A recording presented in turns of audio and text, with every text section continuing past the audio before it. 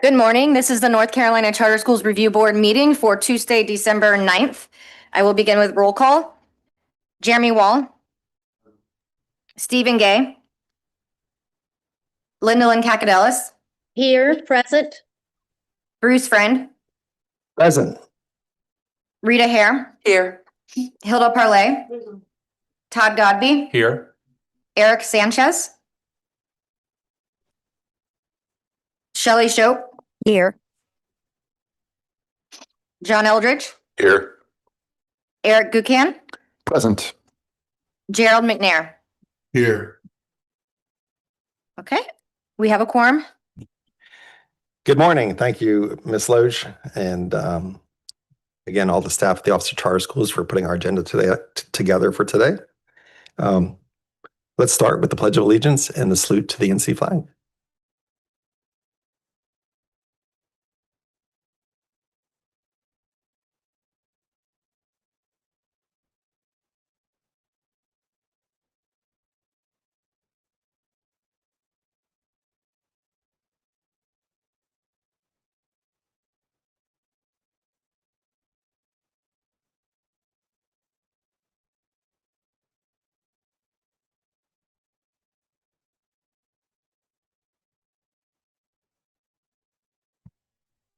Welcome again to day 2 of the Charter School Review Board. It's December 9th, 2025.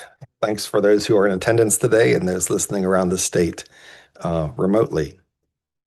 As a reminder for board members, our ethics statement reads as follows. Board members are reminded that it is our duty to avoid conflicts of interest and the appearance of conflicts of interest as we handle the work of the review board.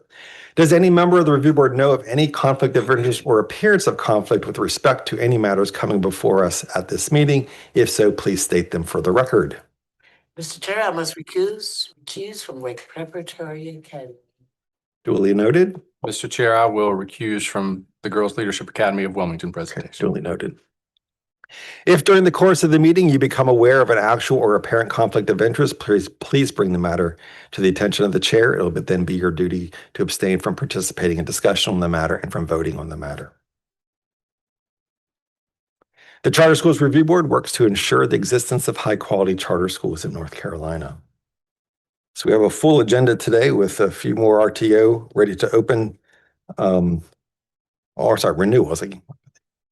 renewals, not RTO. That'll be forthcoming as a couple of new applicants as well.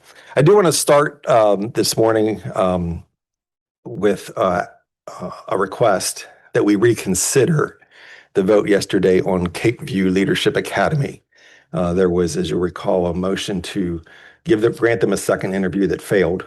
And then there was the motion to not enter them into RTO, which passed. I'd like to make the motion that we reconsider them for a second interview.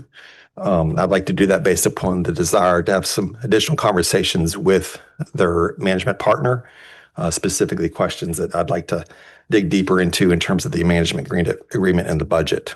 When I ask legal to make sure I say this correctly, I can make the motion because of how I voted yesterday.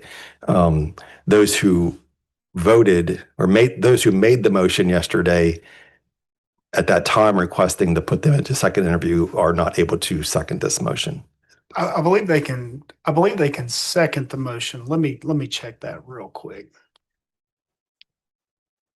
We shall pause. I don't think they can make the motion, but I think they could second a motion to reconsider. Okay. Let me check. And yesterday's, just for clarity, yesterday's motion, original motion for Cape View Leadership Academy requesting that they get a second interview. The motion was from Dr. Eldridge. The second was from Mr. Gay.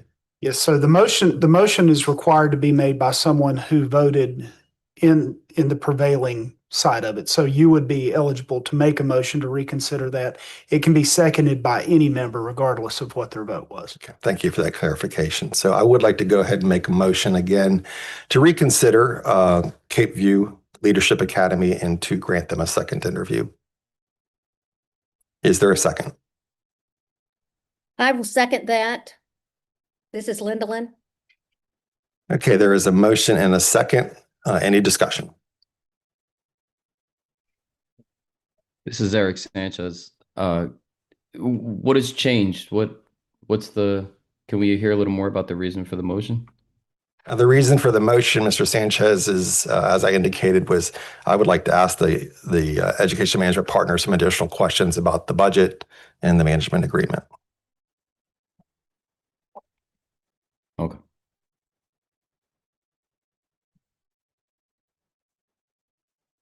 Any questions or discussion? Okay, hearing none, the motion again is to grant Cape Fear Leadership Academy a second interview. It's been seconded. Ashley, let's do roll call vote. Okay. Let's see. Bruce Friend, Aye. Rita Hare, Nay. Hilda Parlay, Todd Godby, Nay. Eric Sanchez, Nay. Shelley Shope, Aye. John Eldridge, Aye. Linda Lynn Cacadillas, Aye. Eric Gucan, Nay. Gerald McNair. Aye. Okay, it's 5-5. Right? The motion to reconsider would then fail. Okay, the motion has failed. Thank you, everybody. Let's move along to the next part of our agenda with renewals and Ms. Cook. Oh, and just really quick, I did want to say, so we had an RTO discussion here, only just a few minutes. But as a public announcement to everyone, we're going to take another month to gather any more public feedback. I'd also like to host a kind of a public session from our office because frankly, if you have not participated in Ready to Open in the last year or two, you are not quite familiar with our practices. And so sometimes the feedback we get isn't that relevant. So I'd like to kind of begin with just some public information about what our role as the office is in terms of RTO, and then gather some more feedback and hope to bring you some more information in the January or February meeting. Thank you for that. Sorry, skipped over that part of the agenda. Yeah. Now, Ms. Cook. All right. Good morning. Jenna Cook with the Office of Charter Schools. For the first part of this, I'm going to be presenting the data for the schools that the Office of Charter Schools has determined that meet the statutory criteria for a 10-year renewal that is in statute. As a reminder, that criteria is that the statute requires that the review board shall renew upon the request of a chartering entity for subsequent periods of 10 years unless one of the following applies. The charter has not provided financially sound audits for the immediately preceding 3 years. The charter school student academic outcomes for the immediately preceding 3 years have not been comparable to the academic outcomes of students in the local school administrative unit in which the charter is located. The charter school is not, at the time of request for renewal, substantially in compliance with state law, federal law, the school's own bylaws, or the provisions set forth in its charter granted by the review board. So I'll just renew the data and compliance and financial information for those schools, and then we'll begin with presentations after that. These schools have not been asked to present this is our typical practice because their data would suggest that they would receive a 10-year because it is aligned to statute. All right, so we'll start with Clover Garden. They are a K-12 school in Alamance Burlington schools. Their enrollment is listed. They first opened in 2001. Their last renewal was in 2016, where they received a 10-year renewal. They have participated fully in the renewal process thus far. In 22-23, they performed at a B, and then in 23-24 and 24-25, they had a school performance grade of C, and they have exceeded growth once in the last 3 years. They have been academically comparable in all of the last 3 years to their LEA, and the Office of Charter Schools is not currently aware of any compliance or financial concerns for the school. I'll pause here. Do you want me to pause after each one or just run through them all, and you guys can flag me if you have a question? unless someone disagrees strongly, I think you could probably just run through them. They meet the eligibility requirements for 10 years. But if something strikes our fancy that we want to ask a question, we'll just pause you if that's okay. Yeah. Okay. You did pause though for, I was going to ask a question. So growth has nothing to do with the statute, right? So That's not correct. meaning, okay, I just want to make Yep. sure. So I can just read through the schools and then I'll give you their comparability and then go to the next. But if there's something on that data sheet that you have questions for, I can pause there. All right, the next is New Dimension School, a K-8 school in Burke County. They have been academically comparable in the last 3 years and have fully participated in the renewal process thus far. The Office of Charter Schools is not aware of any compliance or financial concerns for that school. Next is Fernleaf Community Charter School, a K-12 school in Henderson County. They have been comparable to their LEA in the last 3 years. As a reminder, comparable is within 5 percentage points of the LEA. So that's why you would see those negatives, but they're still considered comparable. And the Office of Charter Schools is also not aware of any compliance or financial concerns. Next is Bradford Preparatory School, a K-12 school in Charlotte-Mecklenburg schools. They have been comparable to their LEA in all of the last 3 years.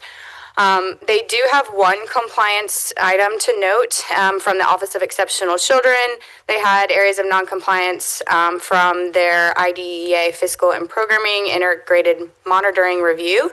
I have spoke with the folks in the Office of Exceptional Children. They have indicated that the school is still working on resolving their non-compliance items, but they are on track to meet their January 2026 deadline. So many of the EC items, usually you have a year to complete those, and the Office of Exceptional Children has indicated that they are on track to meet that deadline.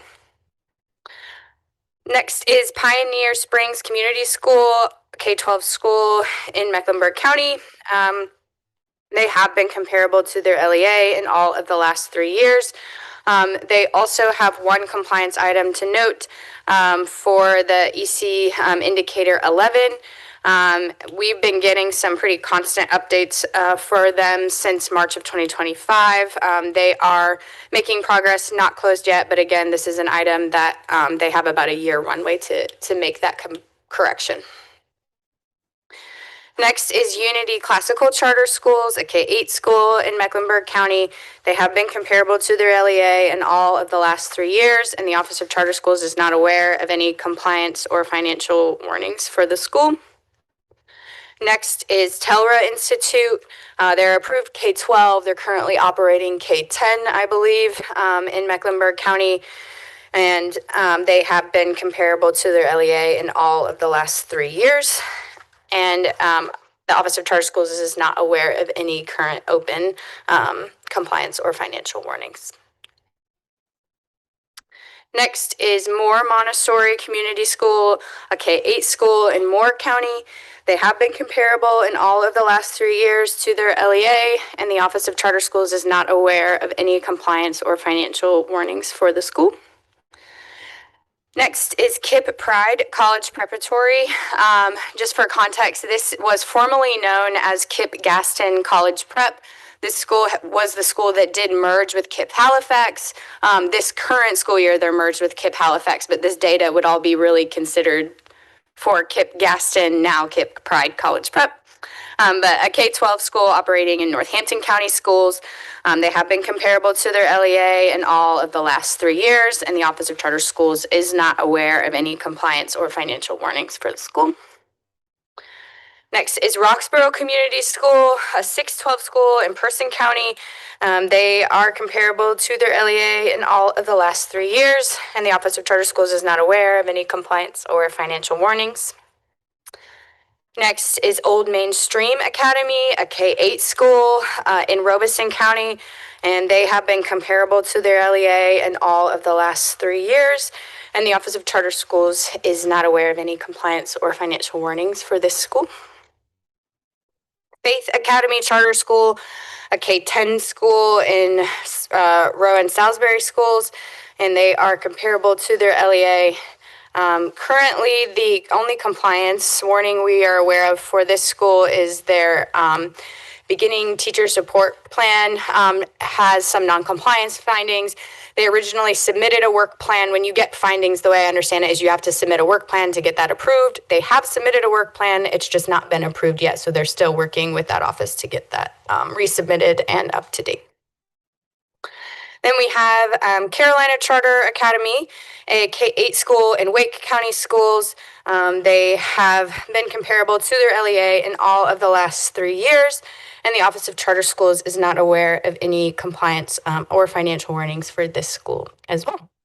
Those are all of the 10-year schools that we have that we believe fit firmly into those guidelines. However, I did just want to note that reading through these, I was part of many of these schools' renewal in 2023, and they received 3-year charter renewals. And it's great to see that there are several of those schools that are now being recommended as 10 years when you all gave them a 3-year and they made those improvements. So that's great to see as well. Thank you, Mrs. Cook. Any questions regarding the 10-year renewal recommendation? Well, they're really not even recommendations. They meet the state statute. And I just concur with you, Jenna, that it's great. These 13 schools, a lot of times we give a lot of attention to the schools that need attention, and a lot of good data here and great successes. It's exciting to see. Proud of them. Congratulate them. Yeah, I would concur if any of those school representatives are listening online. Just congratulations for the success and work that you're doing. Let's call their names out. Which Yeah. So Carolina Charter Academy received a 3-year renewal in 2023. They're now being recommended as a 10-year.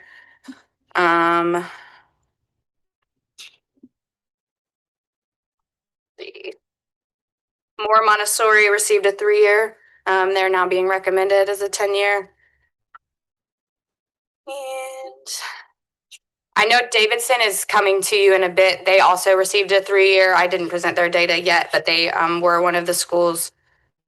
And I think that's everybody that I remember. Yeah, congratulations to the school. That's awesome.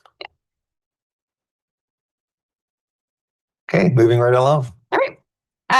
So next we will go through, just like we did yesterday, I'll give you the data and information. And then I will invite the schools up after I present to you all. As a reminder, we do have that 20 minutes allotted. So that includes the presentation and questions from the review board. So the first school we have is Girls Leadership Academy of Wilmington, a 612 school in New Hanover County Schools. They were first opened in 2016, last renewed in 2021 with a 5-year renewal. They have met or exceeded growth in all of the last 3 years and have consistently performed at a C. They are not on any low performing status and have been comparable to their LEA in 1 out of the last 3 years. And they have been comparable across subgroups as well. I apologize, the color coding didn't happen on that one. The Office of Charter Schools is not aware of any compliance or financial warnings for this school. They are being recommended as a 7-year due to meeting or exceeding growth in all of the last 3 years. So at this time, I will invite the board and the school leadership from Girls Leadership Academy of Wilmington to give you their presentation.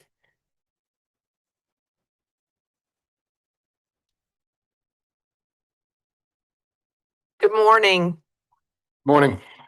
My name is Kate Talo, and I'm the proud principal of Glow Academy. I want to thank the Office of Charter Schools for their help and guidance walking us through this charter renewal process, and also thank you, the Charter School Review Board, for the opportunity to share information that we believe will help inform your decision regarding the renewal term for our charter.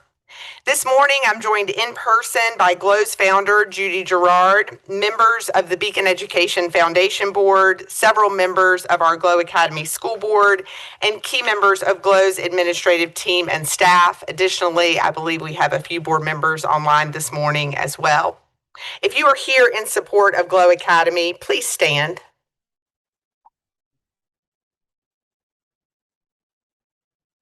Thank you so much for being here. It is our hope that through this presentation, you will see clearly that the Girls Leadership Academy of Wilmington is not only meeting the expectations of our charter, but is also demonstrating the stability, outcomes, and capacity that merit a 10-year renewal. Once a student enrolls at GLOW, our focus is on supporting the whole girl, academically, socially, and emotionally, so that she is fully prepared to engage in our academic college preparatory, leadership, and enrichment programs, and ultimately so that she can live out our vision that she will graduate, go to college, and succeed in life. Since our school was fully built out in the 22-23 school year, our numbers have remained steady, and as you can see, our student body represents a diverse cross-section of Wilmington, racially, culturally, and in terms of learning needs. We serve significant populations of students who are economically disadvantaged, English learners, and students with IEPs and 504s, and we do so with intentional structures designed to ensure that they thrive. This diversity is central to our mission and to the outcomes we'll share with you today. At GLOW Academy's last renewal, the school was low performing, having consistently held a school performance grade of D and never having met growth. We feel that history is important because it provides critical context for what you see on this slide. Beginning in 2021, we implemented a series of cultural, structural, and instructional changes designed to improve the support for our teachers and the academic experience for our students. The results of that work are reflected here. In 21-22, we met growth for the first time. In 22-23, we met growth again and raised our overall school performance grade 7 points and to a C. In 23-24, our school not only continued to improve, but we exceeded growth for the first time and in the top 15%, while raising our school performance grade 9 points to a 64. And in 24-25, we exceeded growth for the second time in as many years and in the top 50% statewide. Now, while North Carolina formally distinguishes only the top 20% and then the top 50% for high growth, I may or may not have run the numbers myself, and based on that analysis, GLOW appears to have fallen closer to the top 25% statewide. So I thought that was worth mentioning. Our end of grade and end of course tests tell the same story: consistent upward movement across grade levels and subject areas, particularly in Reading 8, Math 7 and 8, Science 8, English 2, and Math 1. Most importantly, this progress is not isolated. It is steady, predictable, and supported by strong systems that are now fully in place. We have shown that GLOW not only gets students to growth, but that we can sustain and build on that performance year over year. We believe this is evidence of a school that has moved beyond early stage recovery and is now positioned for long-term academic stability. We understand that one of the key criteria for an automatic 10-year renewal is demonstrating comparability with the local district, and that when looking only at the all students measure for those 3 isolated years, GLOW falls outside of that threshold.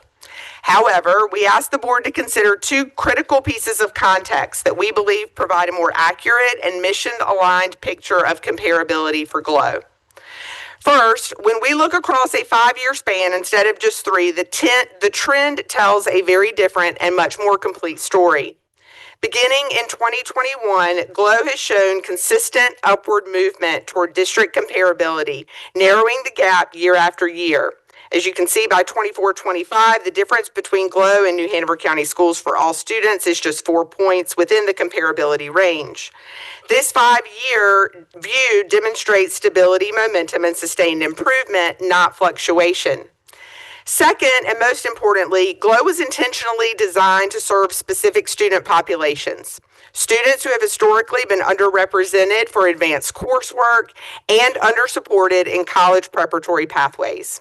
We would ask you to consider comparability for those subgroups, as we believe with this subgroup data, the picture becomes even clearer. For Black students, GLOW has demonstrated a 3-year upward trend and in the most recent year outperformed the district by 9 points. For Hispanic students, we see a 2-year upward trend ending with GLOW 4 points above the district. For economically disadvantaged students, GLOW shows a 3-year upward trend moving from a double-digit gap to outperforming the district by 2 points. For students with disability, GLOW has maintained performance within the comparability range for multiple years, including years where we exceeded district performance. These are the very subgroups GLOW was created to uplift. And in every case, the long-term trends affirm that we are doing that work effectively and consistently. Finally, the bottom half of this slide compares GLOW to individual district middle and high schools with percentages of economically disadvantaged students comparable to GLOW. Here again, GLOW meets or exceeds comparability in the majority of measures, particularly for Black students, Hispanic students, students with disabilities, and economically disadvantaged students. Taken together, this slide illustrates that GLOW is comparable and in many cases stronger when examining the student populations at the heart of our mission. This is a school that is not only closing gaps, it is sustaining gains, and that is the clearest indicator of long-term viability.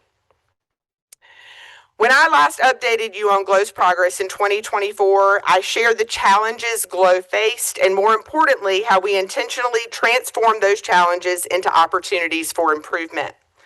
We knew that meaningful school improvement required more than isolated initiatives. It required building a school culture that was safe, orderly, and unequivocally focused on learning. It required investing deeply in our teachers, clarifying expectations, providing consistent support, and building systems that would allow them to grow and remain in the profession. And it required establishing school-wide structures that created the conditions for strong instruction and academic achievement.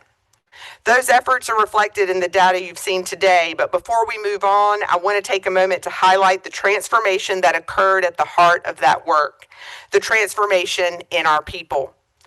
At our opening staff meeting in August of 21, I stood before our teachers and said that GLOW Academy could be a C school and meet growth. At the time, those were ambitious goals, and I will be honest, our teachers were skeptical. Their doubts came not from a lack of commitment, but from years of believing that certain outcomes were simply out of reach for their students and perhaps even for themselves.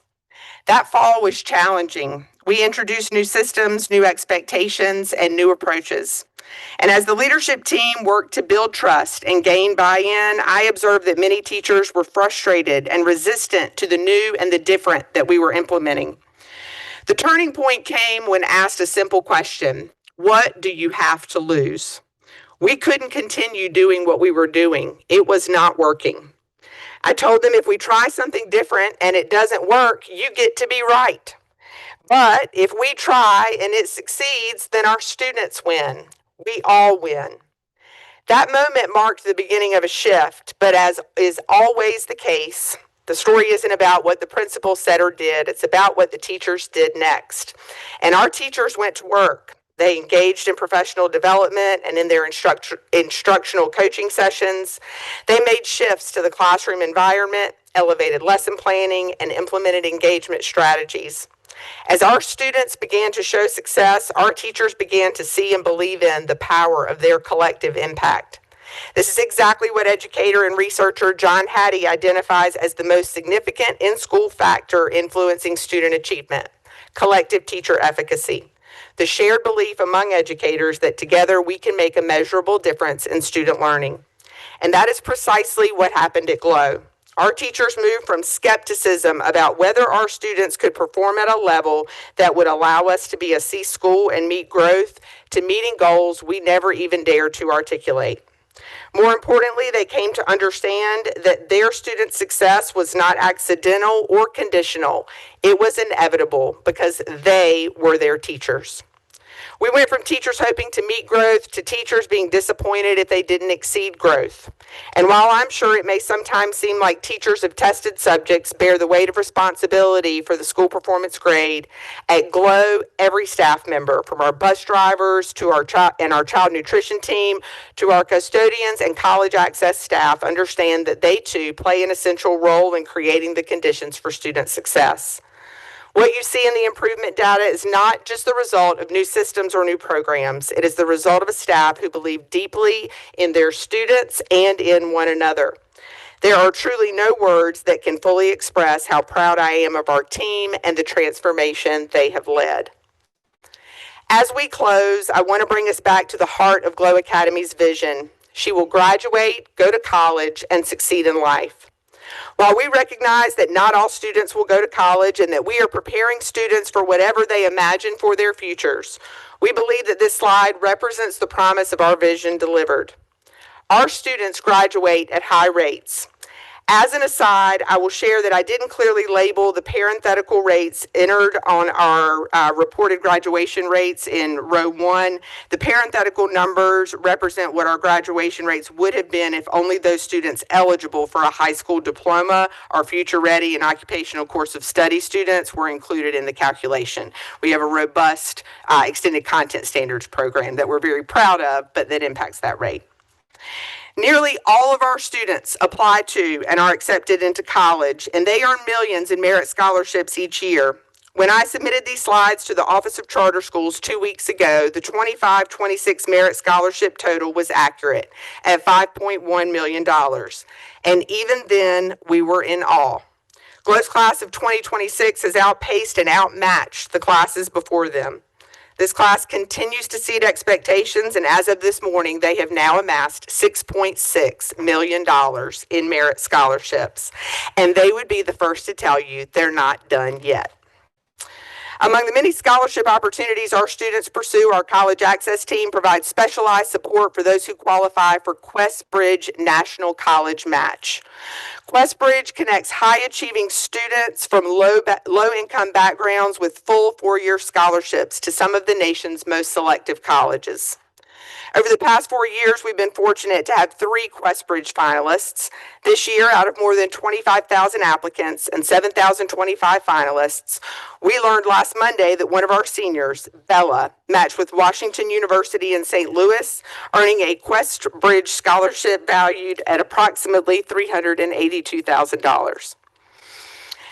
I was with our College Access team when Bella shared the news. Understanding the magnitude of this accomplishment and what it means for her future, Bella let the tears fall as she expressed her gratitude for the support of our College Access team, for her teachers, and our school.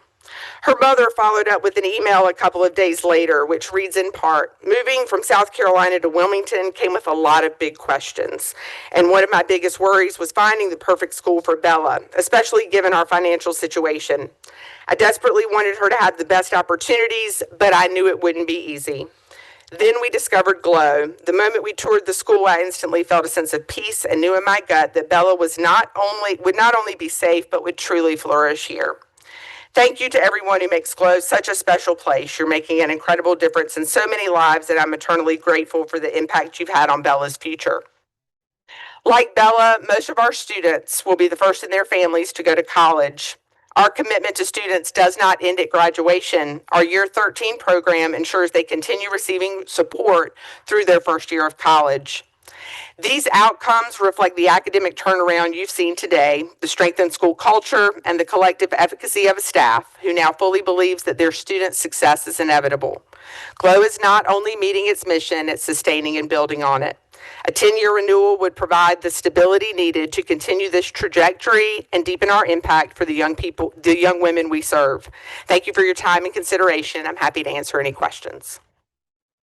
Thank you for your presentation this morning and the compelling data that you've shared. I'm going to open it up for questions or comments from fellow board members, but I guess I'll start by saying I don't know, we're not voting today, but I do know that that presentation should be shared with every other person who comes before us for renewal, to the point, informed by data, and on time. So thank you for your time this morning. And thank you to you answered the question I had as we consider 7 versus 10, and I thank you for the really detailing the student population that you're serving and that comparable data compared to just all students from the charter school to the local LEA. So thank you for that. Other questions or comments? Could you go back to the data slide? I think it's the one we have for the school. The one that we were provided. Yeah, there you go. So for anybody else that's watching too, to take a look at a school that was at -20 behind their LEA to -4 in 3 years.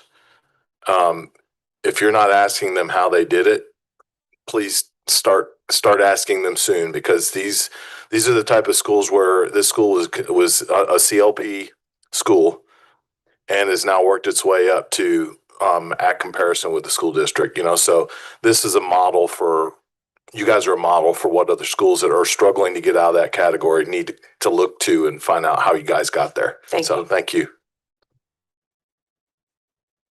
Any other questions or comments?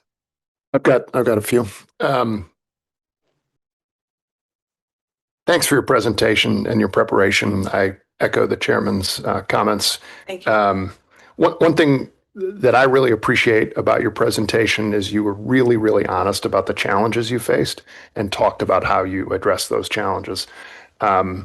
This is hard work that y'all are doing, and anyone who comes up here and just says everything's roses is, it's hard to buy into that. So I really buy in to what you're saying, and appreciate the really looking those challenges in the face and working as a team to address them. Question about your enrollment and just your strategy on enrollment.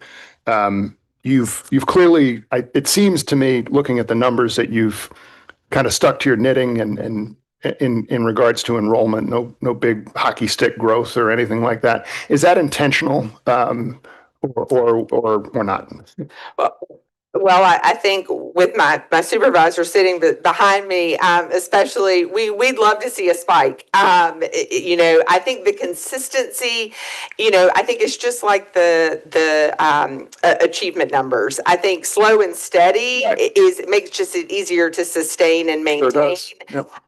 I wasn't there, but I do know that from the beginning they envisioned GLOW being much larger in terms of student enrollment, and we are continuing year after year to try new things to try to increase enrollment. But I do think that our ability to create change, the stability of our numbers, has sort of made that easier, because it wasn't another thing to navigate as, all of a sudden we'd have, hundreds of more kids or whatever the case may be. But we certainly would love to continue to see that number rise. Yeah, the personal bias that I'll express is I'd rather see 350 kids getting, having the hockey stick growth and academic achievement and going to the college of their choice than, you doubling your enrollment numbers and the kids suffering. So be sure to drive that point back home the next time we're having an enrollment discussion. yeah, I'll make it for you.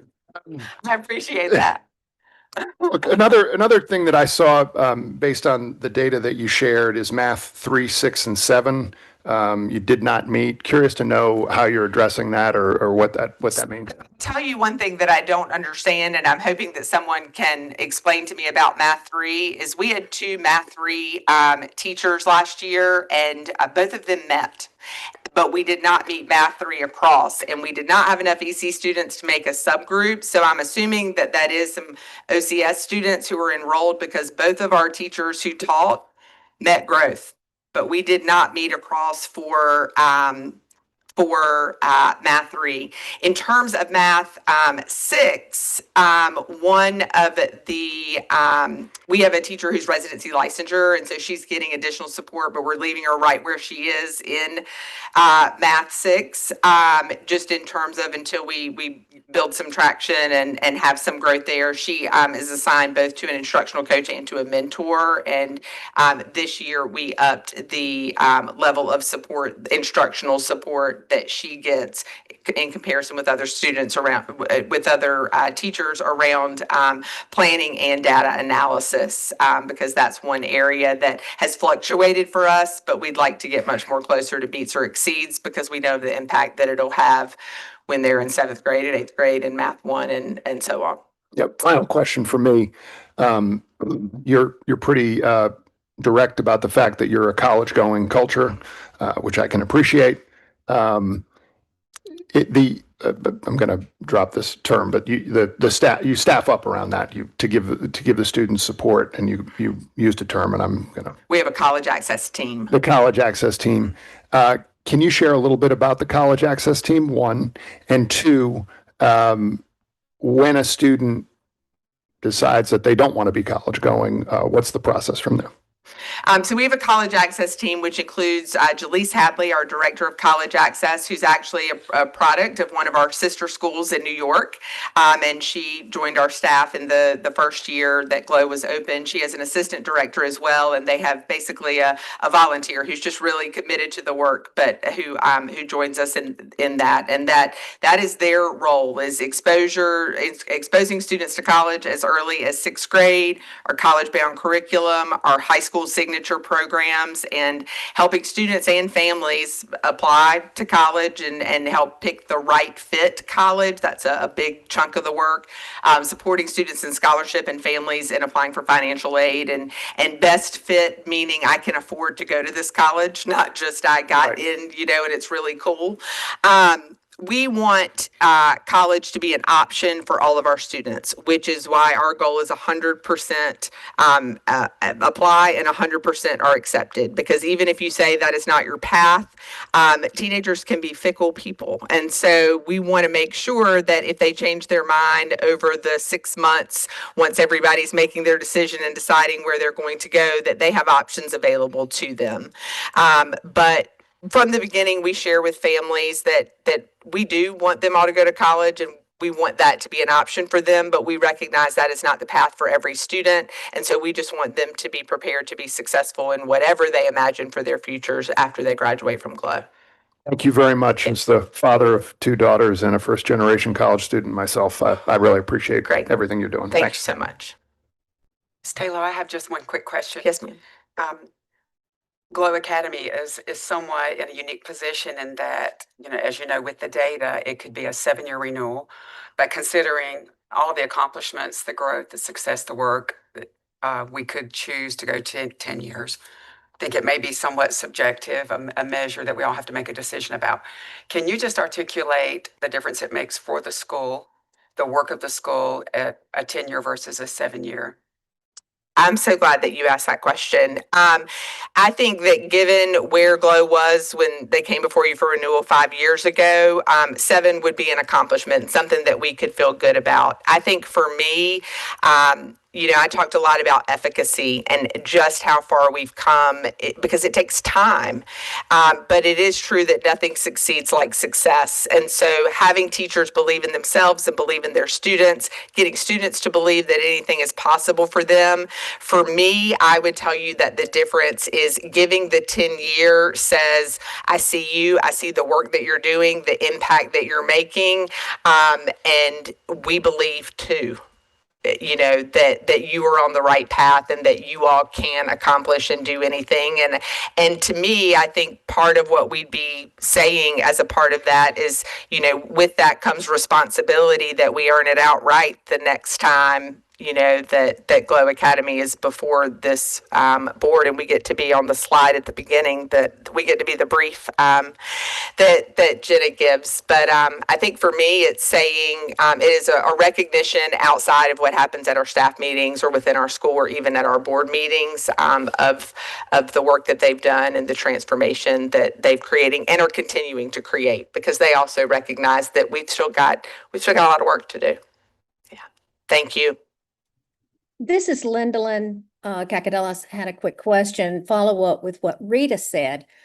A 10-year renewal, and maybe you operators will know more about this to answer this question.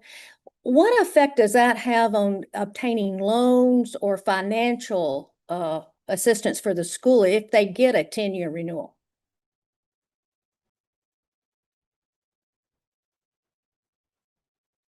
Lynn, is that a question for just anyone on the Charter School Review Board, or is that a question specifically to GLOW? It could be to GLOW or to anyone on the school board. I just want to make sure I understand.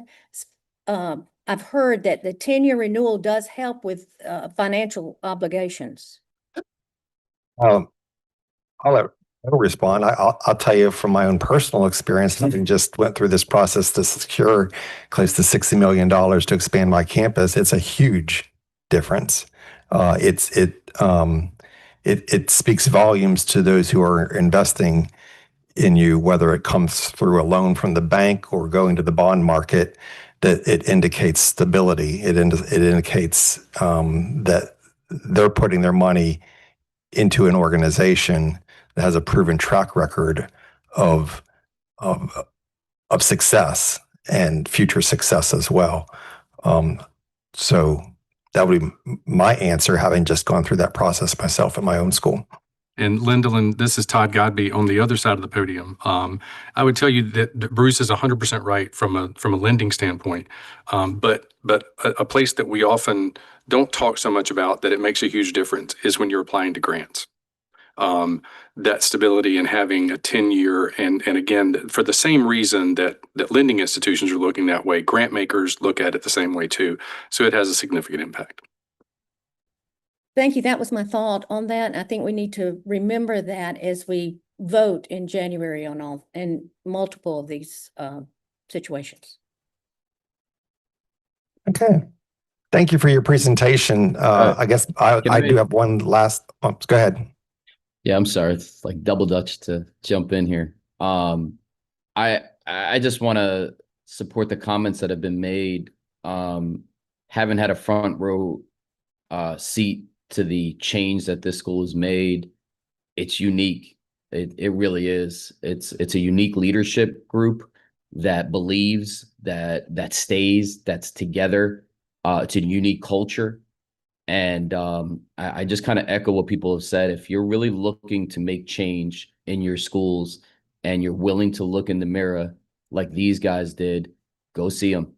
I'm excited because I've got to know so many of them, and I'm finally going to get to visit the school in May of this year. But it's a special group of leaders, and I had no doubt that the success would come with it, and that much more success. I think they're just scratching the surface at this point of what they're going to accomplish. So I wanted to send that. Thank you. Thank you, Mr. Sanchez. Any other comments?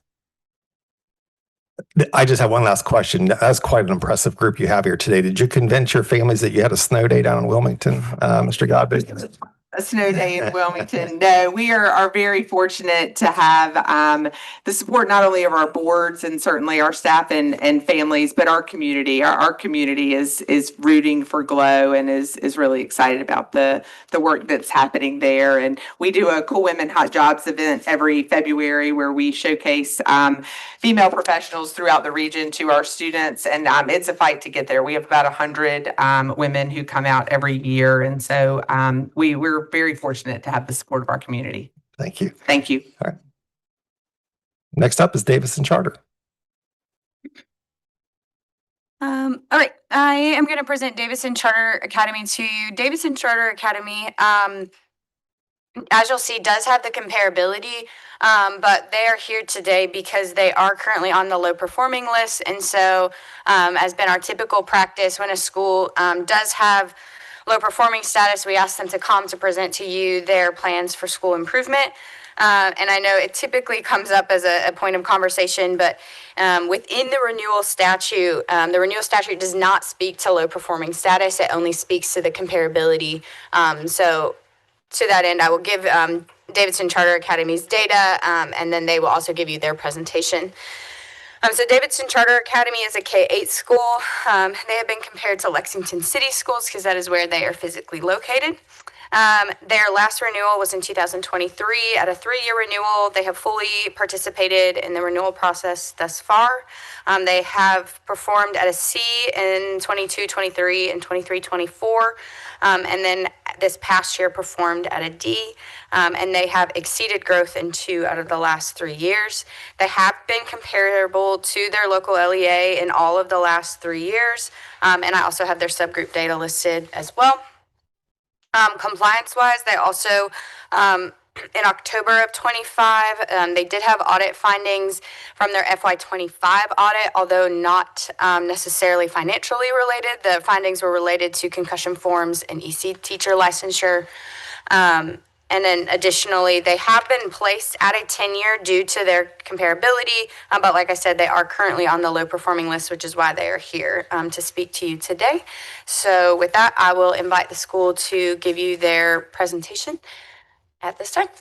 While they're coming up, this is just an editorial. I've never understood how concussion forms have anything to do with the financial audit, but just to throw it out there kind of thing. Good morning, everybody. Good morning. I was sad to see the GLOW left because I wanted to give them a big congratulations before I start. It's a tough act to follow, but we're going to try. So my name is Joseph Wood. I'm the CEO at Davidson Charter Academy. I arrived last year for my first year to observe, and then over the summer, put in a lot of systems I have with me here today some of my team. So this is Dr. Alexander, our principal. This is Lori James. She's our director of education. And in the back, we have Meredith Collins. Hi, Meredith. She's our operations specialist. And Abby Brown, she teaches 8th grade, and she's the chair of our school improvement team. So, all right. So I'll start by reading our mission. In partnership with parents and community members, Davidson Charter Academy will foster student learning and achievement and inspire students to become independent thinkers, effective communicators, and contributing citizens of a global society. We are located at 500 Beesecker Road in Lexington. The campus sits right on the line between Lexington City Schools and Davidson County Schools. So families join us from several surrounding districts, and the school functions as a regional K-8 option, to my knowledge, the only charter option in Davidson County. We currently serve over 600 students.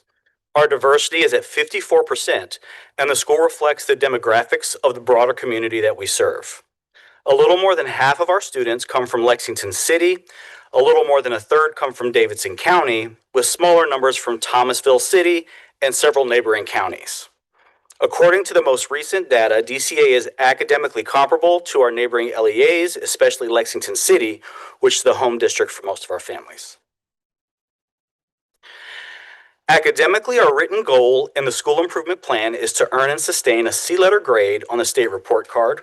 The goal is to reach a C by the end of 26-27 and work towards B status, although we anticipate hitting a C this year. To get there, we are using PLCs and multiple assessments such as NC check-ins, NWEA mapping, M-Class, and IXL to monitor learning. We're aiming for roughly 80% of students to be proficient on grade level standards on all assessments. We work with iLeaders to strengthen MTSS so that support is timely, targeted, and data-driven. Financially, our focus is investing in people so that we can retain strong teachers. Our goal is to increase faculty salaries at least 7% above the state salary schedule and move our retirement match up to 8%. In 23-24, we had no supplement for teachers, and we are proud to share that we now offer a 3% supplement above the state salary schedule. Operationally, we have committed to completing a 5-year strategic plan by June 2026, which I'm working on now. The 2 related goals from our self-study are teacher retention and student retention. Teacher retention, we need to retain 75% of qualified teaching staff by 27-28, and this is year over year.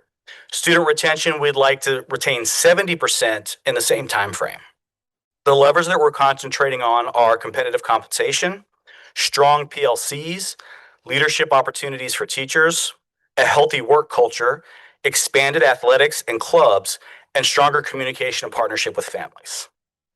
This time I'd like to ask Dr. Alexander to come share a bit about our academic data and trends. Good morning. From 2022 to the 2024 school year, DCA had exceeded growth academically. We have worked hard to maintain our C status, coming only 5 points short of a B for the 2023-2024 school year. Unfortunately, we are now a D school, only 2 points away from returning to a C. This decline occurred largely due to us experiencing significant teacher shortage last year, during which we had 7 long-term substitutes acting as classroom teachers. We are working extremely hard to regain our exceeding growth status and increase rigor across all grade levels to ensure we meet our goals. DCA's priority moving forward is to ensure qualified teachers are in all classrooms and that every student receives high quality and consistent instruction. DCA's goal for June 2026 for grades 3 through 8 are to increase EOG reading scores from 55 to 65%, increase EOG math scores from 45 to 55%, increase our science scores for 5th and 8th grade from 65 to 70%. These goals will be accomplished by teachers using research-based programs, structured PLCs where teachers ensure lesson plans are standard-based, using formative assessments and data regularly to guide instruction, strengthening classroom instruction, and maintaining high expectations for all students. DCA is committed to moving forward, improving student outcomes, and ensure we continue to grow academically as a school community. Thank you, and I'll pass it back over to Joe. Thanks, Dr. A. Challenges. All right. So over the last several years, we have moved from being a small startup charter school to a more mature organization. In the early years, a lot of things happened in the moment on a case-by-case basis that worked for a small staff and a small student body. Today, we need a consistent, systematic approach so that students and families have the same experience from classroom to classroom, from year to year. That shift from spontaneity to systems has been one of our biggest culture challenges and also one of our biggest opportunities. Rapid growth always brings growing pains. As enrollment grew and we added grades, we had to restructure, introduce new systems, and rethink how we do almost everything. Traffic patterns, communication, discipline, scheduling, athletics, all of it had to move from informal workarounds to clear written procedures that people can rely on. We are doing this in the same tight labor market that every school is facing. We have expectations for instruction, and we also have to keep working on compensation and support so that we can attract and keep certified staff. At the same time, our leadership structure has finally stabilized. Many staff who were part of the early years have moved on. We are grateful for what they built, and we are now assembling and growing a team that is aligned with where the school is going next. Clarifying the organizational chart, roles, and lines of communication has been a big part of our change management work. All of this means we are asking people to change how they work. We have tried to pair that with clear communication, chances for staff to give feedback, and steady message that systems and consistency are about supporting students and protecting staff, not about taking away their voice. When DCA opened in 2018, we served just over 300 students with roughly 30 faculty and staff. Today, we serve over 600 with about 70 staff members. We began as a K-5. We now serve students all the way through 8th grade. For several years, our upper grades operated in modular classrooms while we planned and financed a dedicated middle school building. In the fall of 2023, that middle school building opened. It now houses our 6th, 7th, and 8th graders and allows us to offer a fuller set of electives and a more age-appropriate environment for adolescents. Alongside the buildings, our programs have grown: athletics for middle grades, student council, theater, DARE, TAME, and key student supports, such as a full-time on-campus social worker, nurse, and social resource officer, SRO, school resource officer. There we go. Acronyms, right? The growth of students and staff is a vote of confidence from families. It has also required us to grow up as an organization so that our systems, culture, and facilities keep pace with the demand for seats. So lastly, we'll talk about celebrations, and this is the fun one. So the community partnerships are a big part of how we live our mission. We partner closely with the local law enforcement and fire departments so that students can see uniformed officers and first responders as visible, positive members of the school community. We have a deep relationship with the Dragonfly House Children's Advocacy Center for training and support around child safety, and our school social worker serves on their board. Our PTO anchors events such as our Fall Festival, which has become a major community gathering for our families and neighbors. Students also interact with the community through public performances and displays, such as the Multicultural Festival in Lexington. Finally, we partner with local early colleges to provide pathways for select students as they move beyond DCA. One of the most visible areas of celebration has been our athletics. We are seeing our first team wins ever in volleyball and basketball, but what makes us proudest is how our students carry themselves when they compete. They are learning to handle success and disappointment with grace, to respect opponents and officials, and to put character and teamwork ahead of the scoreboard. Those experiences give our students a deep sense of pride and belonging and show families that DC is a place where their children can grow as athletes and as people. We also celebrate through the arts and community events. Our students participate in holiday performances that fill our gym with families. We take part in the Lexington Christmas Parade, where students and staff are out in the community representing the school. All of these celebrations, whether it's a first win on the court, a holiday concert, or a community festival, are part of how we live our mission. They help us raise independent thinkers, effective communicators, and contributing citizens by giving the children rich experiences of belonging and contribution where they are still firmly grounded in childhood. Thank you very much for your presentation. Questions? Oh, Comments? yes, go ahead, Ree. Thank you very much. What specifically are you doing to retain your teachers? So there are multiple prongs to it. So first we rolled out what we are coining as the DCA way. So the DCA way is three specific, it's a mindset. It's three specific points. One is respect the child. And we're talking about not respecting the child as you would respect another adult. Like I respect you because of your position or because of the work that you did. We're respecting the sanctity of childhood. So that is, children are human beings who are superior to us based on the nature of their innocence and the greater possibilities of their future. Maria Montessori said that. And instilling that mindset, that viewpoint in our staff is the first thing. Because when we have staff that are annoyed by the children or don't like the children, we're already at a disadvantage. That's something that I noticed. So we've addressed that head on. Two is connection over triangles. So instead of creating a negative triangle, connect with the person. If you have a conflict with a coworker, right? I'm not going to go to the third coworker and talk about that one because that creates a negative triangle. So we're trying to help the culture of the school and eliminate toxicity by going directly to each other when we have conflicts. And third, and finally, is assume positive intent. How many times do you walk down the hall and maybe say hello to someone and they don't reciprocate, and then you think, oh, did I do something wrong? Do I have something in my teeth? What's the problem? When in reality, it's not about you at all. So just assume positive intent, and when someone comes across as maybe they're offending you or they don't like you, don't take it personally, just assume the best intent, even with parents.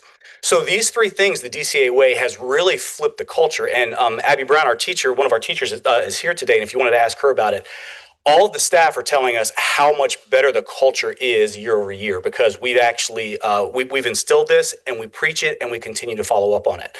So that in addition to all of the supports, all of the systems that we talked about, nothing is off the cuff, everything is predictable and expected. But the big thing is that culture.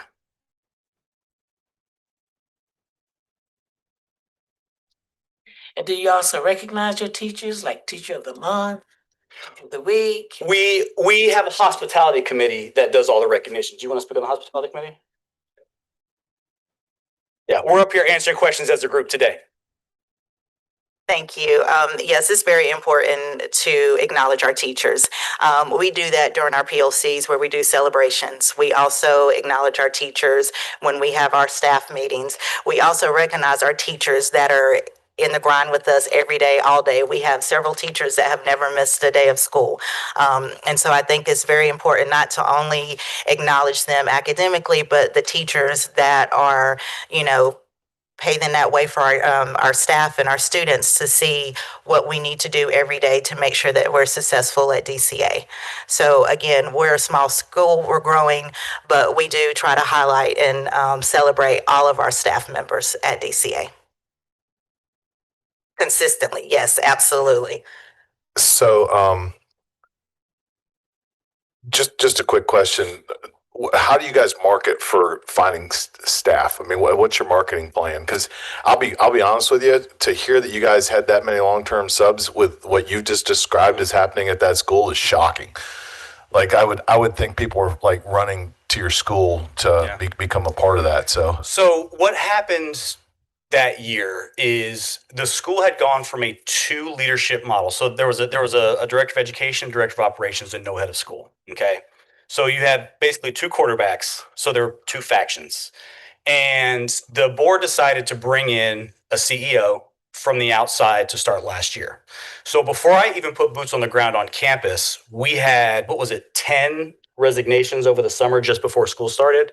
So that's where we really had a challenge last year. And that's why our scores dipped, because we had, 10 out of 40 teachers, that's a quarter of the staff, resigned just before school started. Yeah, that's all. I feel very assured that this year is going to be a different story. I would love, just as an aside, after the new year to come visit your school. I get a chance to go see several schools because of the position I'm in, and I'd love to see what's going on with that culture that you guys are talking about, because that's a problem in a lot of places. So if you guys can think about it, I don't want to bother you around testing time, but I would love to be able to come down and come on visit. down. We got great barbecue in Lexington. I know I live in Chatham. I come there frequently. When you go, John, include me. I live in Davidson County and I still haven't visited the campus, so I would love to go with you. Awesome. Sounds like great strategies, great work. You also mentioned working on improving compensation and benefits, which is critical to teacher retention.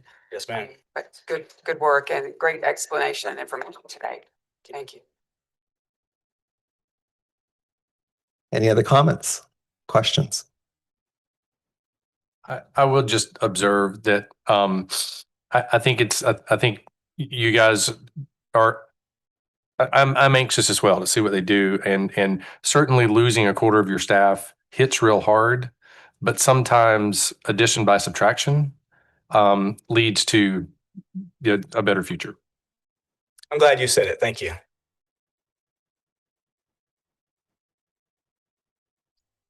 Okay, hearing none. Thank you so much for coming in today. Appreciate it. Okay, I think we're going to keep powering through if that's okay. Can I ask a question? I wanted them to get, because this is not about their school for me, but I like it, and Jenna being at the mic is a great time for this. Like if I'm reading this correctly, this school is currently low performing, Yes. but yet has a 10-year recommendation. And when I go to our guidelines,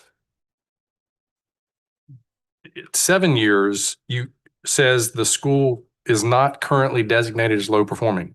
So that says to me that you can't be a 7-year school if you're low performing, but it doesn't say that for 10-year schools. Yeah. So you can be, It's because that's a bit perplexing to me. Yeah, so when the renewal guidelines were updated, the guidelines are in state board policy, but the renewal statute, which only speaks to 10 years. So the guidelines are created, in my opinion, to help guide where in statute it says that they can be renewed for periods of less than 10 years. The guidelines essentially help you decide how to renew for periods of less than 10 years. But in the renewal statute, it states that the review board shall renew a charter upon the request of a chartering entity for subsequent periods of 10 years unless one of the following applies. And there are 3 items within that, which are financial compliance with state, federal, et cetera, and then the charter comparability or the academic comparability to the LEA. There is no mention of low performing status. So technically that's not listed, but Stephen can add more to that. Well, I'm going to give Jenna an honorary law degree. That's exactly the case. So if there is, if they meet those 3 requirements, the board is required to do that. If there's one that they're not, so I guess from my understanding, it's because of the audit that had the findings related to concussion forms and EC teacher licensure is the reason why they wouldn't be an automatic tenure. You have to determine if that is them, if that's not a financially sound audit or if it's substantially out of compliance with state law. Right. And if you find that that's not, then you're required to give them a 10-year. But if they're not in compliance and it kicks them out of 10-year, it kicks them all the way to 5. Under the guidelines, but right. It's just as again, right. It's to our discretion, but as the guidelines are written, that's an oddity. So is getting dinged on your audit for concussion. Yeah, I agree. Yeah. So I would respond to that, but I understand what you're saying. Yeah. Bruce, this is Lindalyn. I think in the guidelines too, it says that the school that has a targeted group like GLOW, or there's a few other in their mission statements, they have targeted group comparison shall be with that targeted group versus the charter school may consider. I think that's a misalignment with the guidelines and what is in statute when schools have a mission statement that target a particular subgroup. Yeah, thank you for that, Lindalyn. And I don't mean to. All of that is true. And at the end of the day, these are guidelines. The decision rests with us and we can look at factors that might want us to go outside of what the guidelines say, right? So we can go off-roading. There's not guardrails, right? Okay, so that's my understanding too, is that the guidelines are just guidelines. They're not rules. And so we can do have flexibility with that. Okay, moving on to our next applicant. We'll keep moving forward and then we'll do a break after this next one. Great. Next, we have Wake Preparatory Academy. They're a K-12 school in Franklin County. This is their first renewal. They first opened, they delayed to open in 2022, but their first charter agreement was given in 2021. They have consistently performed at a C over the past 3 years and have not met growth in any of the last 3 years. They are not currently on low performing status, and they have been comparable to their LEA in the last 3 years. We do not know of any significant compliance warnings, but the reason they are here today, and it's up for your determination, is that they are currently on financial noncompliance cautionary status. The reason stated being a negative unassigned general fund balance based on their FY24 audit. And that cautionary status is to continue until the Office of School Business will review the FY25 audit. So they have been placed at a 10-year based on the academics. However, it's this board's discretion to decide if this financial noncompliance would warrant, which is what is in statute, that the school has not provided financially sound audits for the immediately preceding 3 years, then this board could give them less than 10 years. So this Wake Prep is here today. Additionally, they have provided for you, if you have not reviewed it, a letter to consider with an explanation about the financial noncompliance that's been posted for you on eBoard as well. So at this time, I will invite the board and leadership from Wake Prep to give you a presentation. And Ms. Cook, before you step down, just because it's germane to the conversation we just had, is what I'm about to say an accurate statement? This school meets the legislative requirements for a 10-year, except for the fact that they got this cautionary status. Is that correct? Yes, in that I think the Office of Charter Schools just determined that it was too subjective for the Office of Charter Schools to decide whether or not their financial cautionary status was not in alignment with the renewal law. Okay, let me rephrase my question. Everything on the front of this piece of paper would suggest they meet the legislative requirement for 10-year. It's this one issue on the back that we have to deliberate about as to whether or not that should knock them out of a 10-year. That's correct. Okay, thank you.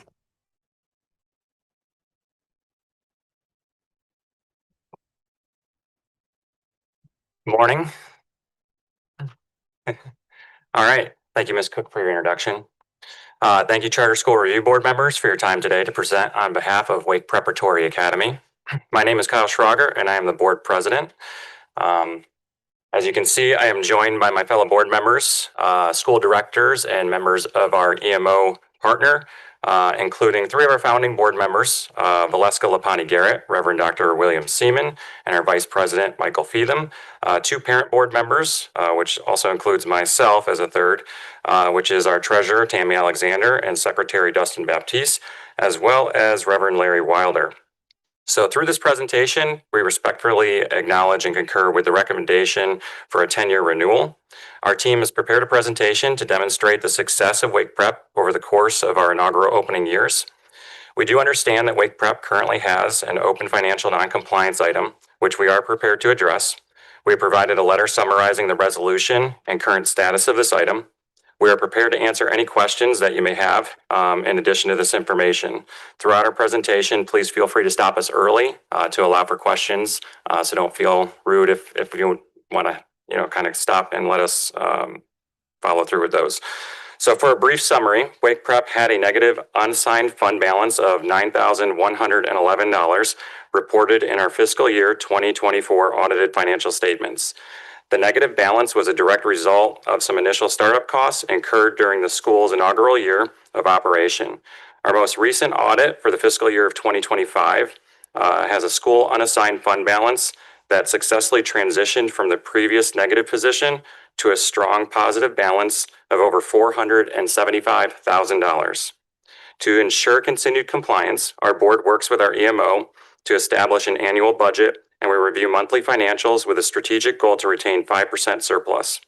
So this has successfully established a proactive approach to balance our budget and ensure adequate reserves that this doesn't happen again. I want to understand. You said that you're on financial non-compliance for $9,000. Yes, sir. Okay. Which we've resolved. So, and we have communicated this, and I think they were waiting on our fiscal year 25 audit, which shows that is resolved. So, And that's 9,000 out of a total budget of yes, north of 20. north of 20 million. Thank you. Yes. So at this time, I'll recite our mission statement and I'll turn it over to our directors who can walk through some of the success that we've had over the last couple of years. So the mission of Wake Preparatory Academy is to provide a challenging, individualized educational program with a moral focus while preparing its students to graduate from high school with paths to acceptance and success, and college, a career, and beyond. All right, directors.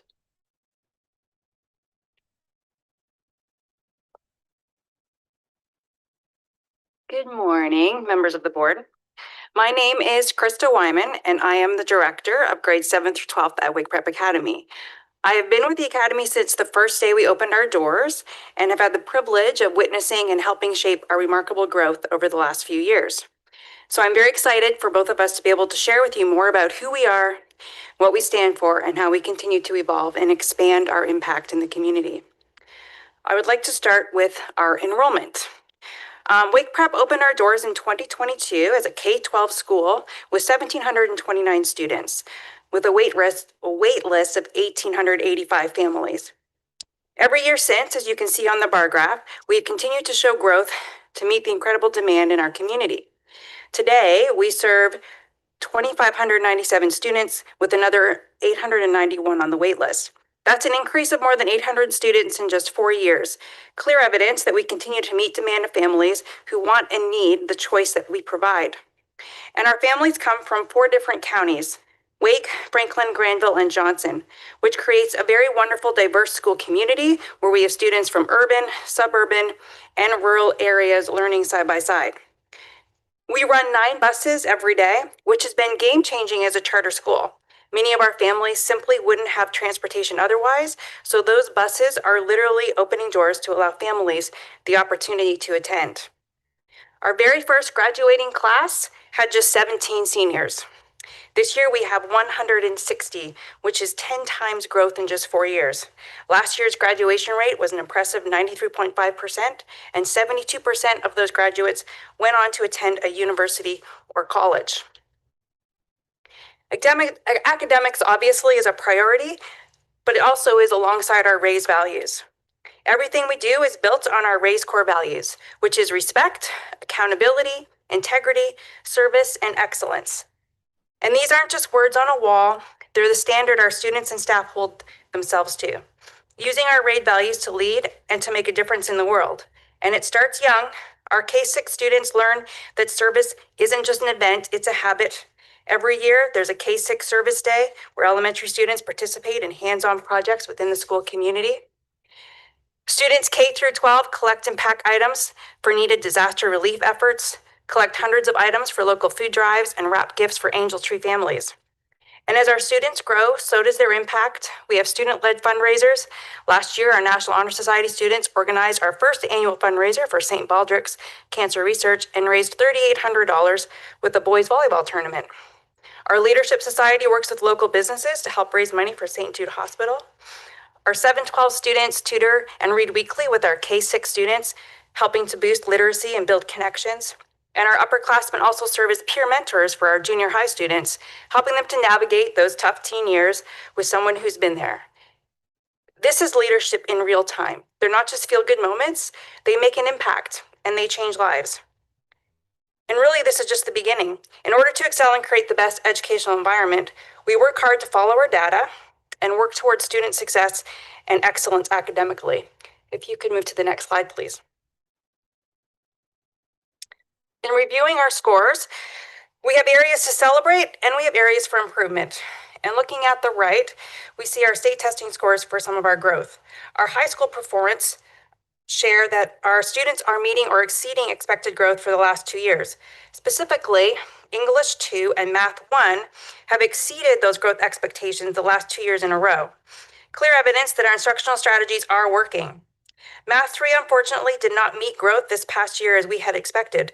We did immediately respond by placing a heavy focus on these students with targeted support, additional resources, and teacher collaboration to ensure success moving forward. Grades 4, 5, and 6 met expected growth in reading, strong, steady performance we're proud of. Third grade, unfortunately, their reading fell below growth expectations last year, which we took notes to begin a plan of action for improvement. Early data this year already shows positive movement, and so we're confident these targeted actions will get third grade and Math 3 back on track and above growth. Moving to the left of the screen, you can see our overall school growth and performance. We recognize that we continue to sit at a score of C for our school. And we do want to point out one of the most important numbers on this slide to us right now is our school growth, seen in the blue bar. The growth score has climbed steadily from 56.3 to 60.5 to 66.3 over the past 3 years.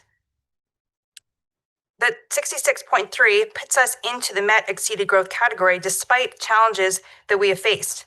We have welcomed a wave of new students every single year, many entering below grade level. Adding new students typically will pull those growth scores down on the short term, yet we have maintained our letter grade and still able to drive growth by 16%. That kind of sustained improvement while growing enrollment is difficult, and we believe speaks volumes about the quality of instruction and intervention happening in the classrooms. As enrollment continues this upward trajectory, our systems are proven scalable, and we fully expect this growth trend to keep climbing.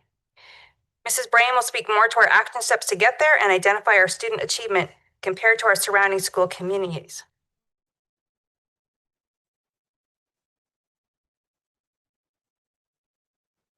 Good morning, everyone. My name is Heather Brain.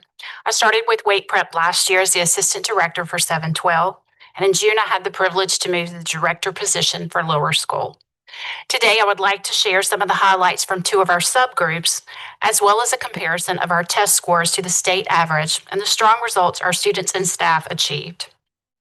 Beginning with our Hispanic and Latino subgroup. Last year, we had 572 students in this subgroup. 57% achieved proficiency, performing comparable to or outperforming many local schools in our area. For our English language learner subgroup, we served 183 English language learner students. For those included in the school performance grade calculation, 52% achieved proficiency, significantly higher than local surrounding schools.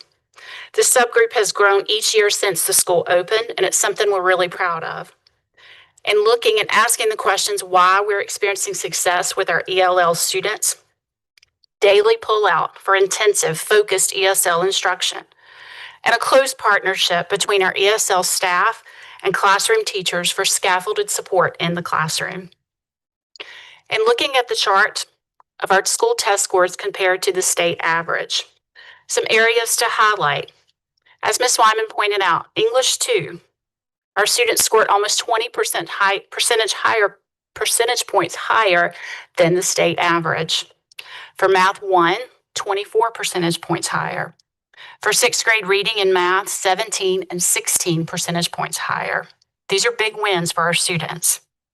Areas of focus, 4th grade reading and math were below the state average.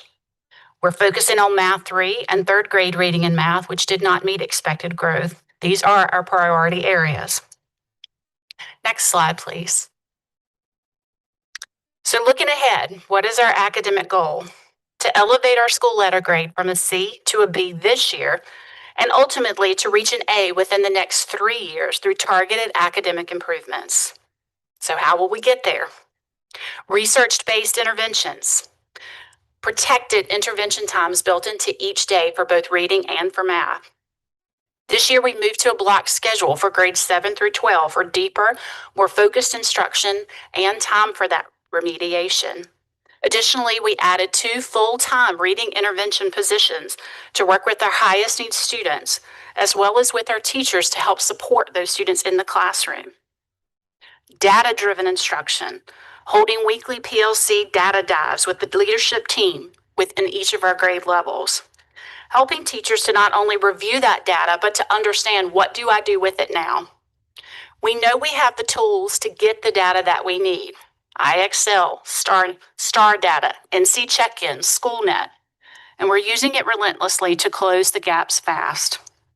And then finally, focusing on teacher excellence and support.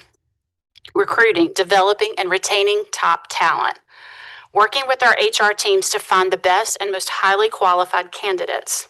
Developing the teachers that we have, working to support them through our academic managers, instructional coach, assistant directors, Ms. Wyman and I working together to give teachers the support that they need. And then retaining. Treating teachers as professionals, working to create a culture of gratitude to value and appreciate our staff. Helping teachers acquire their North Carolina teaching license and to maintain it. When the school opened, we had the bare minimum amount of licensed teachers. Today, we're proud to share that 75% of our staff currently hold a North Carolina teaching license. Ultimately, our plan to move the needle is to focus our focus by keeping a close eye on the data and helping provide our teachers the tools that they need to ensure our students are successful. We're not just hoping to improve, we're executing the plan to make it happen. We'll now close with a final slide of a glimpse into our school community.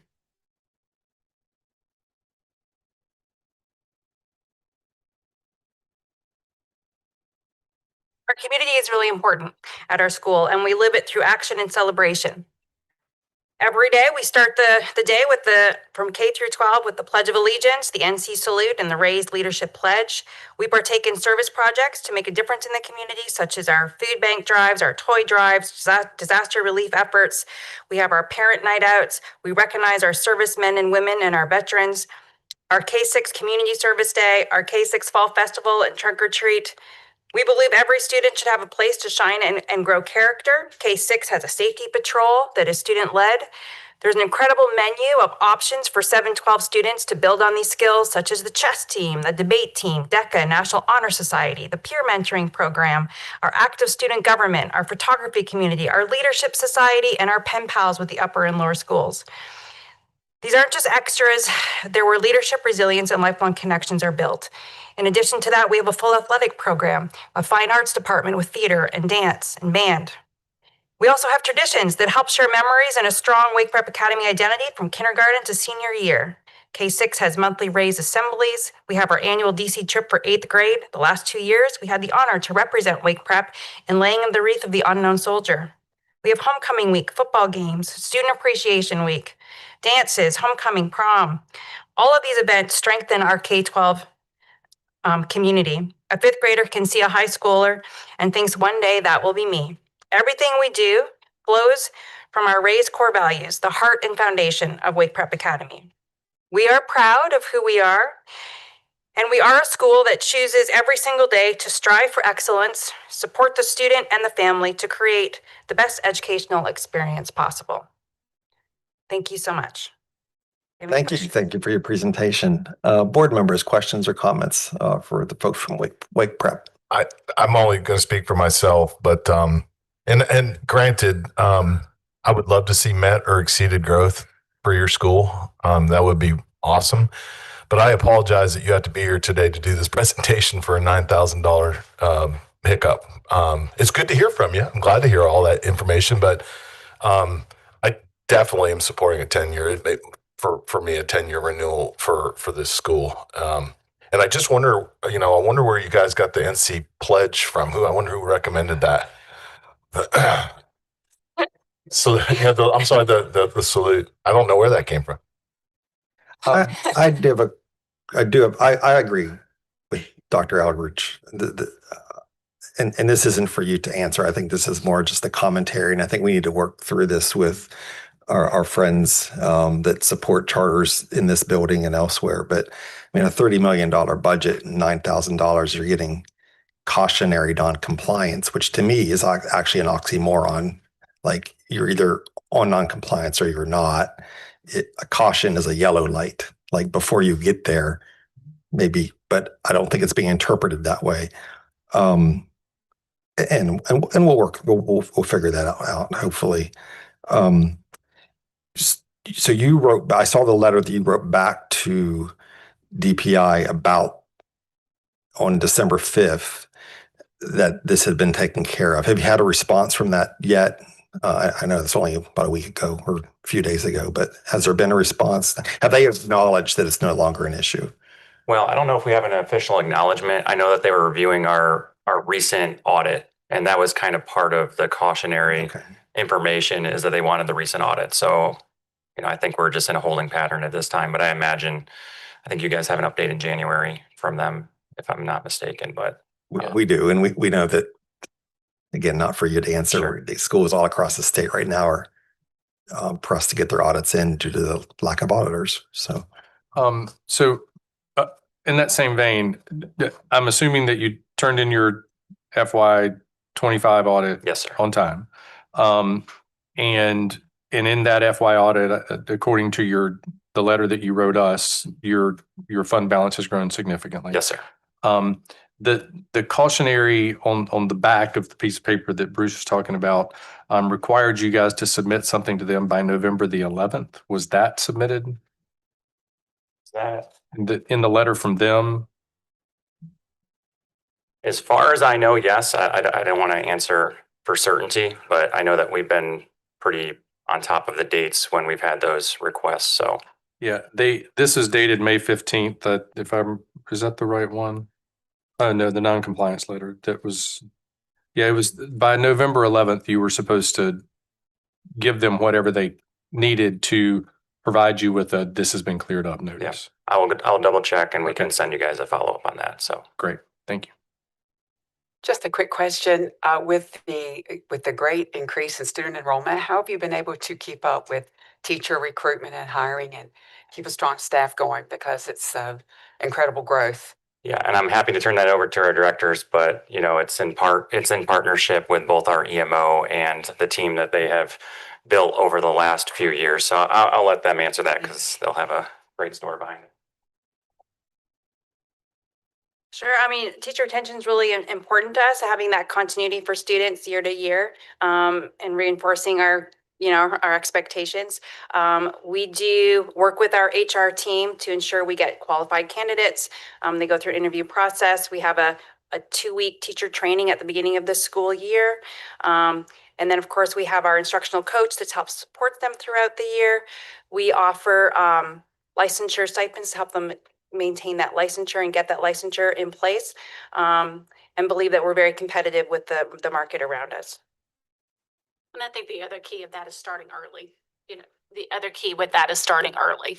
We begin in the spring, looking ahead for the upcoming school year and really working hard with the HR team to get the candidates in through job fairs, working with local universities to get the postings out there as well. Do you currently have any classrooms or subjects that you're using a substitute fully? That we have a long-term sub with? Yes, ma'am. We do. More than one? Just a couple, just one? One Okay. in lower school. There's one in the lower school, and currently in the upper school, we do not have a long-term sub. And how is teacher attendance? Teacher attendance. Excellent. Great. That's I can great. honestly say, yeah. Great. Yes. any other questions or comments for? I want to make sure I clean up my comment, like about apologize. I'm not saying anything about the staff. We're required to do while you're here, but I'm just flabbergasted that over a $30 million budget, $9 million in your opening year got you $9,000. Sorry, got you sent here today. So, but it is nice to hear a good update about your school, though. So, I want to make sure to thank you guys for the work that you did and for bringing all these people to support your school. Well, I will say it was a good opportunity for us to kind of reflect on the growth as well. The support we've had from the school board has been amazing. So thank you. Can I ask one quick question? I see that you guys are compared to Franklin County schools. Knowing where you guys are located, where do you actually draw, like, what are your percentages for the counties around you? That's a great question. I don't really have the answer specifically for each county. It's some information that we could gather and get. Are you majority Wake or are you majority Franklin? We're pretty spread out. If I were to say we have a lot from Franklin and Wake would be our highest percentages because we do sit right on that line. Our bus is kind of spread out, and that's why we do have 4 different counties that are able to attend. But just from where our location is, it is mostly Franklin and Wake. Okay. And do you know which one's higher or no? If I guessed, I would say most likely Franklin, but it would be a guess if I'm being honest. Okay. I appreciate it. Any other comments or questions? Thank you for your time this morning. Thank you. Thank you. Okay, we're gonna stick with our agenda and break. So let's reconvene at 11:45. 11:45.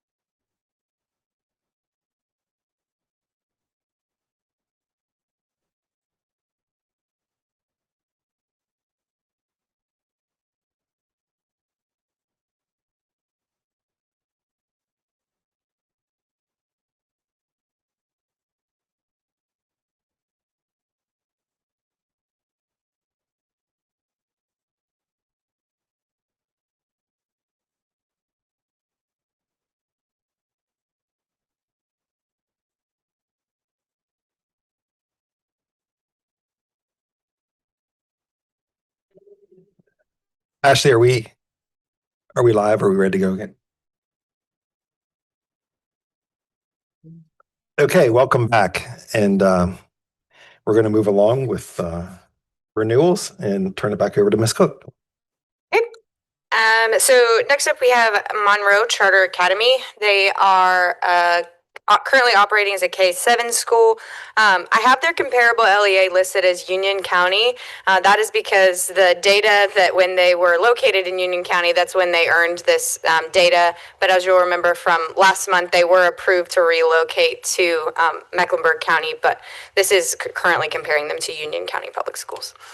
You can see their enrollment listed, and they first opened in 2019, but their first charter was given in 2018. In 2023, they were given a 3-year renewal with stipulations. I gave an update to this board in September on their renewal stipulations and how they met them. Those are posted on eBoard for your review. They have participated in the renewal process thus far. For their academic performance, they have performed at an F in all of the last 3 years and have met growth in 2 out of the last 3 years. Their academic comparability, they have not been comparable to their LEA, and over the last 3 years have fallen further behind the LEA each year. You can see their subgroup comparability listed as well. As far as compliance goes, during the renewal site visit, the Office of Charter Schools gives required action items from items that we reviewed during the site visit and through their self-study and other compliance items. The school has not supplied sufficient evidence for a couple of the required action items that were identified during their March renewal visit. And the board has stated, however, that it is working with its attorney to correct the items, but as December 1st, 3 items still remain outstanding. That includes the board is required to ask for an amendment to revise their bylaws. That has been assigned as a task to them in Epicenter, which is our typical procedure, but they have not since submitted those to be approved by our office.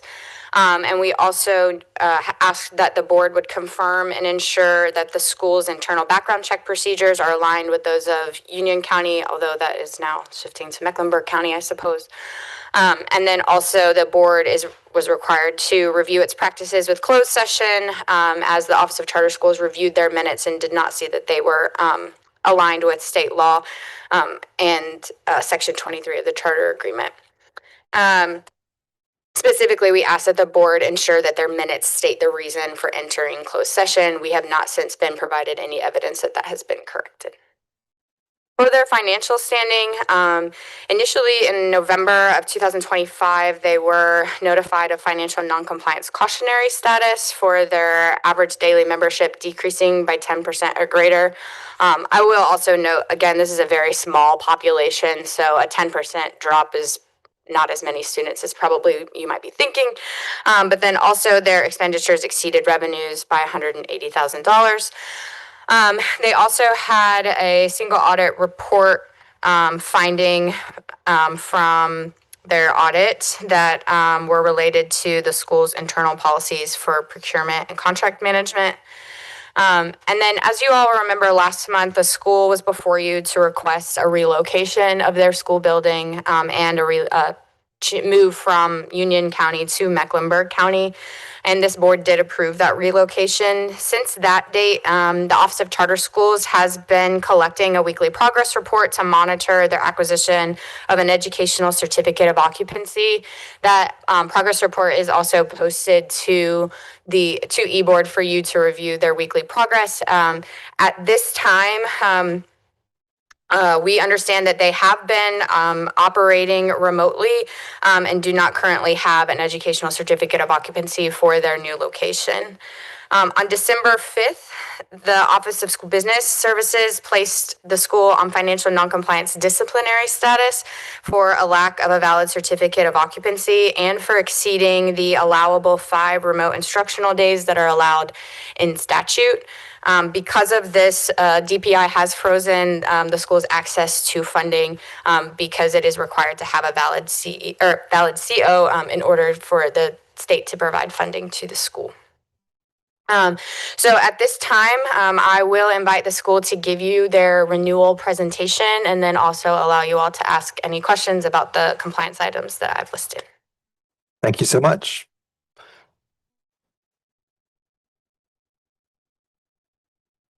And good morning. Want to introduce myself. My name is Dr. Kamala Ford. I'm the founding principal of Monroe Charter Academy. And with me, I have two of our board members as well. We have Mr. Stegall, who is our acting chair member, and we have Dr. Bryant, who is also serving as one of our board members. So this morning or this afternoon, Monroe Charter is coming to you for the renewal, looking at what is it that we focus on a daily, and is everything is aligned to our mission. Is that our students better off at Monroe Charter Academy? And why do we fight for our students that come to us? 81% of our students were expected to not be proficient according to EBOS data. 19% of our students were expected to be proficient according to the EBOS data. So we already knew the challenges that we were faced with at that time. I am proud to announce that with all the hard work that we put in, focusing on what was best for students, teachers honing in, parents being all on board, we had 80.9% of our students who demonstrated academic growth.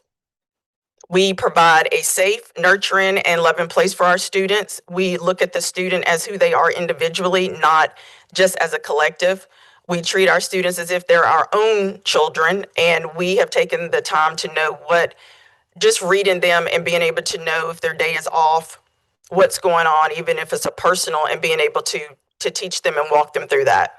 We are teaching our children to be productive citizens in the community that they're in.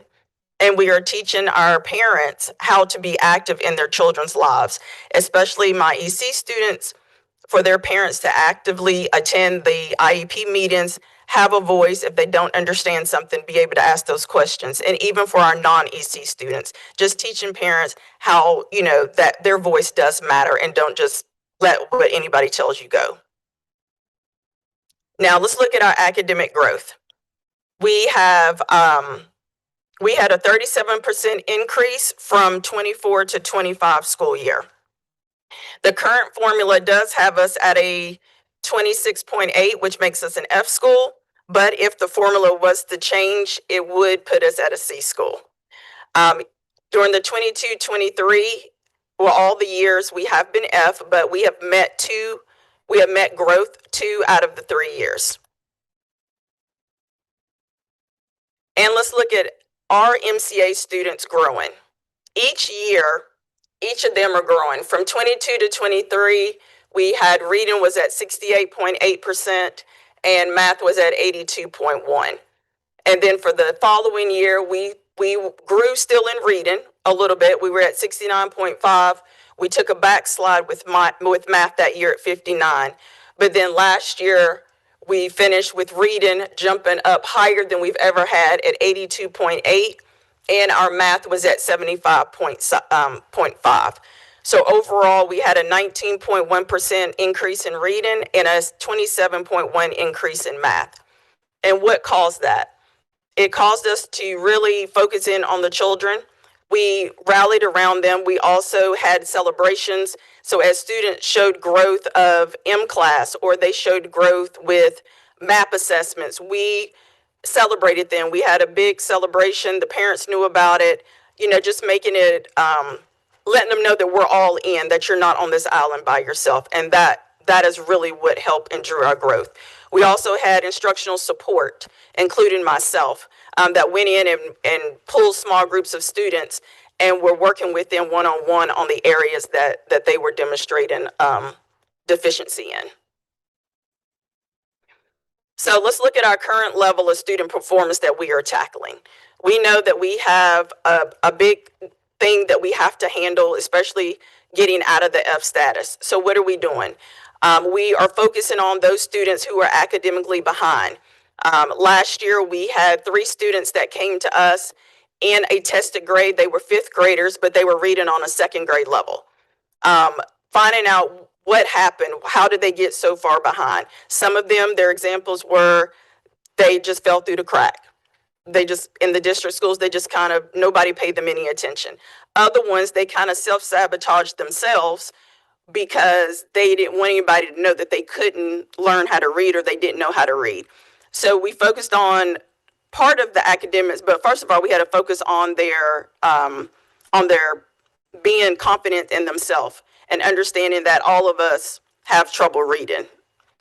The next thing is that we honed in on analyzing data, like really driving in on that student. So not just the last year's data, but the data before that. We didn't focus on just EOG data or even M-class data. We also looked at class data. We also looked at behavior. We also did classroom observations between myself, the teachers, and the dean of students to really see where this child is falling academically and what is hindering them to be able to progress to the next level. We also did massive classroom observations. We did a lot of parent-teacher conferences. If we had students that were showing growth, but then they started backsliding, that's when I called in parents and we had parent conferences to say, this is what's going on. Has anything changed at home? Can you help us out so that we can find out what's going to be the best method to help that child to be successful?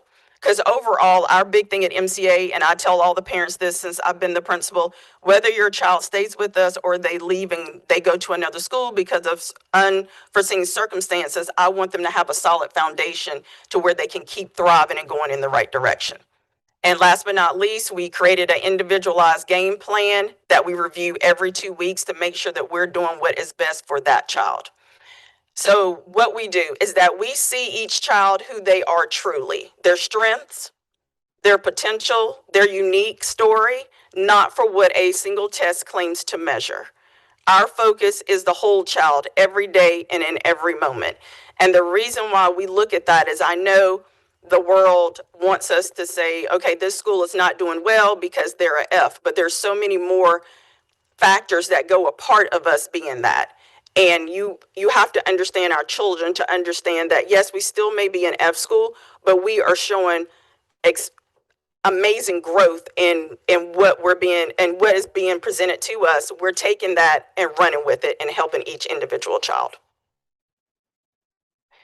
And then we have a 3-year plan of what we're looking at going into.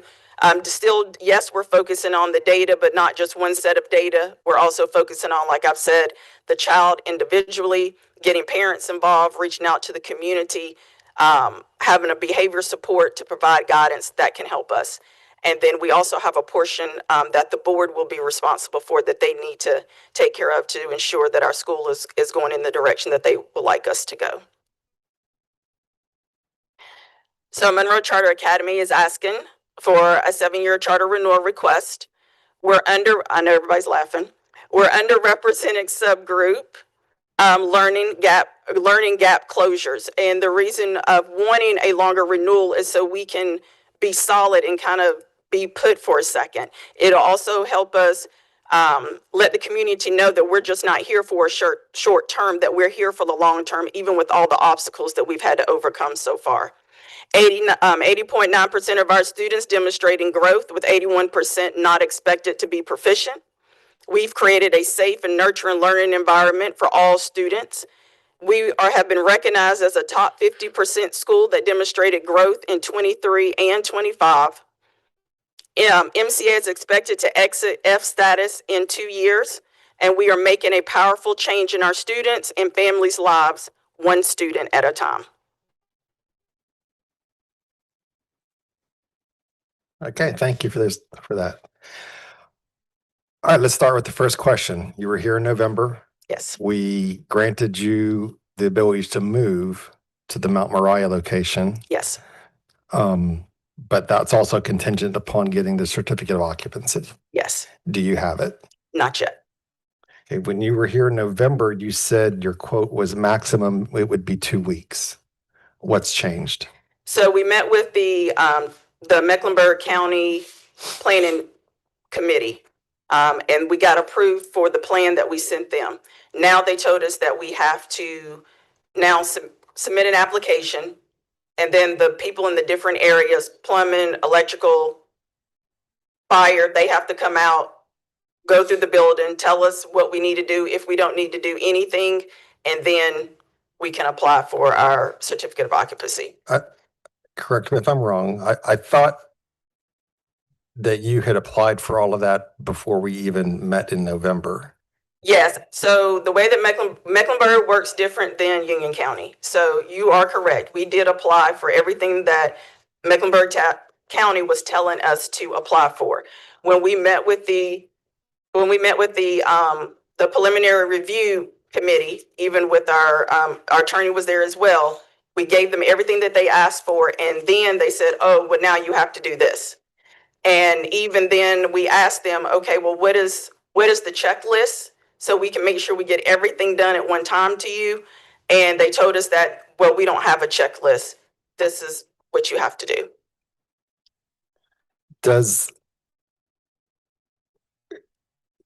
What is one of the improvements that you're having to do at the facility? Is it adding in things like fire suppression, sprinklers? So we do not have to add a sprinkler system. Right now, we are going to have to add a fire alarm system. A voice activated fire alarm system. So, and I'm going to open up for other questions as well, I guess. So you were approved to move to a new facility that you don't have occupancy certificate. And because of that, you will not be receiving any more funds. That is correct. How are you keeping your school open? So right now we're keeping it open on the local funds that we've received and the carryover funds from last year. I'm going to open up to other questions.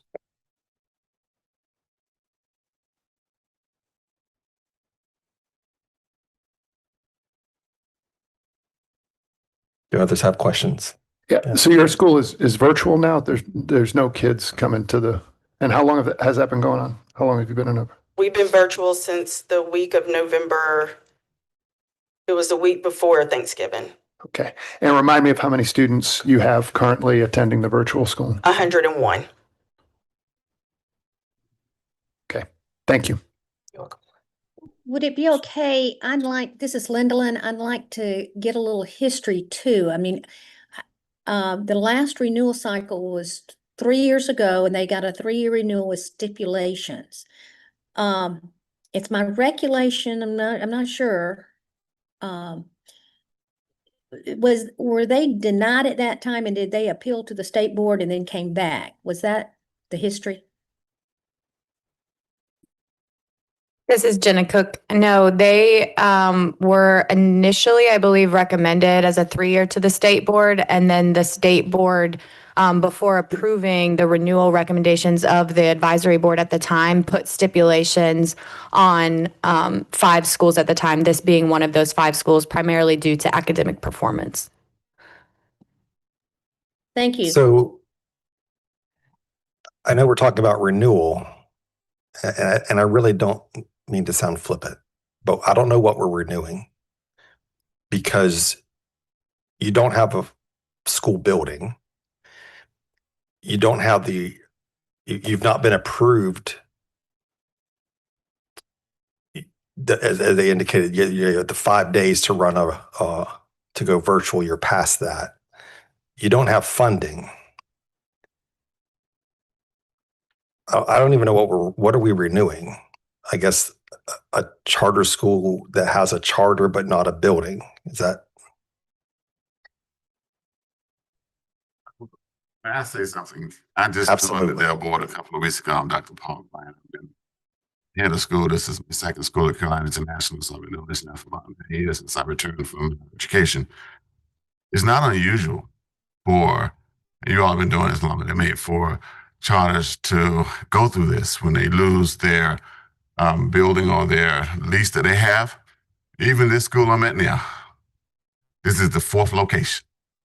And I think you all know there are several times that happen. Now, it don't always happen during this time frame within the history of the school, but it does happen that they have a hard time trying to get a permanent location. But what we need is time. I think the school just needs time. and it needs some permanency to being able to do what needs to be done. If it gets its permanent location, the rest of it will take care of itself.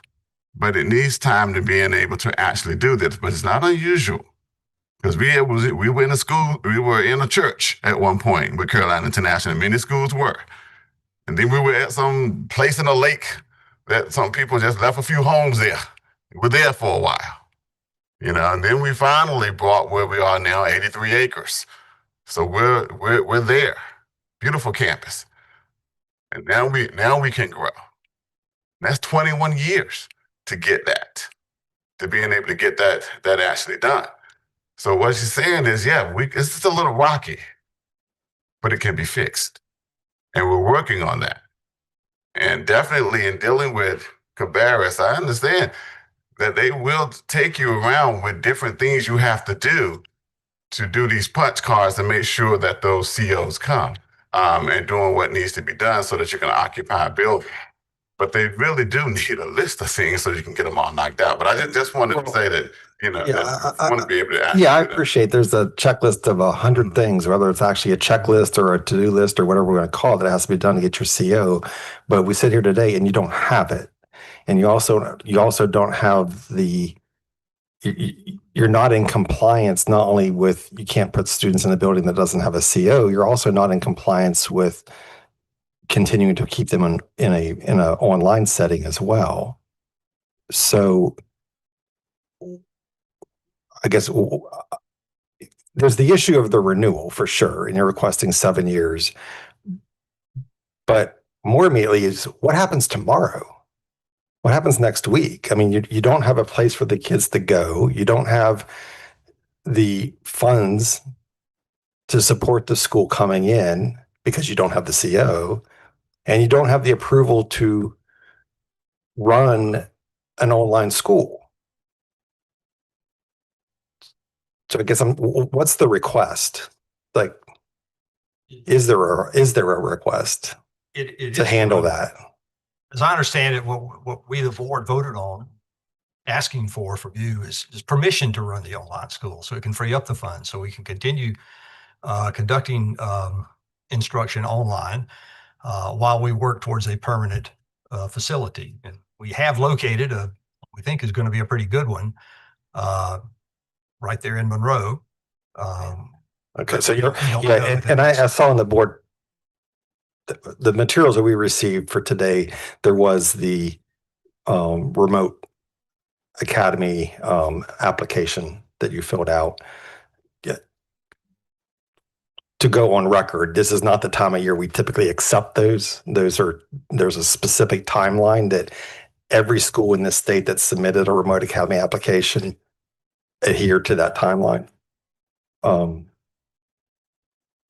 So yeah, we got a lot to unpack here today. This is a Hail Mary. Yeah. So here's what I'm going to say. I'm going to ask that we go into closed session. I'm going to move that we go into closed session pursuant to General Statute 143-318.11A3 to consult with an attorney employed by or retained by the CSRB in order to reserve attorney-client privilege between the attorney and the CSRB.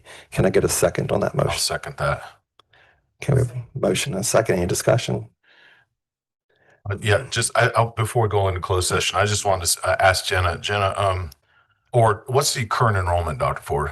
101. 101. Okay. And why isn't this school being recommended for non-renewal? Is it because of the 2 years of MET growth? Yes, and then also it's up to your discretion to decide again if the compliance items would warrant a non-renewal or not. Okay. Yeah, because I mean, I love Dr. Ford. I've done work with her. I visited the school, but just for digestion of the renewal side of things, asking for a 7-year renewal and 58 points behind the LEA with 12% of the kids being proficient is hard to understand, I guess. So yeah, so close. Yeah, and go ahead, Dr. Guthrie. I would agree with that. But I think we have a more immediate issue here about not whether or not the school is getting renewed so they can open up in 2026. I don't know how they open up in January or tomorrow. So we had a motion and a second. Can we do the motion and the second was to go into closed session. All in favor, please say aye. Aye. Are there any opposed? If you are remote, I will send you right now a link to a Teams meeting I'll have on my device in the closed session room. So look for that.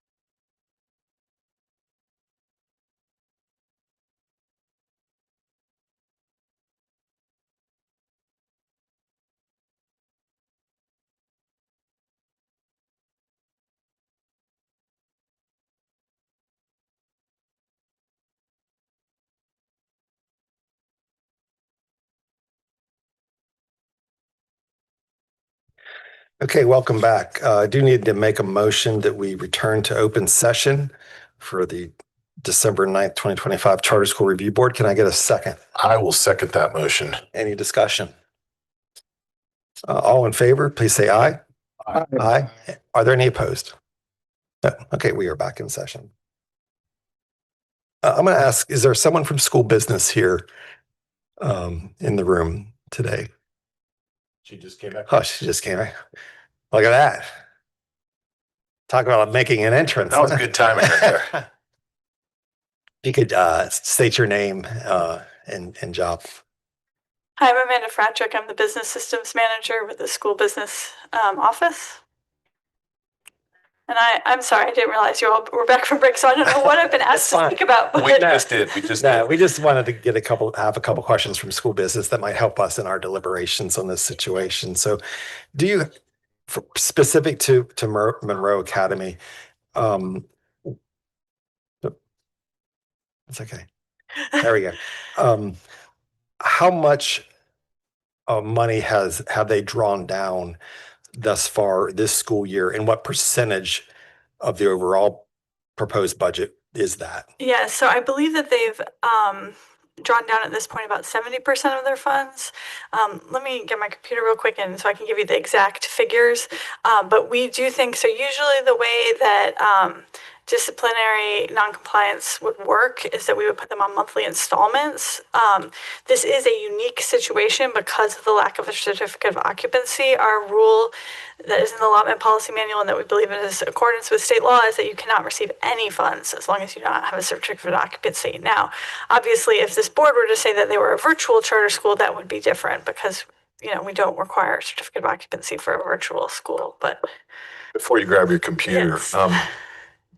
So the school said that they're using funds from the bank to pay what's going on currently. Are those still not state dollars? so they would not have any funds that we would currently consider state dollars in their bank. At the end of every year, we would revert whatever funds they had available. If there were carry forward funds for specific PRCs, like at-risk summer school funds, then those would continue to be, we would re-allot them basically at the beginning of the year. So if they have carry forward funds from their own funds, local funds, donations, any of that, they could be using those funds, but those would not be state funds. Okay, thank you. Any other questions for school business? She's grabbing her computer. Yeah, she's going to give us exact figures. Okay. Sorry to put you on the spot just as you're walking in. Did not mean to do that.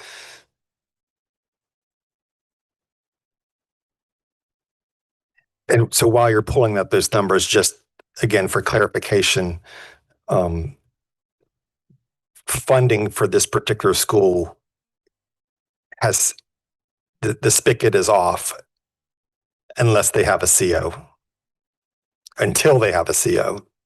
That would be correct. Either until they have a CO or until you all inform us that they are officially approved to operate as a virtual charter school.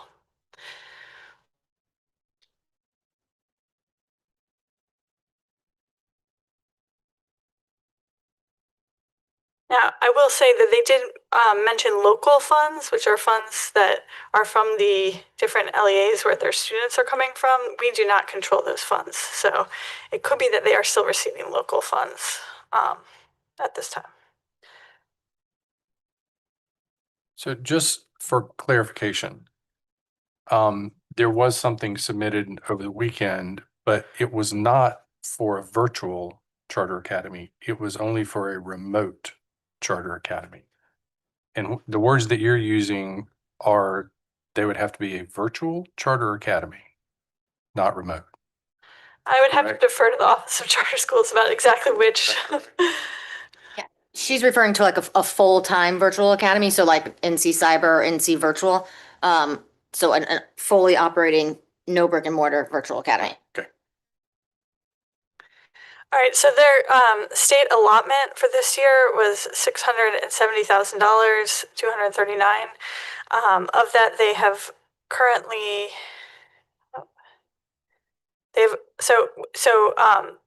we reduced that to be on monthly installments to $365,550. And they have currently received $260,000 more than that.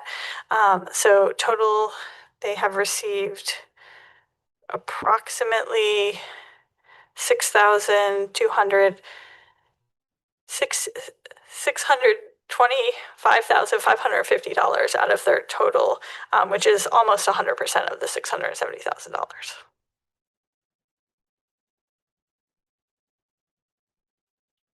Thank you for that. Any other questions for school business?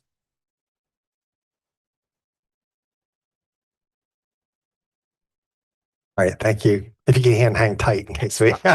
Real quick, that's nearly 100% of the annual allotment.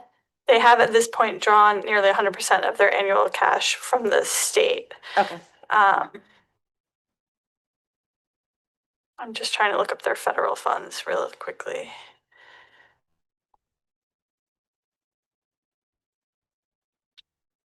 Apparently this room does not have the best Wi-Fi. I apologize.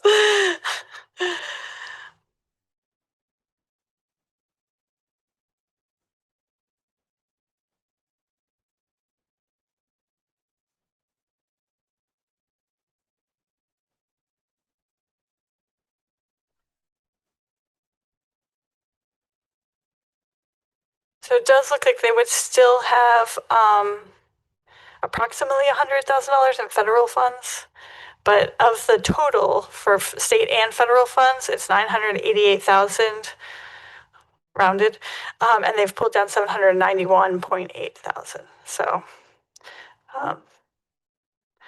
roughly 80% of the total funds for the year, state and federal.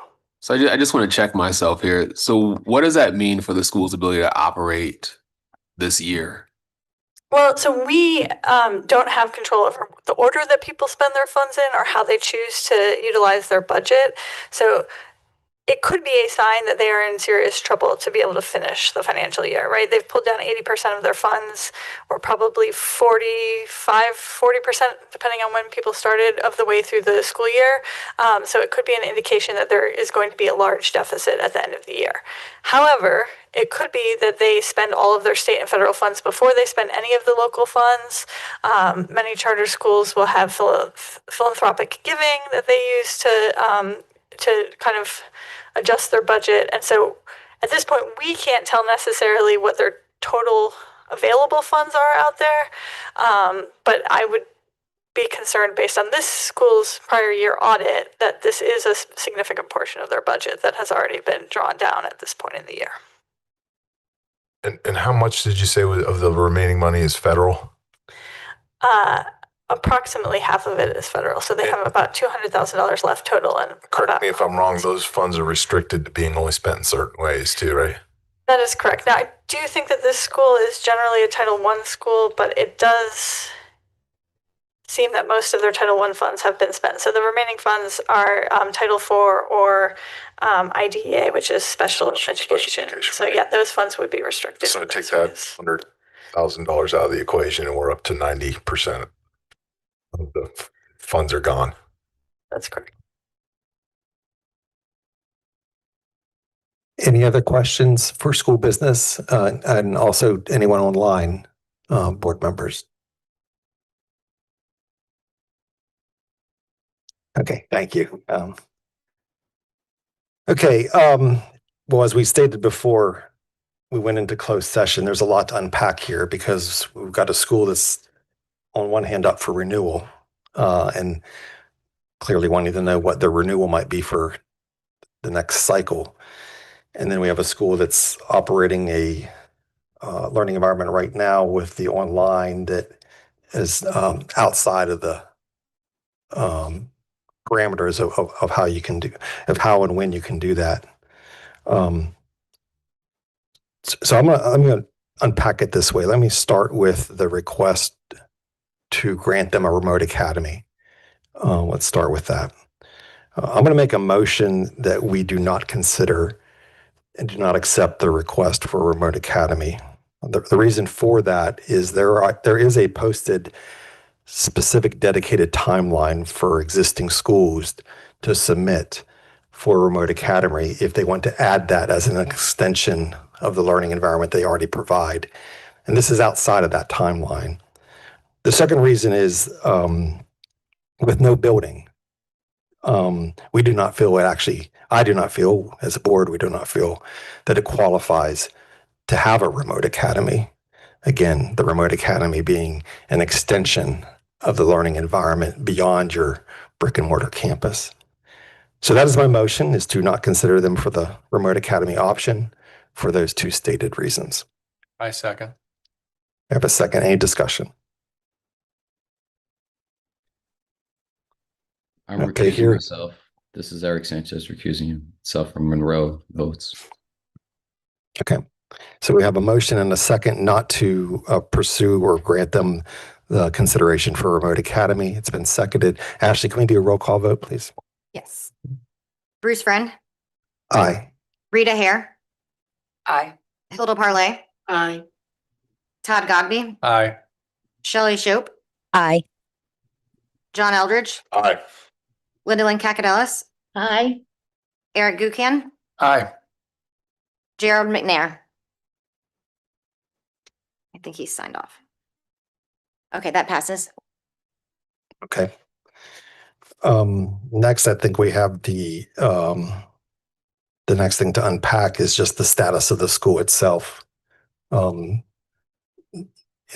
not authorized to deliver instruction the way it's being done. Do not have a building for students to report to, and does not sound like a specific timeline as to when that actually would occur. Comments, questions, or recommendations from board members?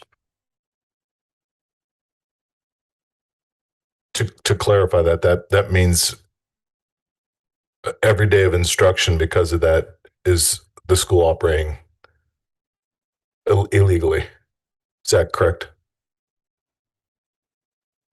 It appears that they are outside of the time that they're allowed to offer remote instruction, which is 5 days by statute. So every day they're doing that, that's beyond what state law allows.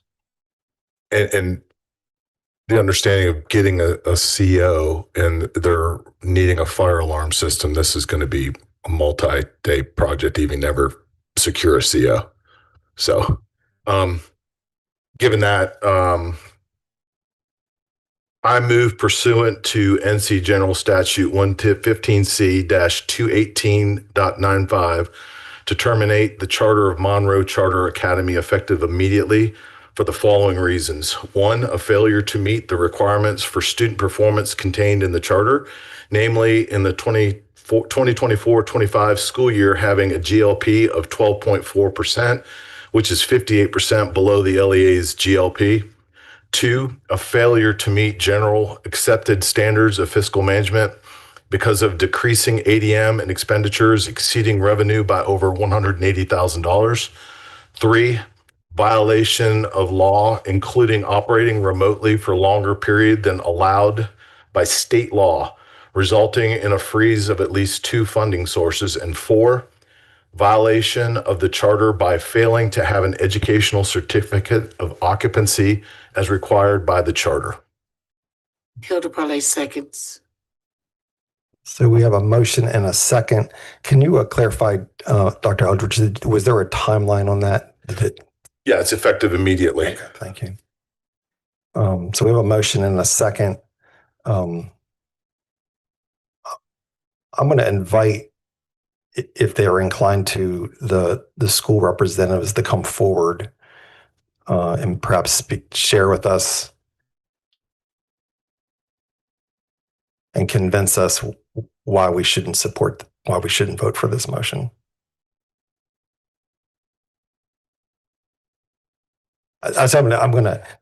Normally this is a time where we deliberate because there's been a motion and there's been a second and for us to discuss, but I want to grant you've heard the motion, which is to close the school immediately. Unfortunately, I'd like to hear from you, as for my fellow members would, your reaction in terms of why we shouldn't do that and how would you move forward to operate a school legally from today forward. Well, I was hoping we would find that out today from some smart people here at the Office of Charter Schools and on the board. But, I'm a realist. I've seen this since we first got that email from the pastor back in October about not going forward with trying to get our EOC there at the facility we were in. I think we have twisted and turned and looked at every possible corner to keep the school open and keep going forward. I know I contacted Miss Bancaro as soon as I knew what was going on, and she's been wonderful trying to help. And I get the sense from what I've heard here in the last meeting and this one that there are people on board here who are really leaning forward, trying to help us. And I appreciate that. I think you guys have treated us very fairly. I hate that. I know how hard it is for you to make a vote like what you're having to take right now. And I hate that it's our school that's put you in this position of having to do this, even though it was totally, well, I would say it's not our fault. We all have faults, of course, and we've made some mistakes. But frankly, I think you guys have treated us very fairly. We understand, or I do, as hard as this is going to be for some parents to hear and their kids and staff, and Dr. Ford, who I think is just an incredible person and the hardest working human being I think I've ever seen. I know what you have to do.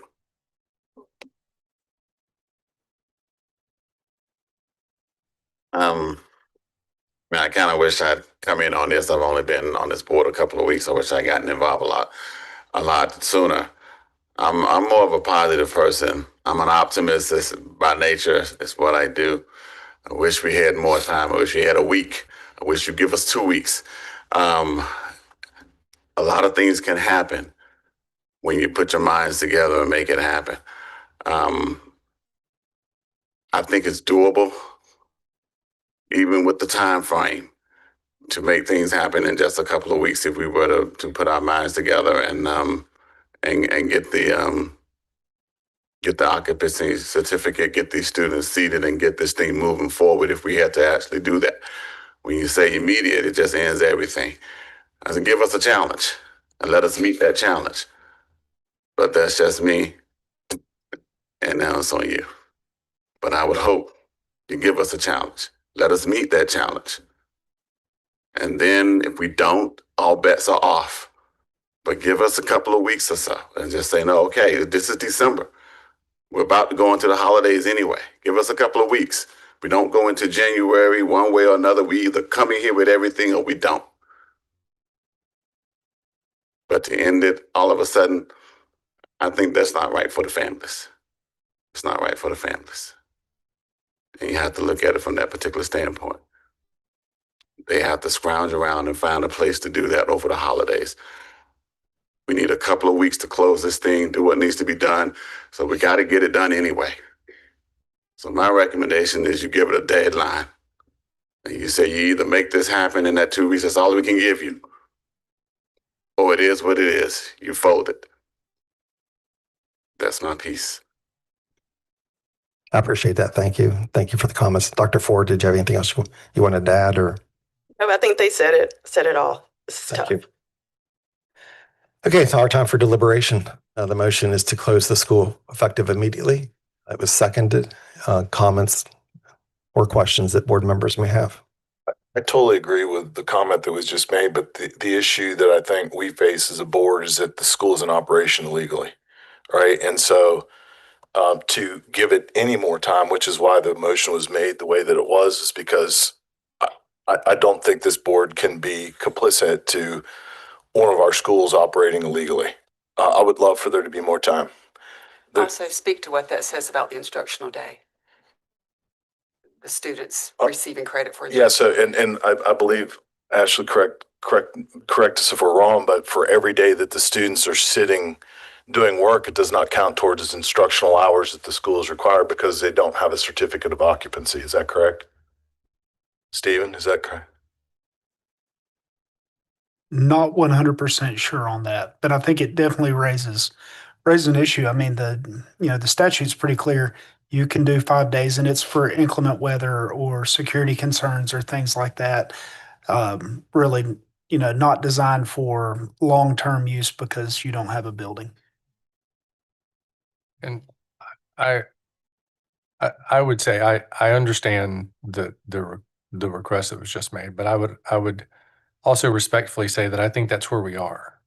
I think we have given this school, time. I think we've been flexible, as the board chair said. I think we've been more than fair, and we tried to work with them.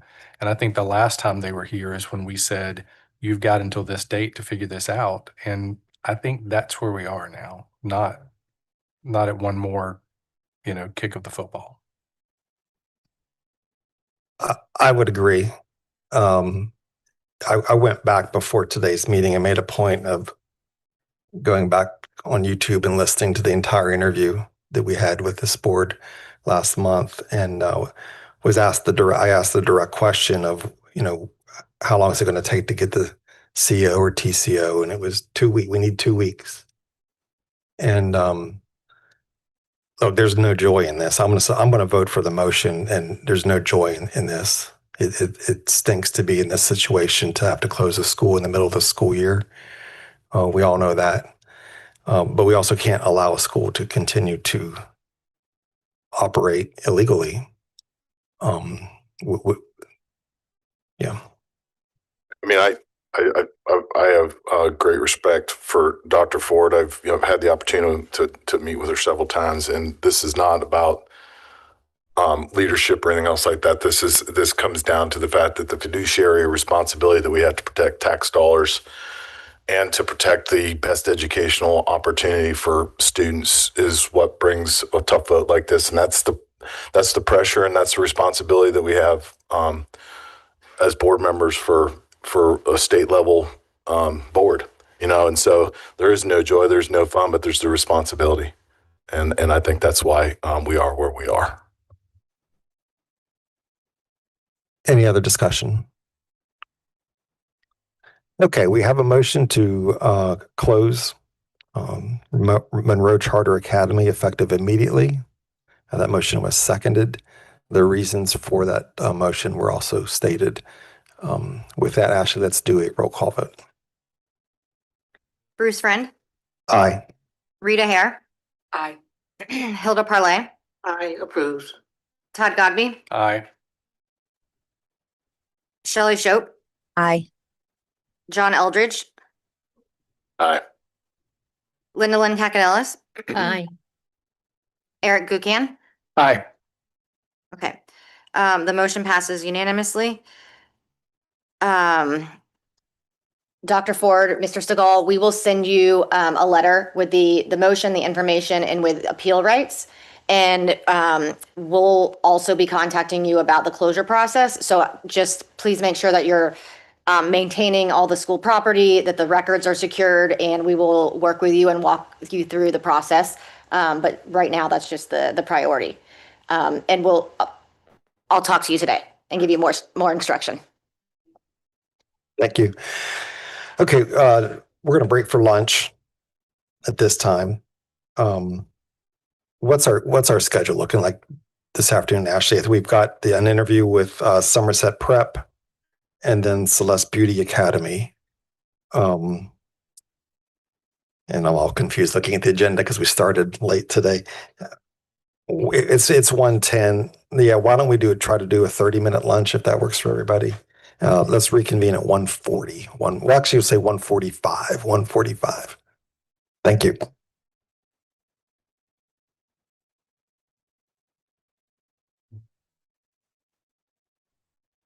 And for the school, it came just on behalf of the board. Thank you for your patience while we dealt with a difficult decision there. Thank you for your patience.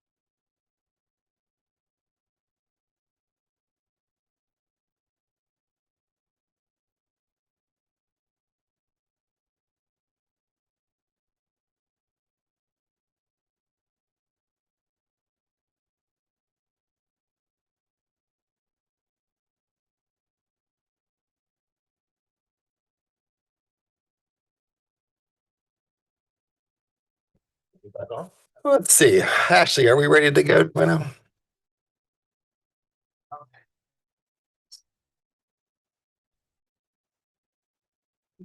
I've lost all track of time.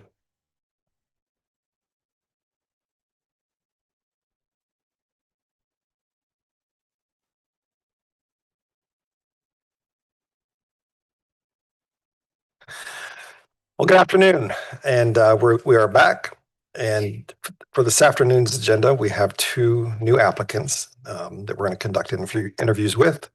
And with that, I'm going to turn it over to Ms. Rackley.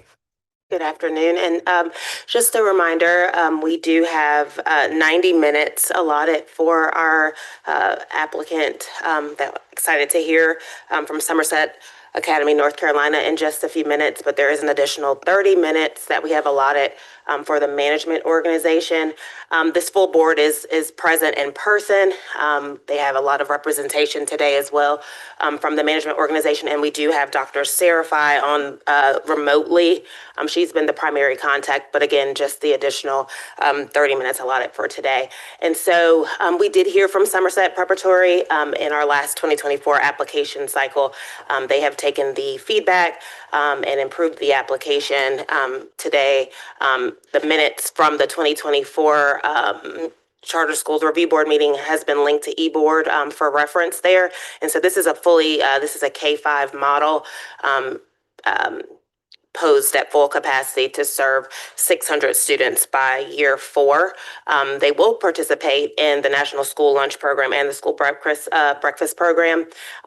Their transportation plan includes carpool coordination and then contracted bus services for the special populations. There will not be a weighted lottery in effect with Somerset Prep. And they, at this time, have not identified a facility but it is slated to open in Union County. And application assistance was provided by Academica, which is a educational service provider. And so if we can actually move to the due diligence report, please. And so Somerset Academy Incorporated is a nonprofit corporation established in October of 2000. Their incorporation information is available at the Florida Secretary of State as hyperlinked here. We were able to identify their EIN number and their primary physical address. Again, that primary contact is available. Dr. Serafai is online for questions today. Somerset Academy operates 75 schools across 4 states and the Canary Islands. And then Academica, again, who supports them, operates or supports over 200 charter schools. Somerset did provide audited financial statements for 3 fiscal years, and that was attached and included as part of the application documentation. Their management fee structure is one of, they charge $750 per pupil per year. In terms of any school closures or revocations, there was a voluntary closure and a voluntary non-renewal. That information is provided there. And their curriculum approach is widely global learning with network-wide data-driven approach to instruction. They have specialized themes, including project-based learning. We also, as part of our due diligence, provided their performance records for multiple schools across their portfolio. So Florida, Nevada, and then Texas and Arizona. This school is seeking to replicate their campus in Pembroke Pines, Florida. So a lot of their academic data was provided specific to that campus. But the Office of Charter Schools also provided performance records for just a snapshot of their schools across the multiple states. And so we also have media or public records reviews conducted as part of the due diligence. And so all of those are hyperlinked for your review. And then in terms of like additional questions, as in the last version of the application, there just was a question relative to Section 11 of the CMO agreement that gives jurisdiction in the Miami-Dade, Florida, given the the location of the management organization. So that was just an outstanding question for legal in terms of that jurisdiction. That was our main question that we have there. If we can go back to the slide there. So currently in Union County, there are 5 charter schools, 52 traditional schools in Union County. The blue bar represents the proposed applicants, their enrollment projections here. So significantly higher representation for the economically disadvantaged, and then again, generally on par with the other subgroups. So Mr. Jorge Rivas is the board chair. And so at this time, I would like to call the Somerset Preparatory North Carolina board up to make their 10-minute opening statement. Thank you, Ms. Rackley, for that introduction. I do have, before the board starts, I do have a question. Well, actually, it's for the board. As Ms. Rackley indicated, that we provide, I think a total, is it 90 minutes? Am I correct? It's, let's see, almost 90 minutes. So for your question and answer section, it's 55 minutes for an email management company school. So 55 minutes, however you want to. Okay. So I guess my question to the board is, do you have a preference this afternoon for that 55 minutes for us to interview you for a designated period of time and then the management company for a designated period of time? Or is your preference more for it to be more free flowing and questions we ask that the management company is more equipped to answer, they come forward? We're open to whatever the board prefers. Okay. It might be a little bit of both. All right. Thank you. Sounds good to us. Thank you. You have 10 minutes for opening statement. Thank you. Good afternoon, members of the board. My name is George Rivas, and I am the board chair of Somerset Preparatory Academy, North Carolina. Myself, along with the other board members, and Eliette, Raina, Malcolm, Oka, want to first of all thank you for allowing us to be here with you today and for your time and consideration. Over the last year, Somerset has worked very strategically to bring a proposal to you that we believe you will be proud of. We've seen our board grow in ways that matter, adding local voices like Malcolm and Oka, with both finances and legal backgrounds, strengthening the community outreach, and building real partnerships. That growth reflects a board that is committed to meeting the needs of Union County students, and that is the spirit in which we collectively present Somerset Preparatory Academy today. Somerset Preparatory Academy, North Carolina brings a proven high-quality model with a track record of success. Somerset Academy schools have been serving students since 1997, with 8 of their schools having been recognized as National Blue Ribbon schools, and several ranked yearly among the top performing schools in their respective states by Niche, U.S. News, World Report, and other prestigious agencies. This past year, Somerset Academy as a network was also recognized by Cognia, an international school accreditation agency, as a system of distinction.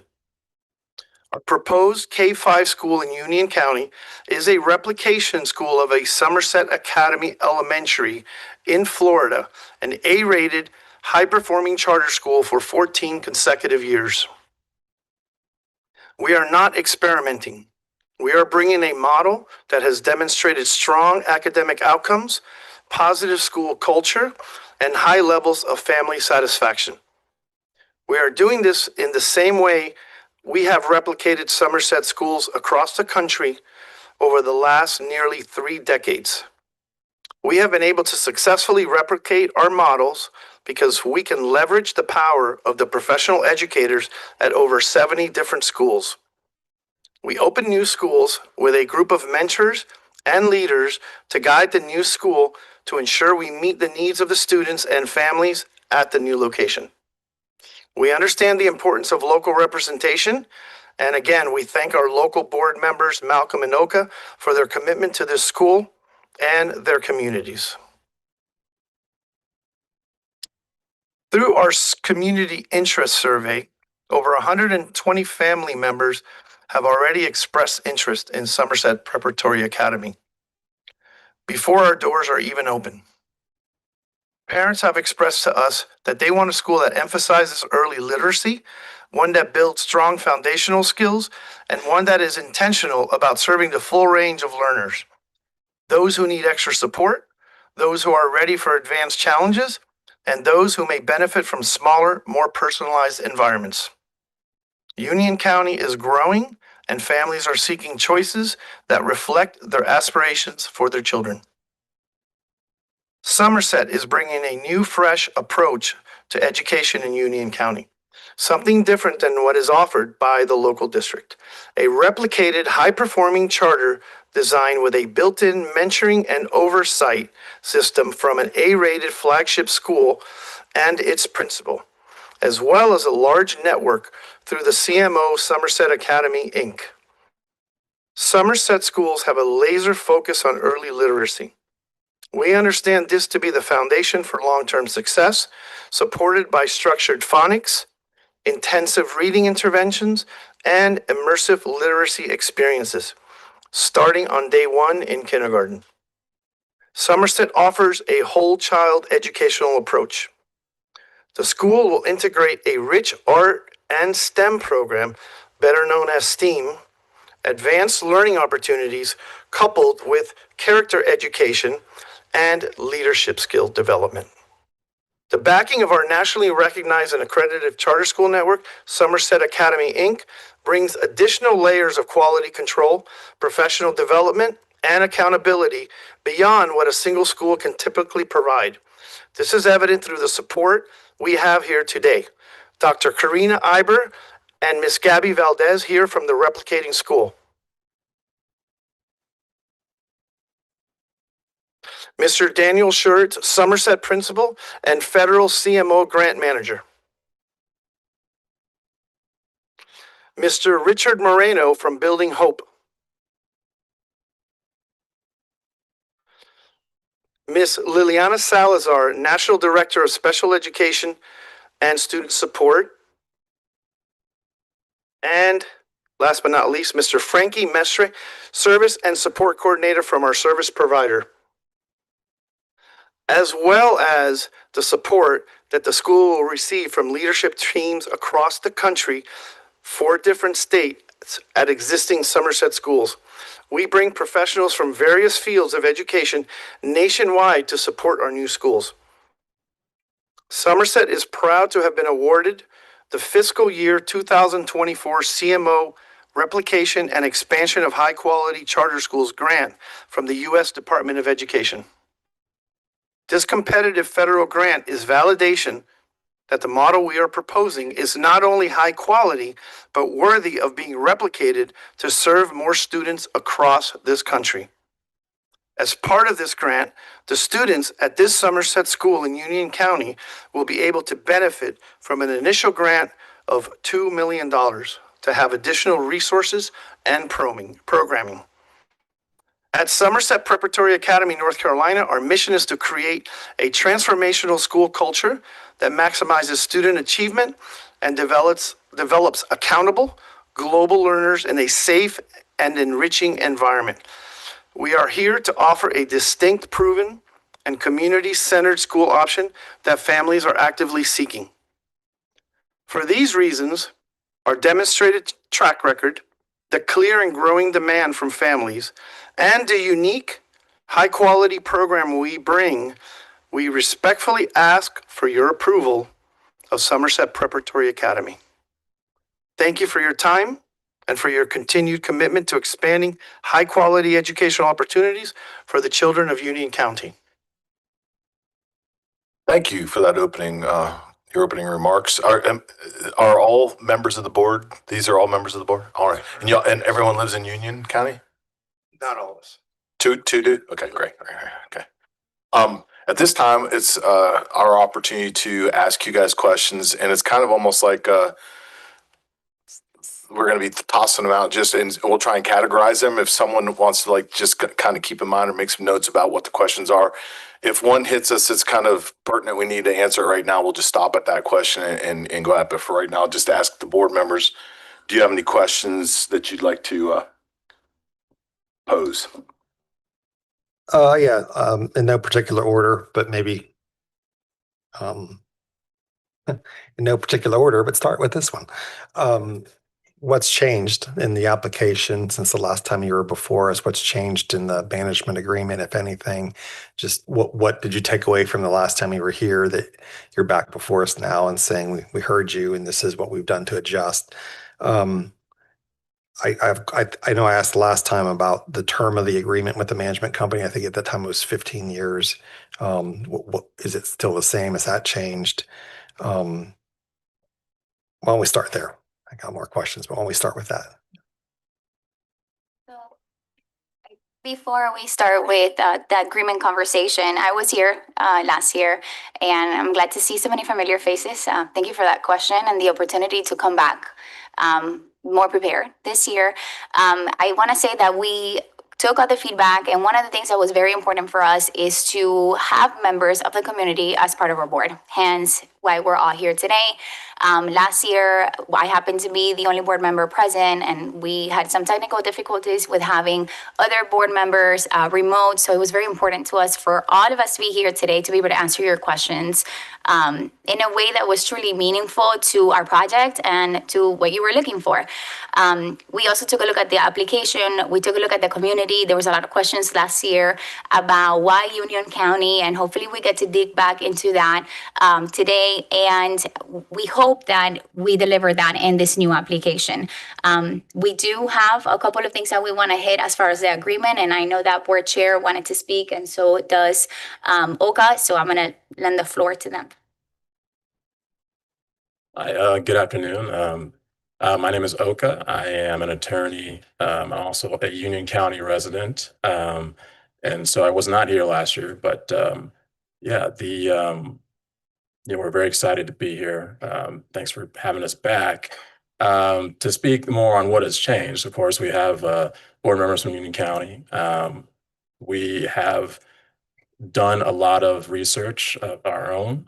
We have done the work to actually go out and visit Somerset schools and actually see firsthand and witness the excellence when it comes to academics, and knowing that starts from the bottom.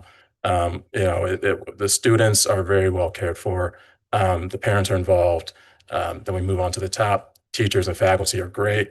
They have the support of the administration. We're very excited about being able to replicate Somerset School here in Union County. I think you had maybe a particular question about our agreement. Just at large, like if I were to take your application this year versus the one last year, or the management agreement this year versus last year, how would you say at a very high level, what are some of the big changes that were made? Well, I think you mentioned a 15-year term. Of course, I was not here last year, but the term is 5 years, initial term, that can then be renewed for additional 5 years, 5-year terms. And if another charter school is opened, then I think it triggers the 15-year term that you're thinking of.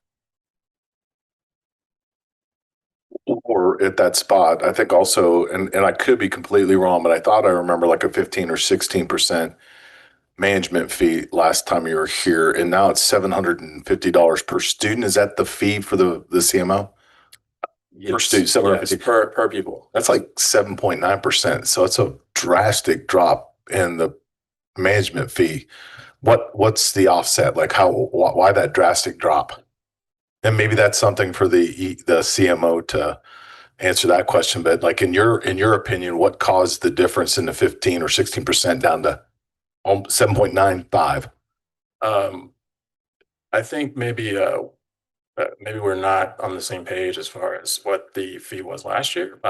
I believed it was $750 last year as well. But to answer your question, we've as a board, we've been able to go back to Somerset Inc. and fight for competitive rates. And so therefore, the fee is going to be $750 per pupil. And we're very confident that figure will hold. Are there any other expected fees to the CMO besides the $750? No. I mean, that's a number we've not seen before. At least in my time, I've not seen a number that's that low as far as coming from the overall budget. Congratulations on the $2 million grant. Thank you. That's wonderful. Is that full amount dedicated to this particular school, or is that being shared? Yes, that's a great question. And we're very excited to answer that it is solely for this school. Okay. It is to assist with FF&E curriculum and everything else that will go directly to the students. Okay. I'd like to ask a technical question about the application. I missed September last year. I believe that's when you were here.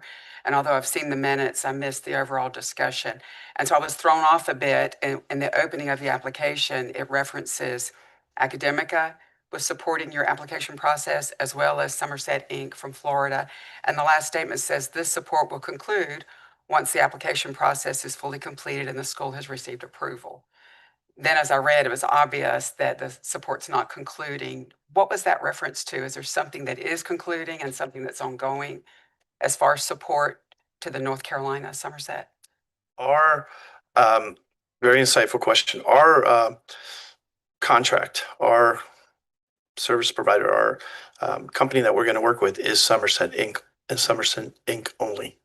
We do not have any affiliation with Academica. Somerset Inc.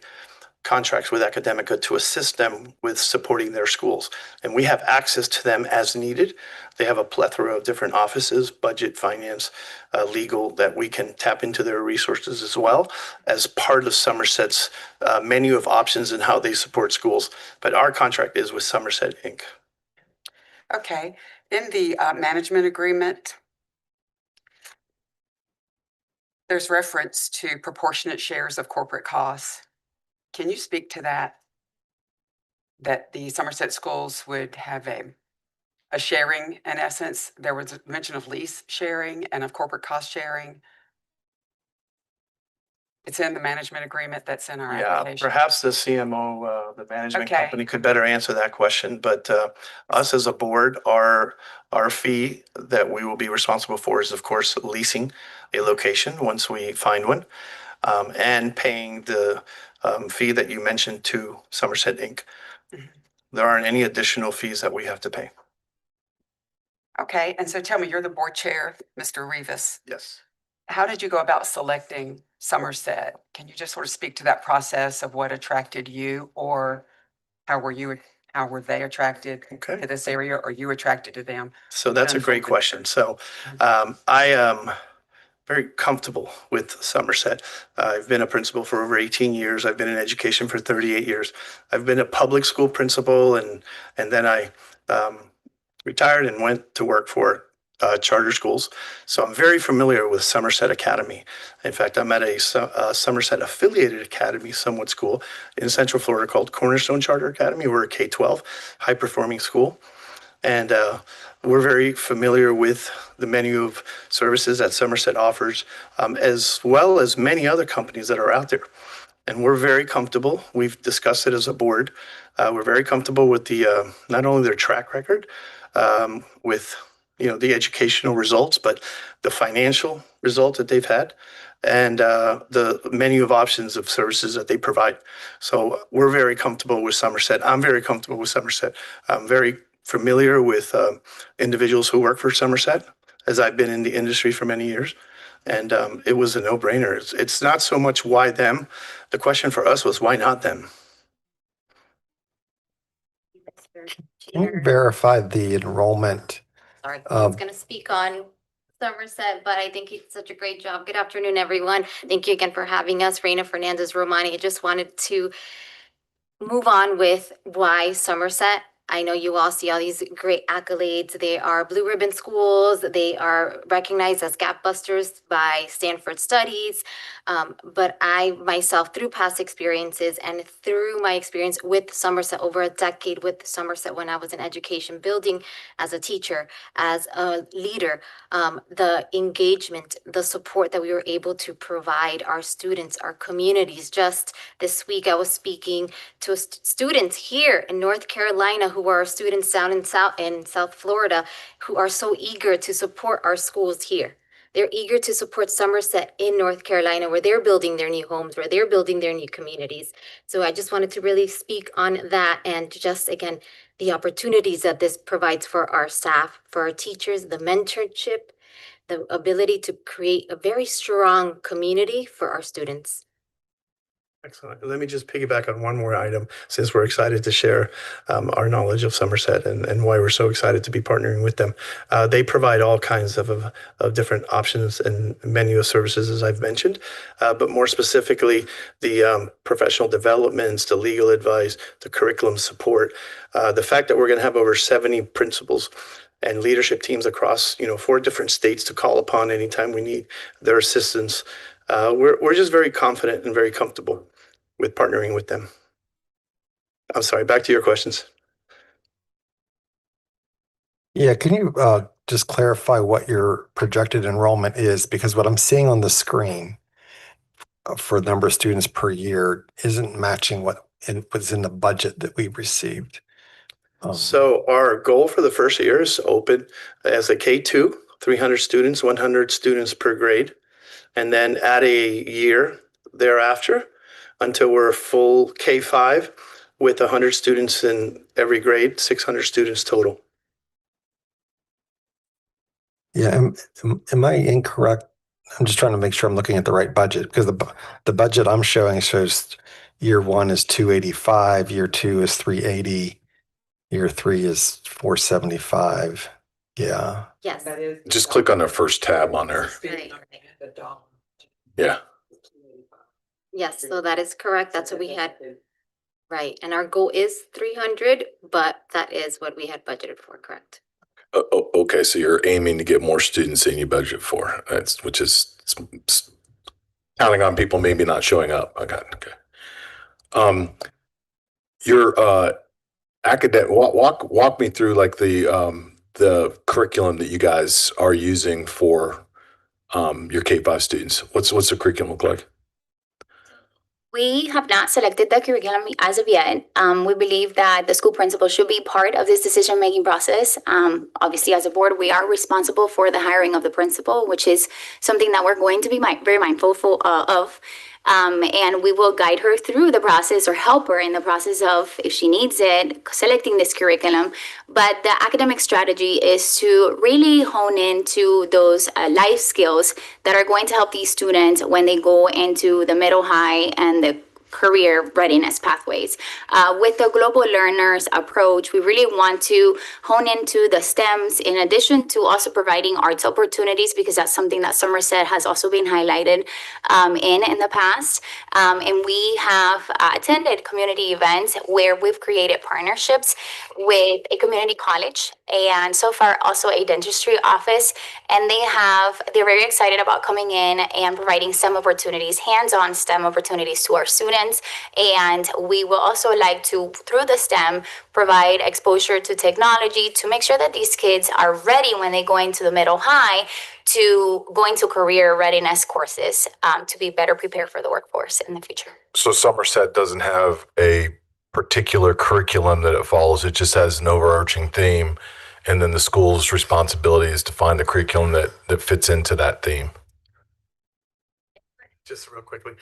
Correct. And of course, that depends on which state they're operating in, what the national or the standards are, the state standards are for that state.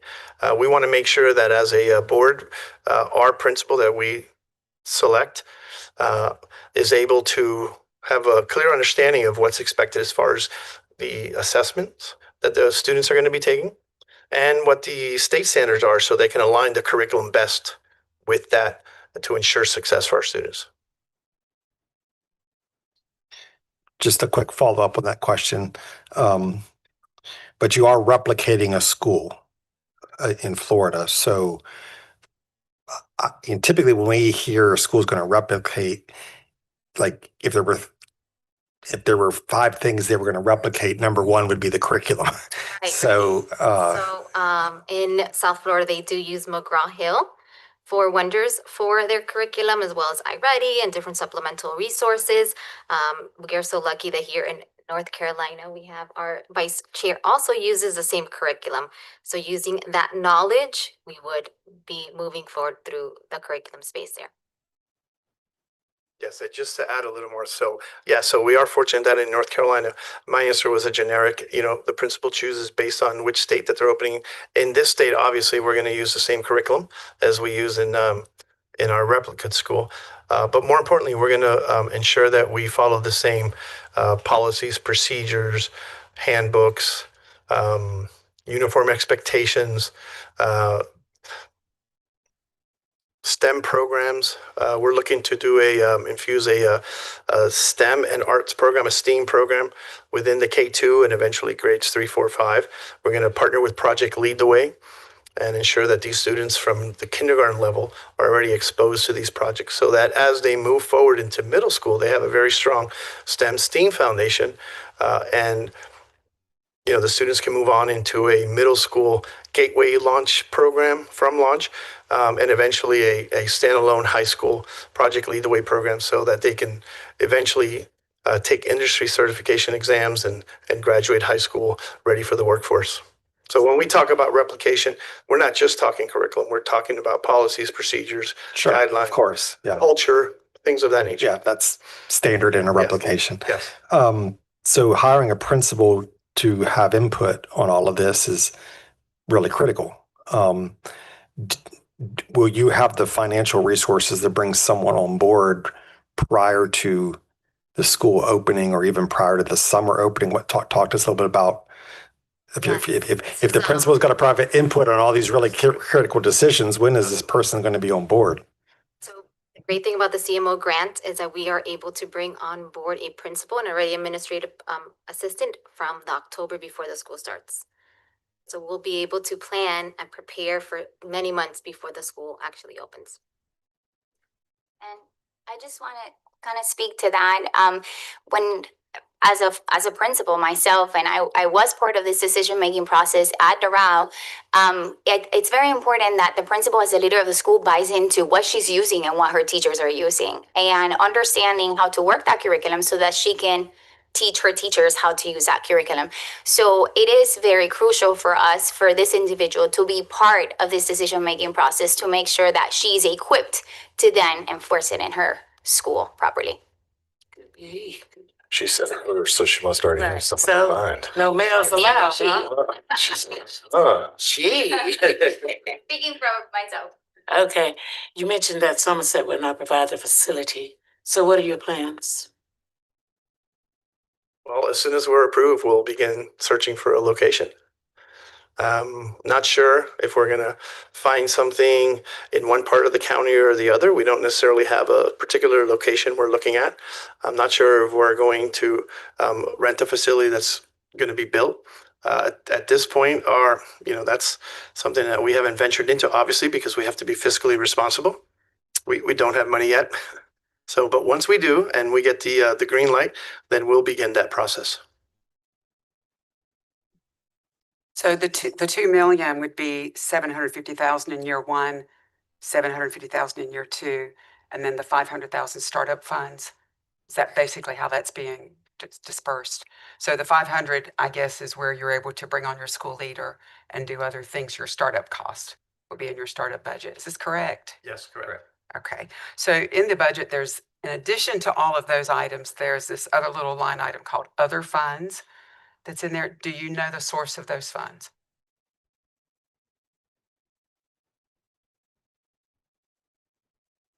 It's every year and it runs from 125,000 to 250,000. It's other funds. It's not a part of the working capital. It's not your startup funds. So that 2 million is dispersed. It's the operational budget, and I think it's line 33, maybe. I'm looking at the revenue. Revenue, okay. Total budget revenue, third tab. Okay, there it is. Breaks down your revenue, and you have this other funds category, which is very critical through the years. If again, you look at your surplus at the year end, there would not be one. Yeah. Do you mind if I bring up Richard Moreno from Building Hope, who assisted us with this? Yeah, absolutely. If the EMO can explain that and someone else, we want to hear it. Yep. Yeah, thank you very much. Richard Moreno. Yeah, those funds is this Somerset historically has before school, after school programs that they have. They have active fundraising activities, book fairs, that kind of stuff. So we put it, there really wasn't in the template where to break that out. So we put it all into that number. And that's reflective of, I believe you guys have the audits from the schools. And you can see the line items for that other revenue, and we actually budgeted below what is expected for Somerset schools, but that's what that line represents. So you historically, you have a track record of raising that much through the Absolutely. Yeah, if you look at the historical consolidated audits, you can see there, and we ran it at, I think I ran it like at 75% of what those numbers are historically. So it's a pretty conservative number. Good, thank you. Has the board, separate from your management partner, do you have your own legal counsel, and have they reviewed the draft agreement? Before you step up, yes, we have an attorney on our own board that assists us with this, but we also have the services of Somerset Legal if we need, but we also reserve the right to hire our own counsel, and that is in our contract to ensure that the product that we're putting forth is what's best for the community. Just to add on to what George said, we have legal counsel with McGuire Woods. And so whenever we have an issue or question or something needs to be read, we know we can reach out and have somebody read it, interpret it, get back to us and give us advice. Yeah, I just wanted to clarify that's your legal counsel, not the management company's legal counsel. Of the board members, how many of you have taken a time to visit schools the Somerset runs? Or show it. Yeah, the answer. Just show hands. Everybody. Okay, thank you.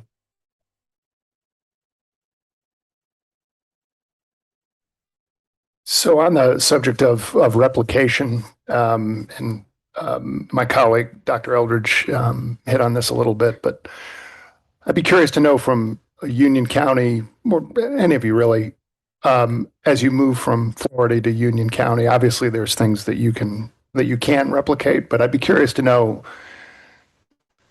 what do you think won't translate to your community in Union County? Or what are you thinking you might have to customize to meet the needs of your local community?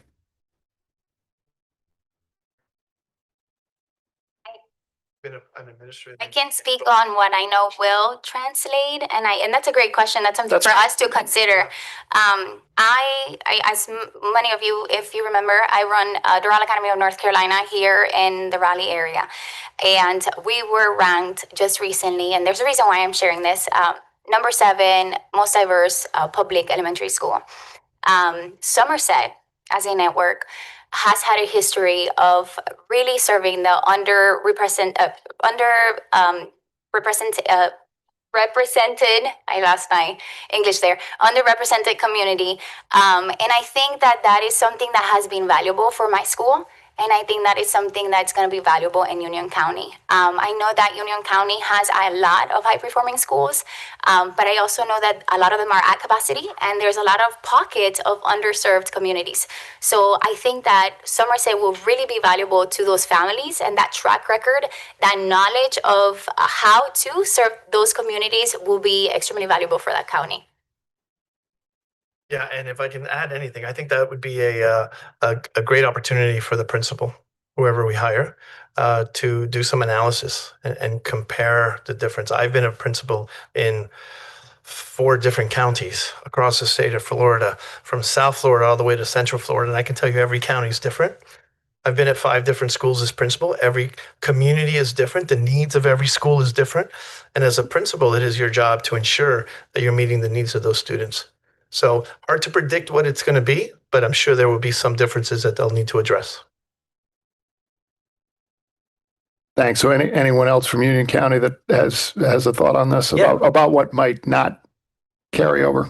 Yeah, I guess I can speak from a little bit of a different perspective. So my name is Malcolm Ray. I'm a resident of Union County. I've been there for about 3.5 years. Been in North Carolina since 2005. Went through the entire public school system.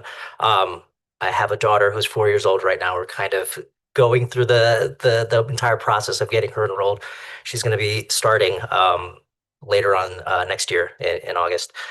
So I think from my perspective, I come in with no educational background, but I come in as a parent that is boots on the ground, trying to understand what are my different opportunities there. So I think when I went to the Somerset Academy. If I may interrupt, that's a great example. Someone who actually has a child going there is a great example. I appreciate that. You don't need to qualify it. So when I went to Somerset, it was an eye-opening experience in terms of seeing the different schools there. We didn't just visit the replicating school, we visited some of the other schools where it truly was a network of just resources that everyone has. That's something that I think would translate really well. In terms of what would not translate, I think there's nothing that I saw that really wouldn't translate well. They focused on science, technology, engineering, math, arts. We walked through like their entire band program that they had there. They played for us. I mean, it was just, for me, it was, there's nothing there that I don't think couldn't fit into Union County. I think Union County, great performing schools is one of the reasons why I moved there. But I also know how much it's growing. I mean, it's one of the most popular school districts in the entire state. People will automatically move there. So the amount of growth in there is, even though it's high performing, it's something that I don't think that we should just, stand on and be like, okay, everything's fine. There's nothing wrong. Like, there's no space to kind of improve. So that's why I think that bringing especially the diverse board that we have here, bringing this idea of Somerset into Union County, I think it's just the momentum that I think Union County kind of deserves. So I hope that answers. Thank you very much. Thank you. Thank you all. So how much time do we have remaining in total? Just over 27 minutes. Awesome. So we've asked a lot of questions to the school and gotten some budget answers. Does anybody have any questions specific to the CMO? Okay, go ahead. This is Linda, and I just have one quick question. I think I got this, but clarification of one of the board members is the principal at Dorrell Academy. Dorrell and Somerset are two different CMOs. Is that correct? They're nodding yes. Okay. Very good. Thank you. So there's, let me just follow up. So there's no connection between the two, right? There is no connection between the two, and Doral doesn't have a CMO grant of reapplication either. Okay, thank you.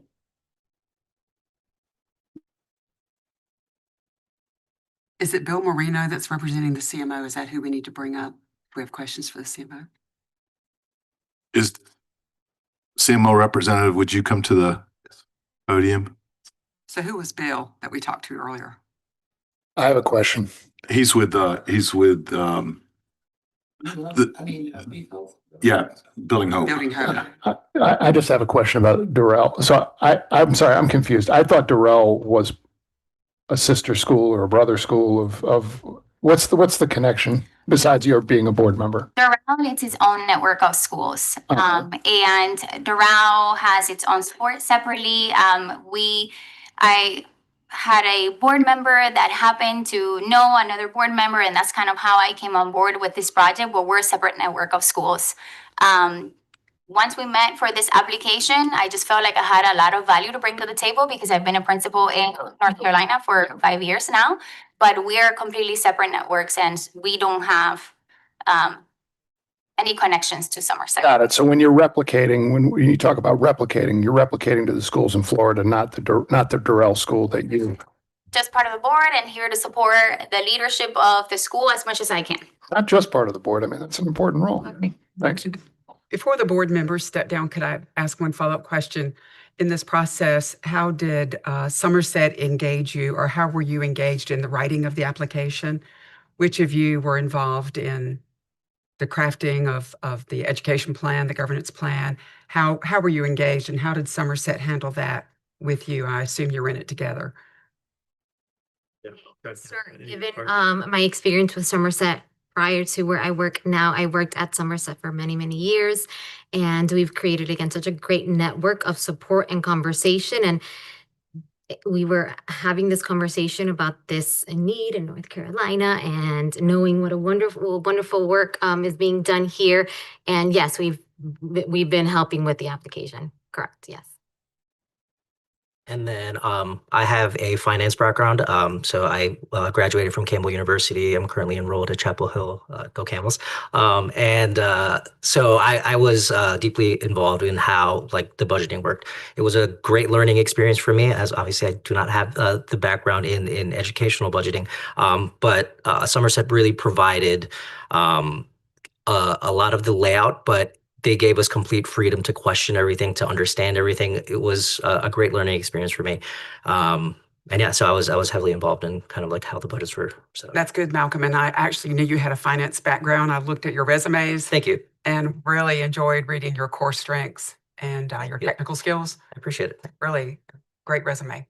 So, but that's good to know too, your engagement in the budget and that, you know, you would want Somerset to want that from this board. Not that Somerset would craft this application for you, but that you are part of that process. Yeah, absolutely. And I eyes think, on it. yes, for sure. And like being like there in Union County, I feel like it's my civic responsibility to make sure I'm doing this completely unbiased. As a kind of financial advisor, I have fiduciary duty, and that's something that I plan on continuing on in this role. Thank you. Thank you. And I have to say it, but Malcolm, that may also be the first time I've ever heard the phrase "Go Camels." Like that's can't be right. All right. Yeah. Good.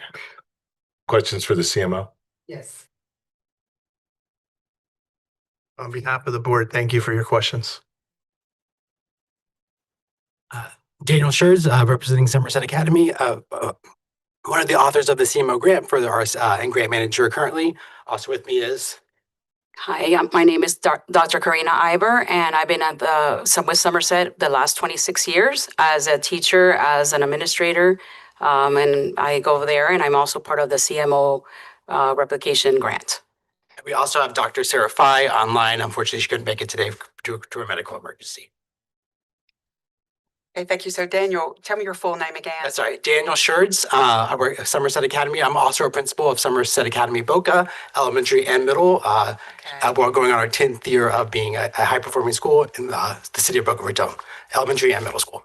That is great. So are you familiar with the management agreement between the proposed school and Somerset Inc.?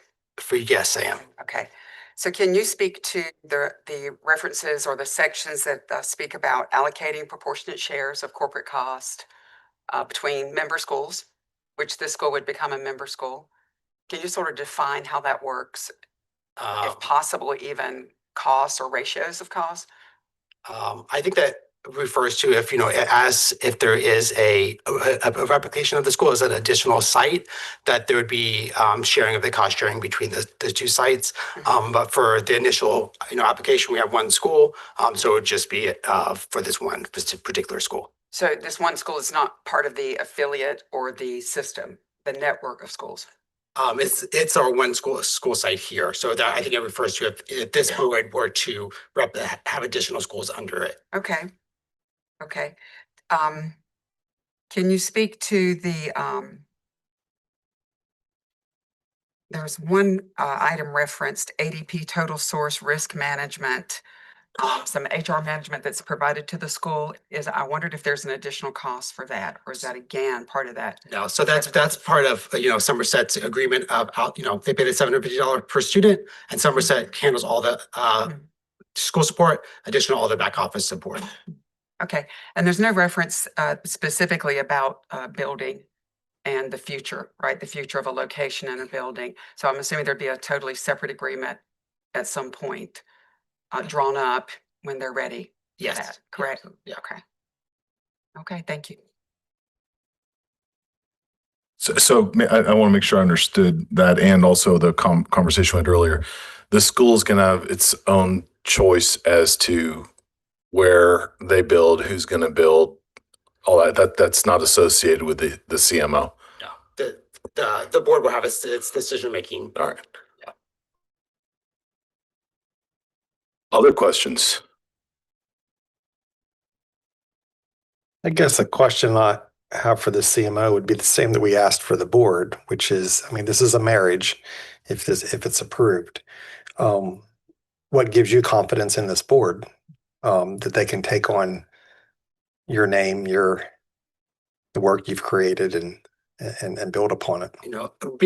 I've also been with Somerset for 15 years, and being a part of this process with several other schools, I've been so impressed with our board. They have really put in the work. I mean, there are times that they've been on Zoom, the questions that they ask, the time that they take to ask the questions, the text that we get whenever they're looking through things they ask the hard questions, which I greatly appreciate, and the passion behind it. I mean, they really are, you can see it. I hope you saw it today as they spoke. They're really in it for the right reasons. We all care about kids. We want to provide good choice options, and they really have that passion. And we've seen that passion by their commitment of coming to Florida, doing Zooms, reviewing the documentation, coming prepared with questions before we meet. I've actually not ever experienced that, and any time before this actually. I have to say, in reading the management agreement, it was very impressive that it was not just about this is what the member school does and this is what we do and a kind of breaking of duties, but it was so much about the standards that Somerset holds and the quality and the excellence, and kind of committing that school that this is what you're going to do. This is who we are. We're a network of distinction, and you're going to maintain that. And that's as much part of the agreement as anything. It was really well done. And maybe that's part of the success. Maybe that you commit each member school to that. It's really hard for us to explain. I would always ask what's our secret sauce, or what's makes us so successful. I think it's really hard to present that in writing. I mean, Miss Karina did an amazing job doing a lot of the writing, but it's so hard to really express what that magic is. It's something that you feel, going into our schools, and that's what we make sure, as we're bringing new schools on board, that we keep that magic for every new school. I have a question for the board, if I may. If they, you don't all have to come up now. Just remind me, in the application, in your budget, there's no funds for transportation. So is this a completely, parents would be responsible for getting the students to school, or? There should be a line item there where we're allotted funds for contracted two buses. I'm sorry. Yeah, contracted buses, correct. And we'll assess once we have our applicant pool to see if we do need to contract buses, but there is dollars allocated for that. Yeah, I stand corrected. I didn't see that. Thank you. While you're there, sir, I think I heard you. I want to make sure I understood. I know you're opening as a K-5. Is there a future? Are you guys also planning of expanding to the middle school and to the high school? Is that what I understood you to say? That's a great question. There could be an opportunity, right? Where our focus is the elementary. Myself being a K-12 principal, I can tell you that's where the magic happens. That's where we prepare students best. All kinds of research shows that. We focus so much on it, secondary education and career technical. But really, if you don't build the foundation early, you're not going to have successful individuals and successful students as they move forward. Our focus is this K-5 right now. Once we get it up and running, with your approval, we will look into that into the future, but there's no short-term plans for that at this time. And that's good to hear, because really what I was getting at, to me, it's always, I don't want to say it's a shame, but it's a challenge. I think when you have kids K-5 and they're killing it, and then they go off to places that don't have maybe the same culture, climate, whatever, and those skills that they captured for 6 years, hopefully they caught on to it, but maybe not. Well, maybe not the way that you'd hope they would. Yes, it's interesting you say that, because I'm biased to that. As I mentioned before, I'm a principal of a K-12, and we have a lot of legacy students, we call them, that graduate. We've been in existence for many years, so we have a lot of students who go all the way from the K to 12, and they graduate, and they go on to great universities and come back and teach for us. So that seamless K-12 transition is important, and we may get there, but right now our focus is the elementary. I have a question for the CMO. I know you clearly have a lot of experience in education, and both with the CMO, and you may or may not know, how many schools does Somerset operate overall? So we have 70 schools. 70 schools. And we saw the press and things like that. Not you never go 70 for. It's hard to go 70 for 70, right? When a school doesn't do well or needs to close down, and I know you've had a couple of those, but not, you've got a strong track record. But when a school doesn't work, why is that in your experience? So we really, I mean, it's very important that we start with strong leadership. So, any times that we've had a few stumbles, maybe because of that. But the way Somerset approaches a very team approach, we come in with a support team of all of our schools, whether it's principals or assistant principals or other leadership, curriculum coaches, and we pour emphasis on it. We come with an academic support plan, and those administrators own that school and they push it forward. And I think that's why we haven't had many of those stumbles, because if we see that from the beginning, we already know new principals for sure need a lot of extra support. So we're offering that support before they need it. And then if they need more, we provide more. And it's a lot through professional development, learning and building capacity. And we have that capacity across the network that we're able to do that. As evidenced by our Nevada schools, that the networks out there are amazing. Our middle school, one of our middle schools there just became the #1 middle school in the state of all compared to all middle schools. So we're able to do that in other states. And we'll be happy to do that here as well. Yeah. So when it doesn't work, you said it was leadership. Do you mean leadership at the board level or leadership at the principal level? I think whenever we've had very few cases of that where we've had like a principal turnover for with an organization this size, a different. We put being a principal myself, maybe I put too much focus on being a principal, but having that leader who had that that buy into the community is super important. So the few times that we've had changes in leadership in the very beginning, which has been rare, we've provided additional support, found a new principal, and make sure we're providing them that support as well. Thank you. Anything to add? Or? To add this, being at the network for the last 26 years, a lot of our teachers and our administration has their children in the schools. So I think that's been a lot of an asset to us. We also we build a lot of relationships with our families, and we have a lot of sponsors that come in back to our school and give back to the community and to the schools that we've had in the past. Yeah. So thank you very much for that. So very impressive group. Appreciate this presentation. In thinking about your board now, you haven't named a principal yet, is that right? And that's okay. Yep. And your board is one person from Wake County, 2 folks from Florida, and 2 from Union County. What can you tell me about the support that you have in Union County? Well, we attended 2 family events. If you can. I just don't remember the exact family event it was, but that's okay. We had a lot of feedback from the families that were there. Yeah. A lot of them, we had flyers, we had a lot of mailers that we did in those family events, and a lot of them were asking for us, when are you opening? Because we would love to learn about your schools. So we did a lot. That's where we partnered up with a pediatrician that's already, we have their information, and also the dentist that we met, and also the community college that we already became friends with. So great. That's good. Good to be friends with community college. In regards to the teachers, there's always a war for talent out there. Curious to know about the teacher interest. Well, as a matter of fact, we did get a lot of resumes for teachers as well, but we're looking for a location, and that was another interest. Of course. Yep. All right. And we actually met a principal as well from another school. All right. Thank you.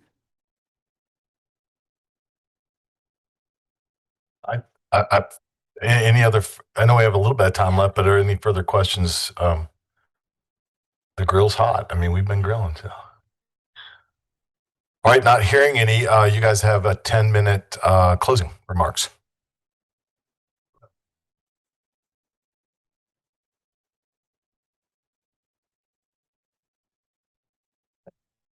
Hello again. On behalf of Somerset Academy North Carolina Board, we'd like to just offer a few closing thoughts as a community members, parents, and witnesses to what Somerset can do in the community and what their model looks like. Again, my name is Oka. Over the past year, I've had the privilege and the opportunity to visit several Somerset schools, as we mentioned, both here in North Carolina and in Florida. And what we just saw was that the school we were hoping to replicate here is just a fantastic school, top to bottom, administrators, faculty, teachers, and students. It was a really eye-opening experience to go down to Florida and walk around and talk to not just teachers but also students, really young people who are very excited about the education that they're receiving, and who could actually come to us and tell us about their curriculum and how it's implemented, especially with the focus on data that Somerset has. We were walking down the hallway once, and I think it was a second grader came up to us, at the behest of one of our members, and showed us her notebook of her progression, how she is with reading comprehension, for example, or how she is with mathematics. She could actually pinpoint as a second grader where her weaknesses were and where her strengths were, and she was very excited about being able to say, "Hey, I know I'm not so great in this aspect, but I have a plan that's tailored to me, and my teachers are implementing it to help improve me, so that by the end of the year, you'll see me just take off." And I thought that was very exciting, just to see it firsthand, because it's not just a movie or a TV show. It's really happening every day there. And so we walked and we talked to principals and sat in the classrooms, and some of the students gave us presentations. We were able to ask about instruction. We were able to ask about the culture and support that Somerset schools receive. And that was great. As a member of Union County, and as someone who grew up in Raleigh, attended all my schools here, from Fox Road Elementary to Durant Elementary to Durant Middle and Millbrook High School, and then attended NC State University before going to UNC School of Law. I am a product of North Carolina, and I felt that our visit to the Somerset schools in Florida really kind of showed me, okay, this can work in our community, in Union County. And with that in mind, when I was there, I really thought to myself, look, is it going to fit? I love the question you asked about what might not translate. I think it's very hard. It was very hard for all of us to answer because, like I said, there's a very data-driven approach that is tied into the rigorous academics and curriculum, the culture of just teachers being really involved in students' lives, parents being really involved, and I just think it's a model that's going to serve our neighborhoods in Union County, and North Carolina as a whole. I think it will benefit from having another Somerset school here, or having a Somerset school here. And really what impressed me the most was how Somerset partners with community leaders to make sure that Somerset students have the right opportunities they need for development. And we talk about career technical education and training, being exposed from a very young age to just career fields, technology, arts, science, being able to say, hey, my school has partnerships with people in the community who are invested in my development. I thought that was really great. And so, I think that model will translate 100% here. The focus on early literacy, the reason why we're focusing on K2 for now, and a K5, and then, not thinking right now about K12, is that, we want to focus on literacy and making sure our students understand we're committed to their early development to give them a good foundation for later. And I think that aligns 100% with the needs in Union County and what the state of North Carolina wants for itself and its students, teachers, parents. And I think Malcolm could talk more about that. Thank you. Just so you know, there's 5 minutes remaining in closing remarks. Okay, just FYI. Oh yeah, yeah. I have a prepared statement. It won't be that long. So what we saw in Florida was a great experience. As a father of a 4-year-old daughter who we're looking for in school, and a 1.5-year-old son, if the Somerset Academy was in Union County, there would be no doubt in my mind I would put both of them in there immediately. Hopefully, if this application is approved, my son will be able to go there as a kindergartner. He'll be at that age at that time. But So as a father who is actively exploring school options for my kids, this is personal for me. I want my own kids to have access to a public school that is rigorous in academics while being safe and nurturing, a place where they can be challenged academically and supported as individuals.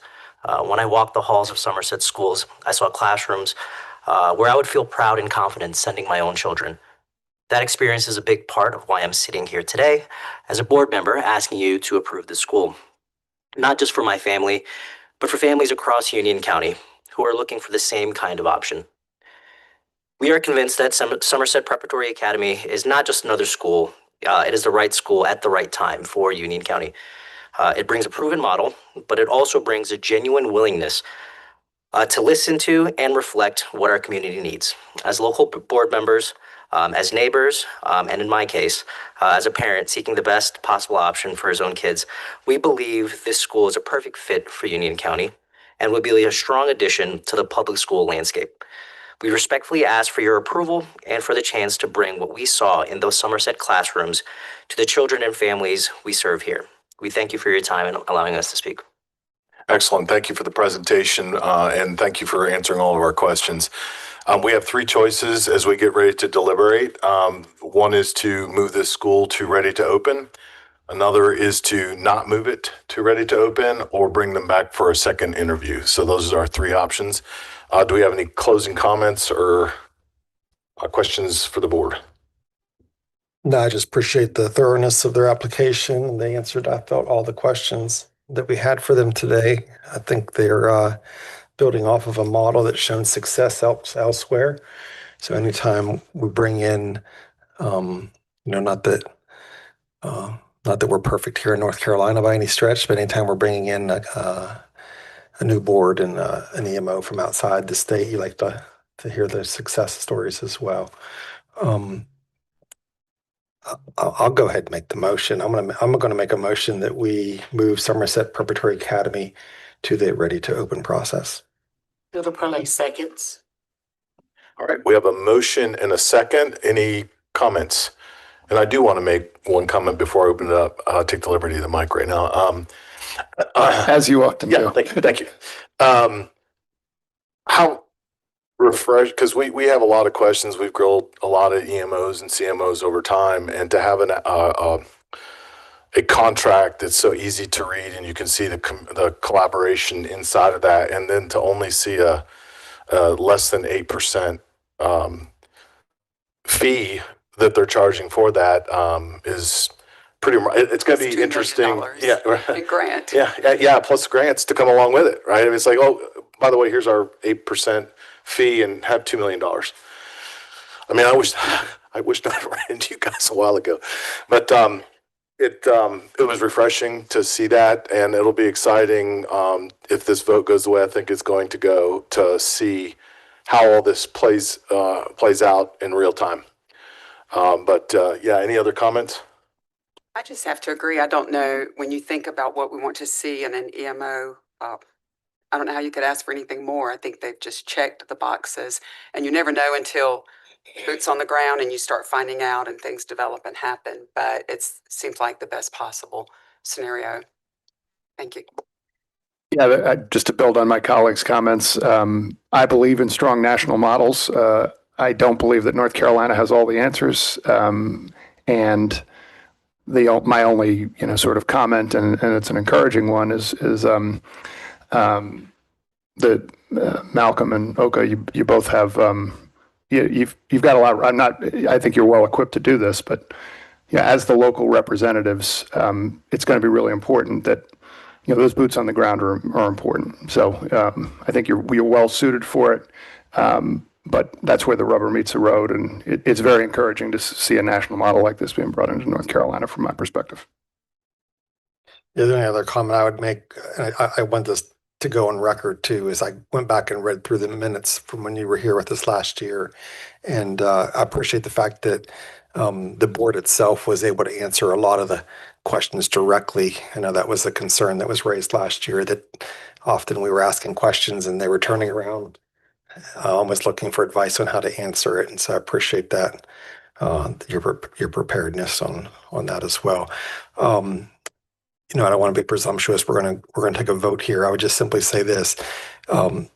If granted the next step, which is the ready to open process, you know, the hard work's not behind you.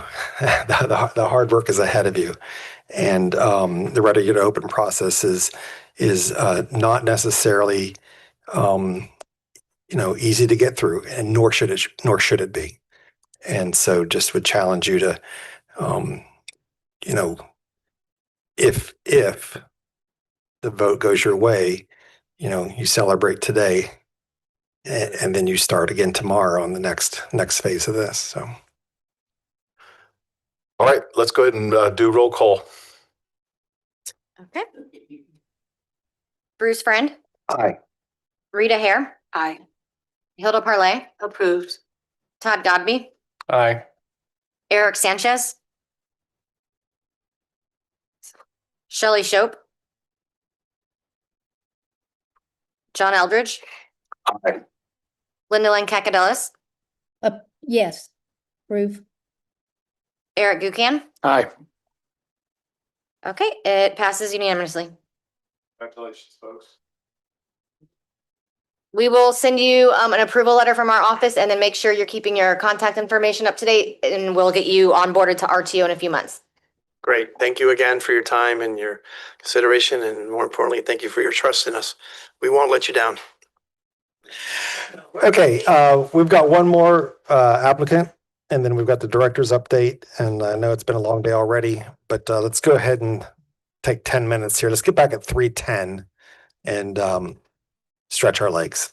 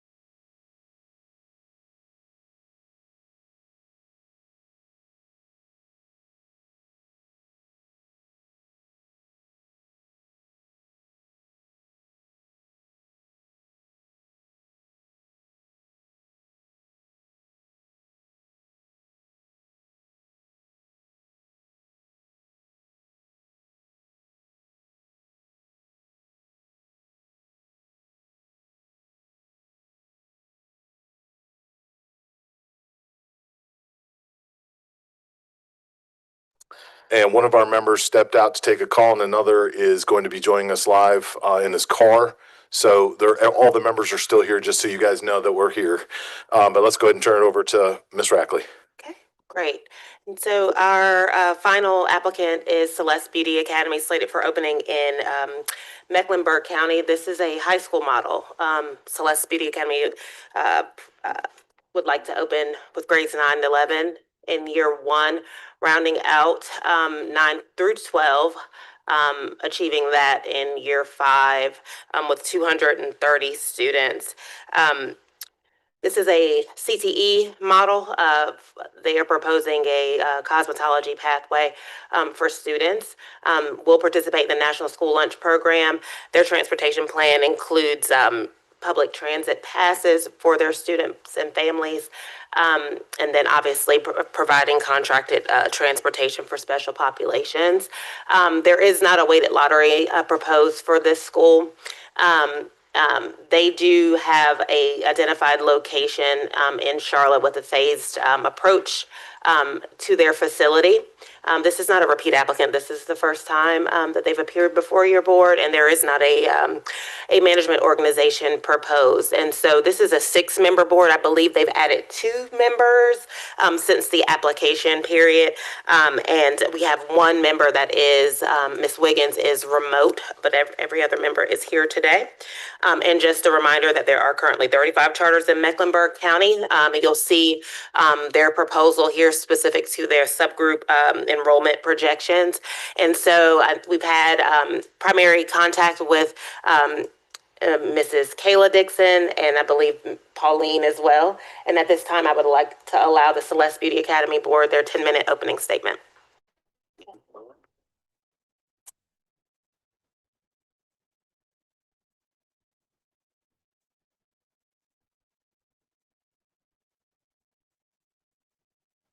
Hello, Good afternoon. my name is Pauline Grant Jones, and I am chairman of the board of Celeste Beauty Academy. I'm Wendy Blake. I'm the vice chair. I am Crystal Massey. I am treasurer. I am Trayvon Edmonds. I am the governance chair. And I'm Kayla Celeste Grant Dixon, the founder and executive director.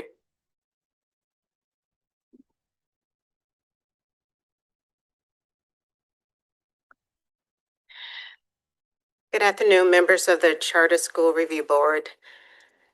Let me begin with the story. Last year, I met a student who loved creativity but felt lost in a traditional classroom. That student's experience is not unique. In our community, many young people crave a direct connection between their education and their future. At Celeste Beauty Academy, we are committed to providing that connection. Our application is the result of years of planning and collaboration. We respectfully ask for your approval because Celeste Beauty Academy fills a critical gap in our educational landscape.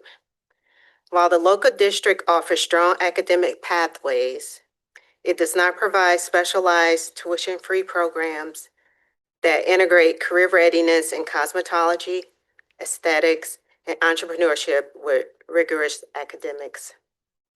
CBA bridges that gap.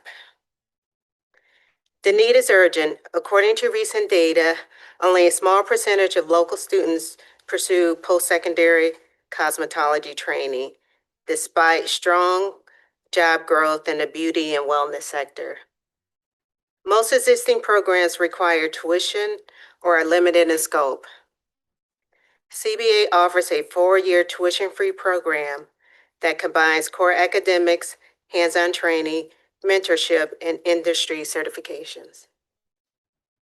Our graduates will leave with both a diploma and a pathway to immediate employment or higher education. Celeste Beauty Academy isn't just another option, it's a new model designed to meet needs that aren't being addressed elsewhere. Here's how we stand out. Specialized career pathways. We offer focused programs in beauty, wellness, and entrepreneurship directly aligned with North Carolina's fastest growing industries.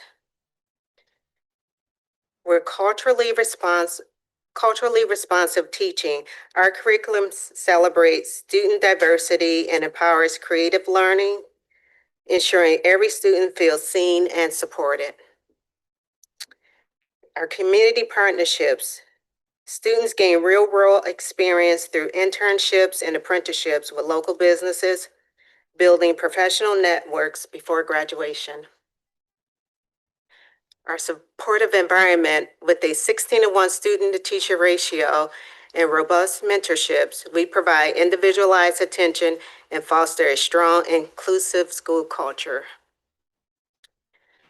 Cosmetology student graduates complete all required coursework and hand-on training hours so they are fully prepared to sit for the state licensing exam with confidence.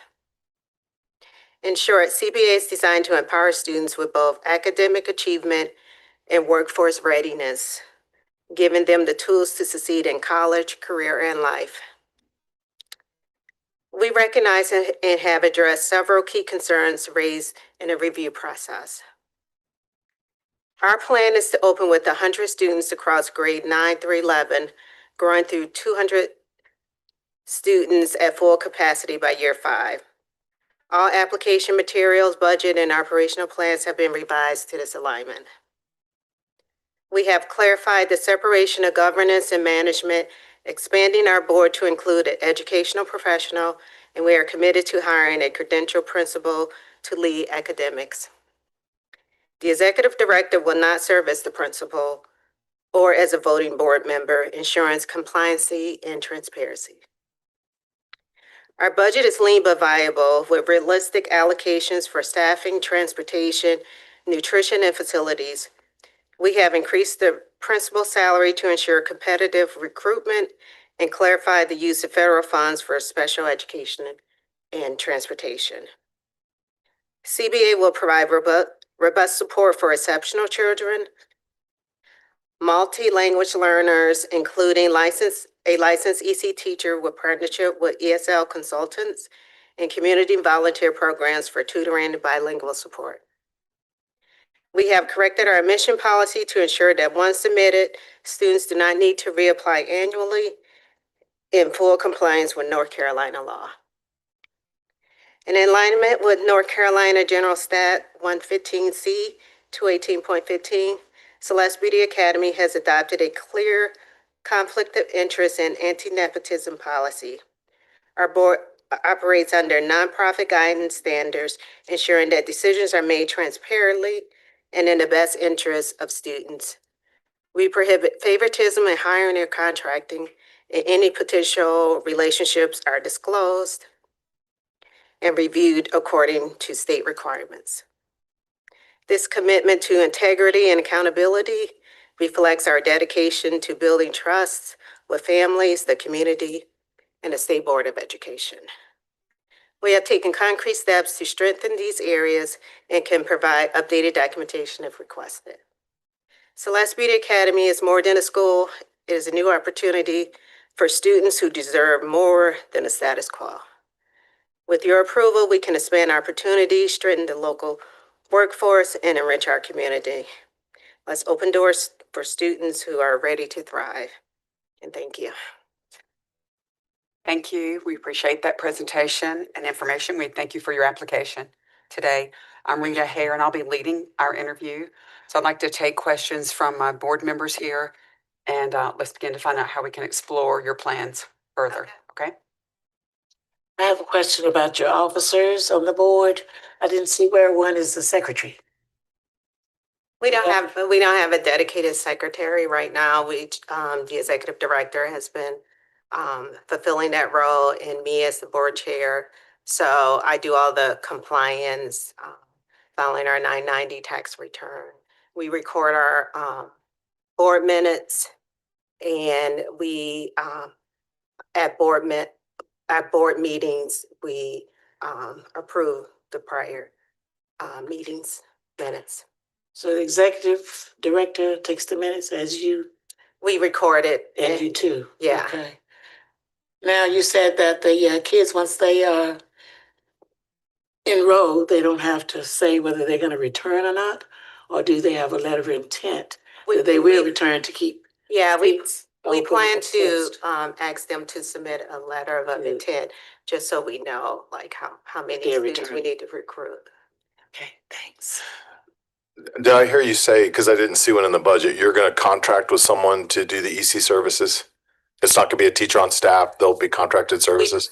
One EC teacher, and if we need more, like a multi-language learner, teacher, then we're gonna contract. Well, I didn't see it in the budget, so does that, I guess what I was asking was, is that someone you're contracting services with outside, but I didn't see an EC teacher in the staffing budget? It's listed as a specialty teacher, but that's really the EC teacher.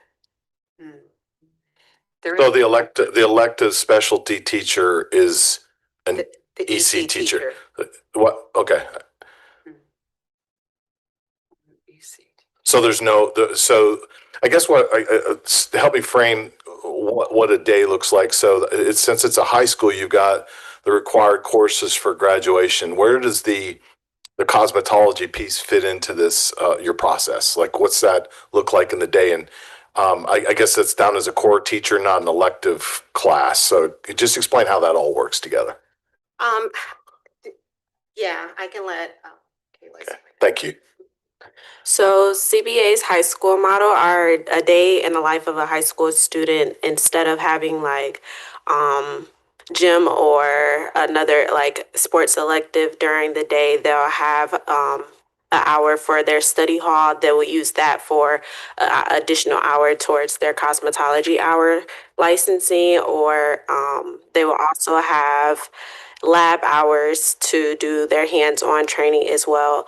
And they'll still have their required classes such as social studies, English, math, and science, and lunch. And we have, if requested, a planned out day schedule from 8:30 a.m. to 4:30 p.m. for their class schedule from 9th grade to 12th grade as well. Block, 6-period day. What's the day look like? Is it a block schedule? Yes. PE is 9th grade is a required course for graduation. Yeah. So Yes, so they'll have it in PE, and they won't start doing their salon hours, their hands-on hours until their junior and senior year. gotcha. Is that going to be through the community college, or is that going to be, you're going to have your own on-site teacher? We're going to have our own on-site teacher. Thank you. So let me follow up to his question about the day, because the hours really weren't adding up. Likewise, as I reviewed your plan for the day. In fact, you said 8:30 to 4 in the application, and I think you just now said maybe 8:30 to 4:30. But I get 8:30 to 5 if I add the various components of the day where you had an hour for this, an hour, as you just enumerated. So everything, you said block, so each subject is taught every day, correct? If you look at the ed plan, it comes up to 8.75 hours in a day, following your day plan as it is in the application. So you may want to take another look at that. Maybe something will have to be trimmed up. But then it also references 1,500 training hours through the program, right? For the whole program. And so how would that be incorporated for these students? So their freshman and sophomore year, their training hours are also in class hours. So when they're doing their science, we plan to integrate cosmetology aspects to their science lessons in chemistry and biology. So those do still qualify for their cosmetology hours. And then their junior and senior year, they'll start doing hands-on and in-person training. Have you located a curriculum for that? Yes, CTE offers the cosmetology curriculum and is used in North Carolina by a lot of other schools as well, but Celeste Beauty Academy will have it more as a niche.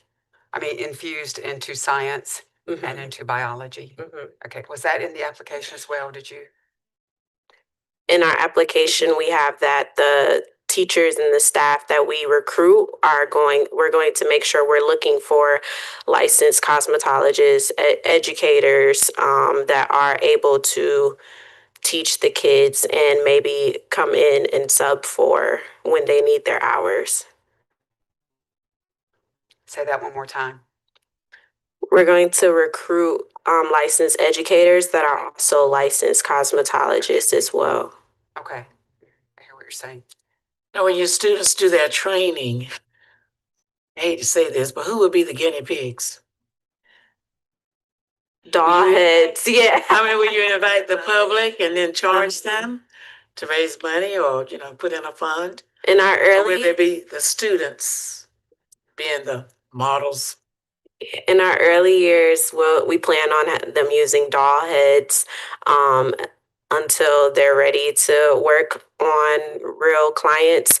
And at that point, if we still don't have a location yet, we plan to partner with other cosmetology schools. I personally have been building relationships with Paul Mitchell, and that's where I got my cosmetology license from. And in the beginning of our curriculum, we didn't start off in the salon. It wasn't until about maybe the last 800 hours that we spent in the salon.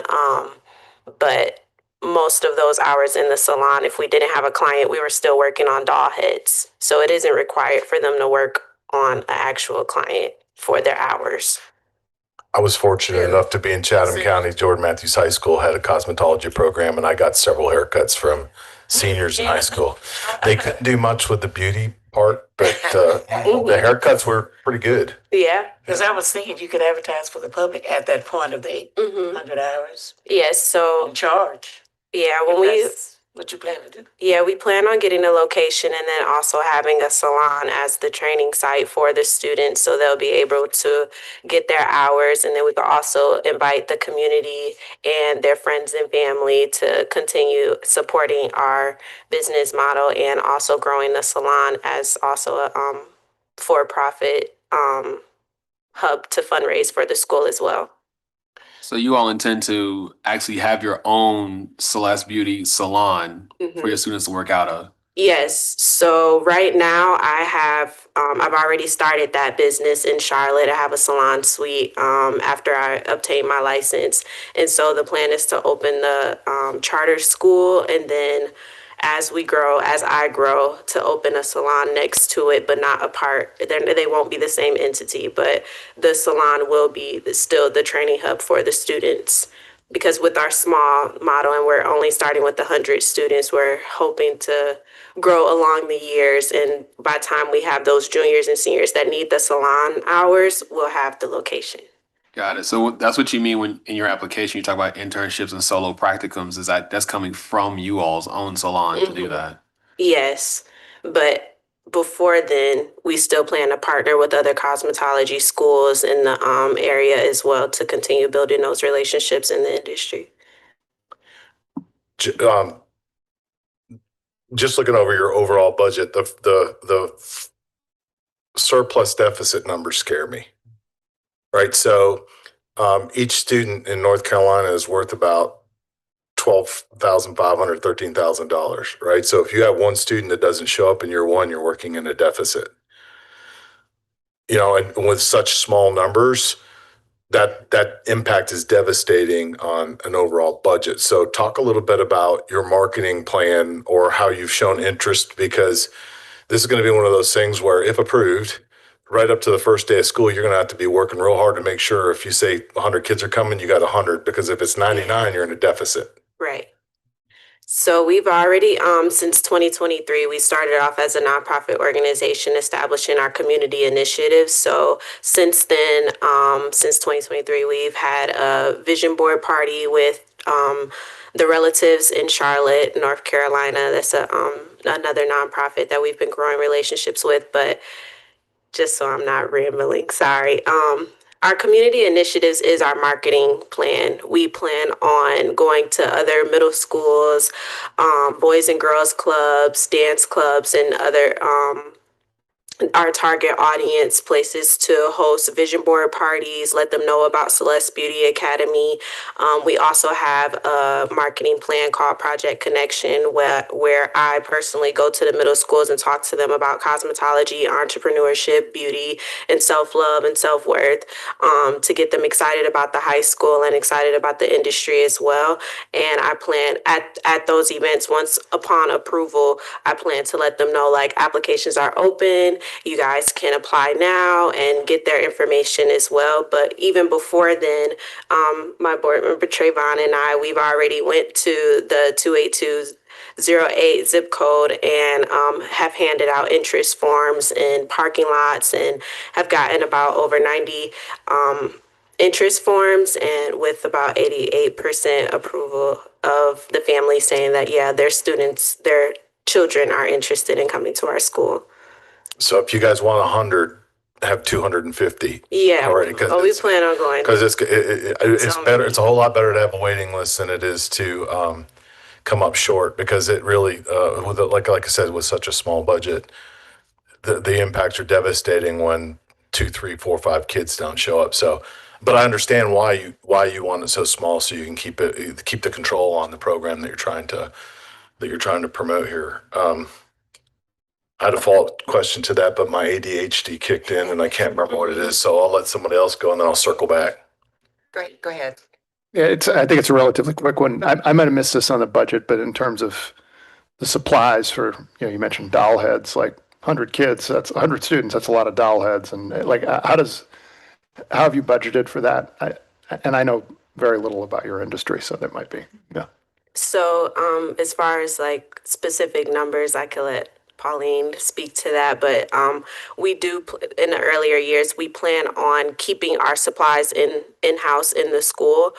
So we'll have set doll heads, set flat irons, set combs and things like that, just to start off small, so they won't be taking the kits home and back and forth, and we won't be giving the supplies away just in the beginning. But as we grow, we do plan to provide them with their own kits, at least before their senior year, before they graduate and actually go off into the workforce. Thank you. Yeah, my question is just like, what do you have budgeted for that? Yeah, thank you for that. We do have supplies in the budget. Is that under office supplies or something else?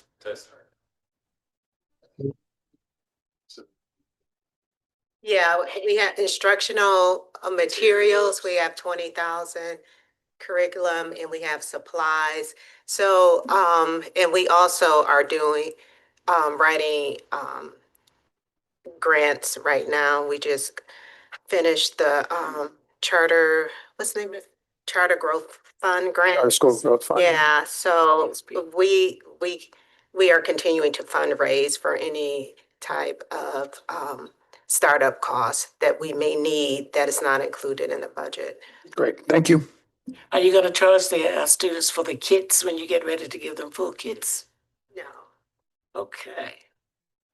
Thank you. I also wanted to add to our fundraising efforts that we also have a women's athleisure line where 100% of the proceeds go towards our Celeste Beauty Academy initiative as well.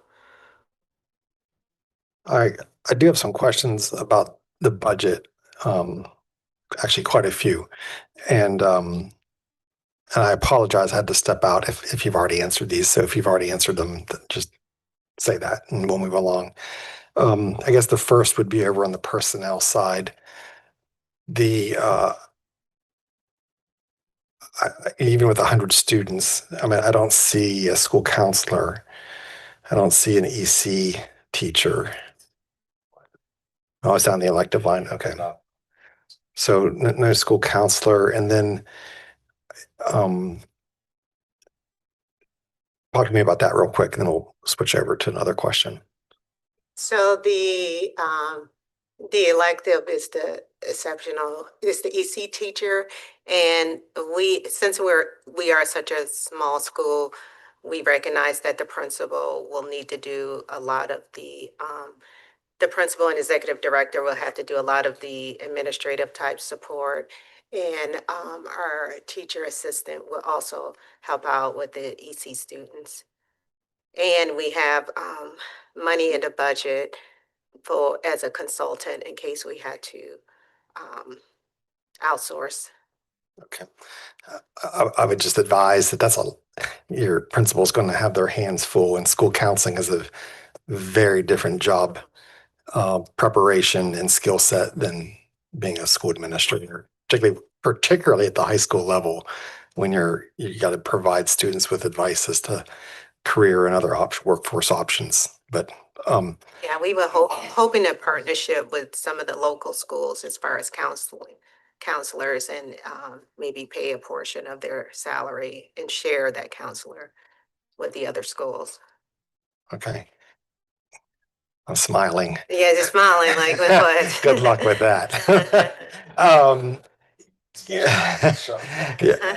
If you go to the personnel budget, one of the things that caught my eye, and I just want to make sure I'm not misreading it, was it looks like at the top on line 33, you have 14 total staff year one, then 18 and 22 and so on. But when you scroll down, it looks like you're only budgeting for like benefits for half of them.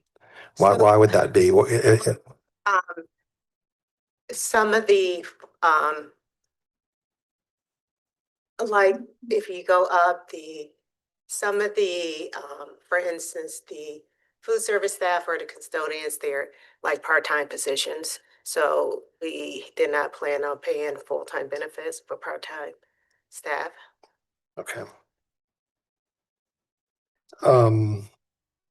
If we scroll on over to, Okay, can I add a comment? Okay. So just be, it's going to be hard to recruit staff. Just so you know, I mean, it's going to be hard to get staff without some sort of benefit plan, and honestly, it's getting harder. You work over 30 hours, then it's you're gonna get forced into a position where you need to pay benefits. So if you do custodial, like if you contract service custodial out and pay a company to do your contract, you don't have to worry about benefits or anything else like that, and they're going to work at your hours. So I'm sure Charlotte Meck has companies where those things are all options. But Yeah, I mean, that's why we put them as part-time, because we do have a line item in a budget to contract out. yeah, outsource for that.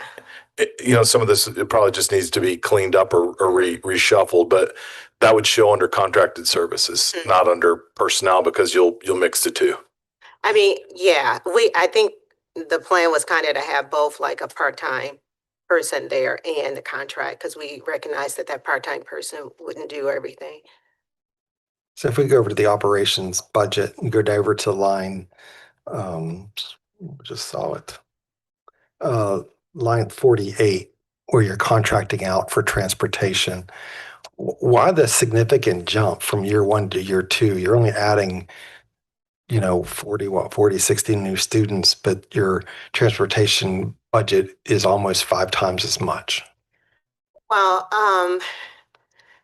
first, because the first year we think is mainly younger students, and so we estimated that maybe only half of them might need, like maybe trusted to ride the bus system. So we didn't think that all the students the first year will require bus passes.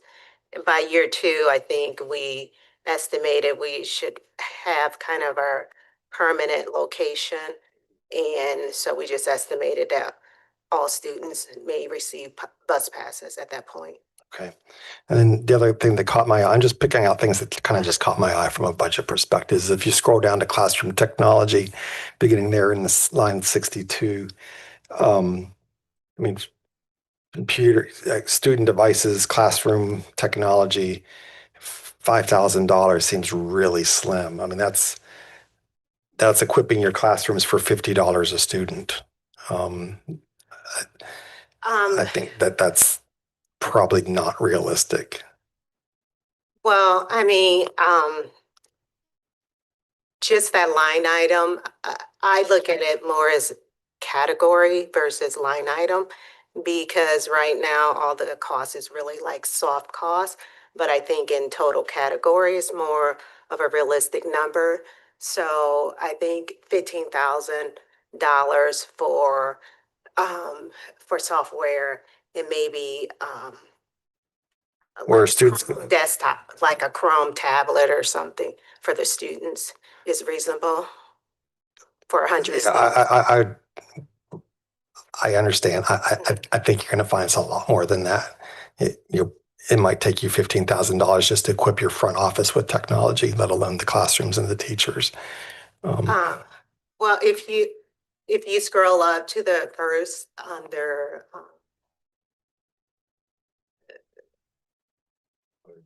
yeah. So I mean, I think in total category, I think, Or are you planning that every student will have either a Chromebook or an yeah. iPad? Or you're not doing that for $50 a kid? You're just not. No, I think in total supplies, when you add up all the categories, I think it's more like $640 per student versus $50. Just something to look at. And I just echo Dr. Eldridge's comment on the overall budget. It's not just year one. If you go to the overall budget tab, please. It's not just year one, it's year two, it's year four. I mean, you missed the mark by one student and you've got a budget that's in the red. So it's a little concerning. But we've already just addressed that. I guess the other question I have is, I mean, this is, as a charter school, we don't get to pick our students. Right. You know, every charter school has, you know, a certain type of student or academic programming that's unique that you want parents to choose for their child. But at the end of the day, you don't get to pick the students who walk through your front door. What would you do? What would you envision doing for the student who this sounds great, but 2 years into it, 1 year into it, I don't want to pursue cosmetology. I want to become a pilot. I want to become an engineer. But I also don't want to leave your school. I mean, we have And you're not allowed to kick them out either. So, how are you serving the students that you would assume that they'll come to your school because they're interested in cosmet, but that may not happen. You might have students who come to your school just because they want to escape where they're at and whatever's next is best. So how do you work with the student that's really not looking to enter into the career that your school is solely focused about? I shouldn't use the word solely. Yeah. So just with the basis of the beauty industry being a growing, stable industry, we try to lean our students towards a more stable, sustainable career, but we also still provide them with economic mobility and options with the rigorous academics and still their basis of their courses, with also the entrepreneurship aspect integrated into our curriculum as well. So entrepreneurship just isn't just beauty entrepreneurship. I am a licensed cosmetologist and I'm trying to open a charter school. So we're trying to offer different career paths for our students, but show them that within the beauty industry, there's also different avenues. So there are scientists in the beauty industry. There are other career fields that you could go to that are outside of the beauty industry that Celeste Beauty Academy will still prepare you for.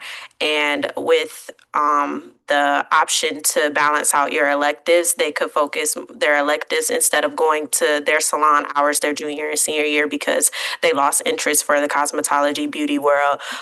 They could use their elective hours with more entrepreneurship classes, financial literacy, just something. We try to cater to our students in the career path that they want. That's why we are only accepting 100 students that first year, because we still want to see how our students kind of grow along the program as well, so we can cater to their dreams as they go. I guess, thank you for that. That helps me understand. It really does. You would assume that the students would have an interest in the academic programming. I mean, it's in the name of the school, right? But, you know, But if that's not what they're interested in, is there still a path for them, I guess is where I'm driving at, you know? For sure. We college ready also. Okay. So if they decide to go to college. I have a sister question to that. I mean, I'm just thinking about my own, I'm really aging myself, but 40 some years ago, I was forced to take fashion and design in high school. And my guidance counselor, and I'll be honest with you, I passed that class, but failed it in life. So I'm thankful my guidance counselor did not like me and put me into that, and it prepared me for life. So thank you. To kind of piggyback off of what he said, also, there's going to be students that academically fail in their core courses. What's that do to them and the ability to get into the college? Because the requirements for college, I mean, for high school graduation come first in order for them to meet graduation requirements, right? So if a kid fails 3 courses in their freshman year, what does that do to them when it's time to take these cosmetology hours in the 11th and 12th grade? Right. So when our students start to fall short academically, we plan to attack that hurdle through the professional development of the teachers. And we plan to have some programs in place with the assistance of an educational professional to help us create a professional development program that helps those students that are falling short with math or reading but still need to complete their cosmetology hours. We are also prepared for juniors our first year and know that we're going to have some programs set in place to get them caught up on their hours so they are able to graduate on time and still be ready for state licensure with their capstone business plan ready as well. How many credits are you requiring a senior to have to graduate from high school? State minimum, or do you have more in there for them to have?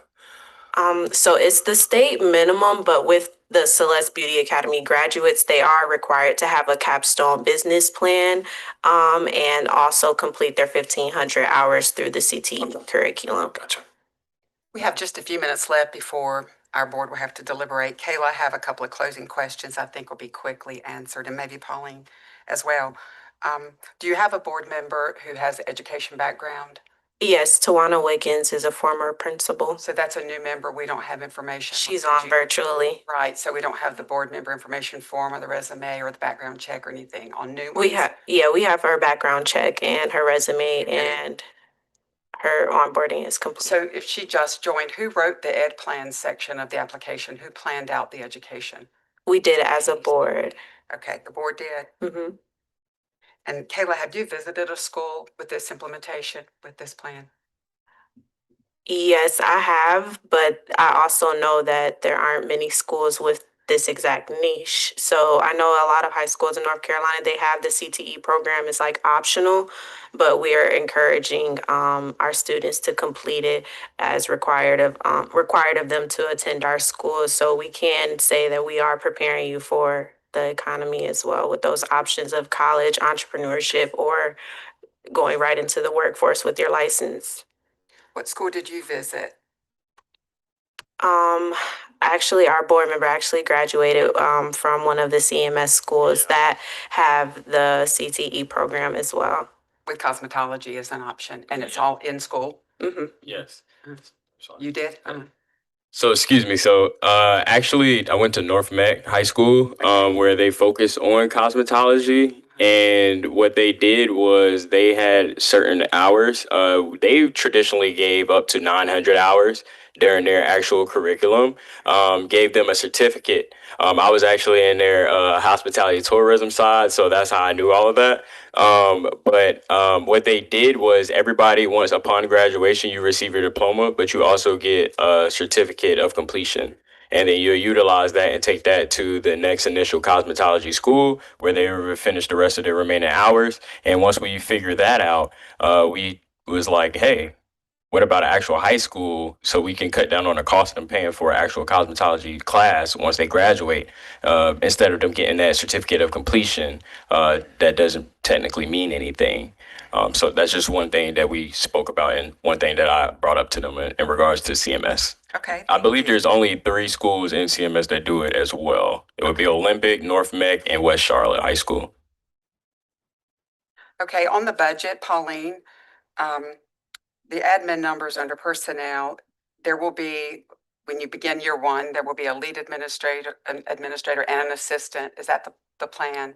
Yeah, the lead administrator is the executive director. The assistant administrator is the principal. And we, after your comments and reviews, we decided, we would not go with the finance officer. Instead, we would move more money into the principal salary to get it up to the 75,000. And that way we have a more of a cushion. We outsource the accounting for like 25,000 a year. And so we have a cushion there as far as up in the salary of the principal. Okay, again, still in year one, you indicate 5 core content teachers. Where are the CTE teachers? They're, the core content teachers are the core content and the CTE teachers. So they're both. And they will be certified or equipped to teach high school content. Yeah. And then also cosmetology. Mm-hmm. Okay. Correct me if I'm wrong, the cosmetology doesn't start till they're juniors, right? So what year will you have juniors? Year one, we'll have 10 juniors. Okay. So also in the budget, the application makes reference to salon simulated labs, industry standard tools and materials. And if I look at your budget for your operations, I see funds for instructional materials and curriculum, but I don't see funding for industry standard tools and materials, salon simulated labs. Where will that funding, what will be the source of that funding? Well, again, we applied for some funds before the school opened, and we would use those funds to buy like some of the supplies. A grant? You said Yeah. you applied for, okay. Only one other question. There was an interest survey for cosmetology as well as barber entrepreneurism. You mentioned that as well. And you had 44 responses, of which 8 left contact information. So I don't know, this was probably submitted, I mean, I'm sure it was submitted months ago. Do you have any quantitative information about interest or demand for this? Yes, so since then, we've also continued to have our project connection and continue with our community initiatives where we collect participant information and their parent information as well. While we don't have like a concrete commitment of, hey, we're going to come to this school, we do have contacts of families that are interested, and we plan to continue getting that interest, especially once upon approval, that we'll be able to say, this is actually happening. We are accepting interest and we would like you to apply. Okay. Mhm. And I also wanted to add, I know in the beginning of our interview, it was stated that we don't have a management company. Since our application submission, we have partnered with a consulting company that helps with charter school startups, and they have been assisting us along our process as well. And they also assist with staffing, recruitment, curriculum development, and has had a successful track record of another charter school in North Carolina as well. Daybreak Consulting. Out of where? North Carolina. City, Charlotte. Charlotte. Mm-hmm. Other questions from the board? We're over time, but we don't want you to leave with questions or vote without having asked your questions. Anyone online? This is Linda Lynn. The only concern I had was pretty well addressed by Dr. Eldridge is what were they going to be doing with students that are coming in that may be 2 or 3 years behind performance, and how to catch them up. With our accountability model, I don't want them to have to close because of that. And the only other, I guess it's a question, it's probably in the big scheme of things not that important, but just kind of colloquial. Would you go by the name Celeste Beauty Academy? Or actually, I'm just not accustomed to seeing a school with the word incorporated in the school name. Sounds very corporate to me. Yeah. We would go by Celeste Beauty Academy.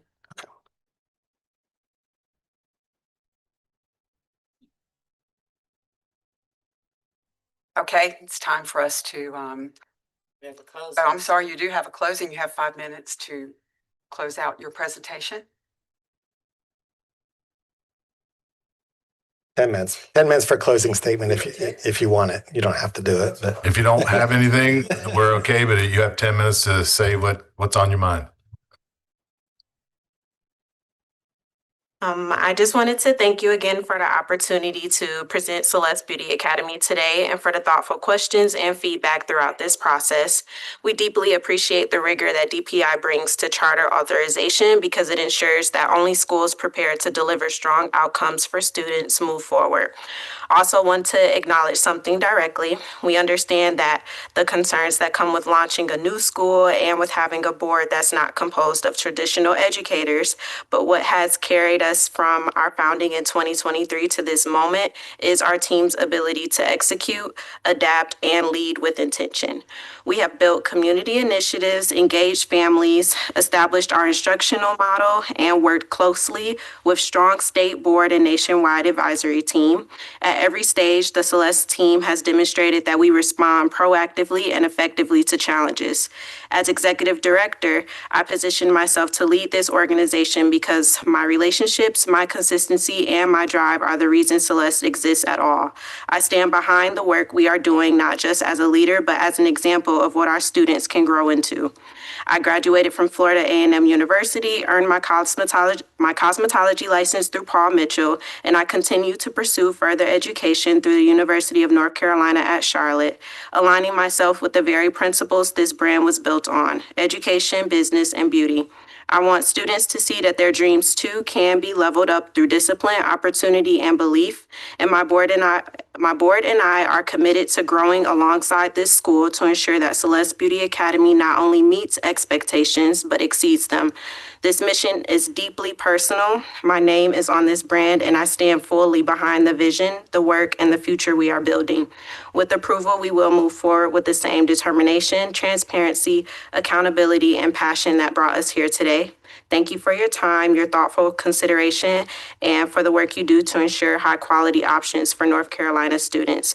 We are honored to be here, and if granted the opportunity, we will not disappoint.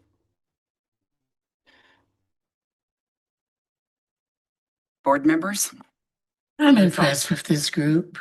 I think they've done their homework, and I see the drive, the grit, and I think you'll go far. I'm for them. Yeah, I agree. Again, I think there's going to be, if approved, there's going to have to be a whole lot of work done on the budget because and I think that's the case for almost every school that comes through. Honestly, you do what you think is going to be working at the time, and then you hear the feedback, and then you start working with other schools that have active budgets that you could actually go see exactly what's happening to them. Schools, maybe not your size, but similar in size that you could see and say, "Wow, I didn't even see that coming." Right? Because in a high school with the real world problems that high school kids find themselves in, and not having a counselor, that's going to be a problem. And then to be able to keep up with the hours and the credits that the kids need for graduation, someone's got to be on top of that, because you don't want to get to the senior year and have a kid that's one credit short and you didn't see it coming because it just got lost in the shuffle. And so that's a real key role, especially at the high school level, and putting all that on the administration is it gets heavy when you have to deal with all the other things that have to happen to you. So, but I'm intrigued. I'm intrigued with the model. So, Dr. Eldridge, this is Linda Lynn. I too am intrigued with the model, and that's what charter schools are about, is innovation. Just really do want to warn you about these hours for graduation and what Dr. Eldridge said. We had a situation with another charter school that was not innovative like this, and they had a huge issue with making sure their students had the right hours to graduate. And there's no counselor, right? And we determined there's not a school counselor who typically would be the individual to walk students through that, to check on those credit hours and keep them each semester on track. So that piece is missing. I'm still concerned about the hours in the day. When you go back and look, Kayla, Q134 on the application where you define the day, and it's just, there's too much to get done in a day. So I know there will have to be adjustments, but I'm likewise concerned about the budget because it's essentially a break-even budget, which it means there's very likely to be a deficit. And we've learned in the last few years that it's difficult for small schools to get the enrollment. When your number is 100, it doesn't look likely based on experience in these last few years. And if not, that just breaks your budget. it's already been articulated that it's really crucial that those numbers are there. And so it's already a small school, and if it gets smaller, being viable is trickier, be more difficult. I think it's great that you've brought on an expert, I call it expert, someone who will bring support to the management, because the education piece can't afford to get lost in the cosmetology piece. It's critically important. I know you're very confident in your plan, and you've done a lot of work. I thought the application read very well, and I liked your ed plan and the way you merged all of this, but I'm very concerned about the budget, making it even with a good, I mean, if 100 come, you just don't end up with extra money at the end of the year. It's when it's a break even, it's more likely that something gets cut, and the staffing, you know, will have to be adjusted. There are a lot of adjustments that would need to be made to this budget, and that's not atypical, but it's concerning at this point. We're talking about a 5-year commitment, be $10 million commitment that the state would be making invested in this plan, you see. So that's why I bring these concerns up. Yeah, I would echo the comments of my colleagues. There's no one say anything that I would disagree with. I apologize if I missed it. Did they indicate where in Charlotte approximately they plan to They have an address, set up shop? 2601 Wilkes. That's right. Okay, thank you. Yeah, this is not to be, I don't want to be the voice of pessimism here at all, but those enrollment numbers are low, and I understand for the model you're trying to create, that's what you want. We had the unfortunate situation a couple of months ago, having to close a school like after opening because they didn't meet the state minimum of 80. And so it's absolutely imperative, as Dr. Harris saying, that you hit these numbers, because the last thing we would want you to do is have to come back before the podium and explain why you don't have these numbers. And if you get below 80, we don't have a choice. It's state law. So you really make sure you hit these numbers.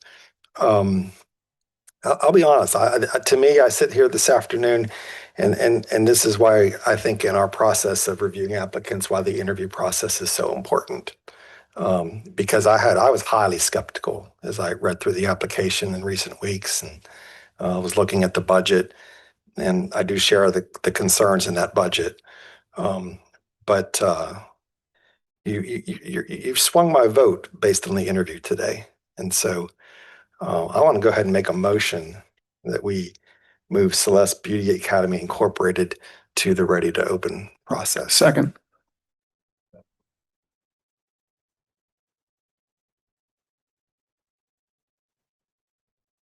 Plan for 200, not 100. And don't be afraid in those first couple of years, if you said 50 students, and go over a little bit if you need to make things work, right? I mean, not without losing your feel for what you want to do, but the budget is, well, the schools that we close because mostly budgetary issues, right? You get into financial noncompliance, and you can't focus on the education because you're always worried about the bills.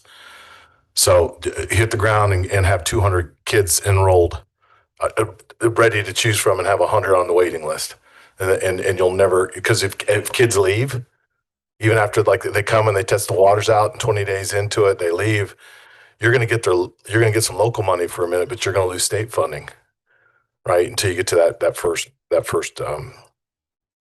period. But yeah, I'm all for this. Yeah, and I think you were sitting in the back when we just approved this school prior to you. So I want to say the same thing to you that I said to them. You just got through the easier part of this entire process, and the ready to open process. You'll be back before us before you open for final approval, to see if you successfully completed the ready to open process.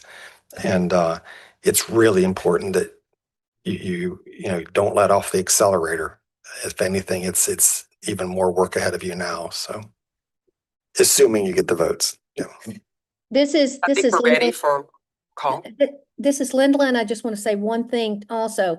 And I know, Bruce, you kind of smiled when they said this. Don't count on CMS or anybody else sharing a counselor with you. And the other thing is CATS, public transportation passes. I would warn against that. I don't know if that's a good idea. We didn't talk about that, but that transportation using the cats might not be as safe as we want it to be, or you would want it to be. Yeah, well, Yeah, just We have an adjustment plan in place. Requested. I would just I'm rooting for you. I'm excited about it. You've got support to do this kind of work. So yes, it's going to be hard and all of that, but I don't think it's impossible, particularly if you lean on the support of Ashley and her team. Great schools, North Carolina. Good luck with that grant, but it's not just the money, it's also the support that they can offer, and so many other entities. And it's clear you're asking questions and doing that, but the business of running a school, you've obviously got experts. I am not one around this table who know how to run schools, so lean on them.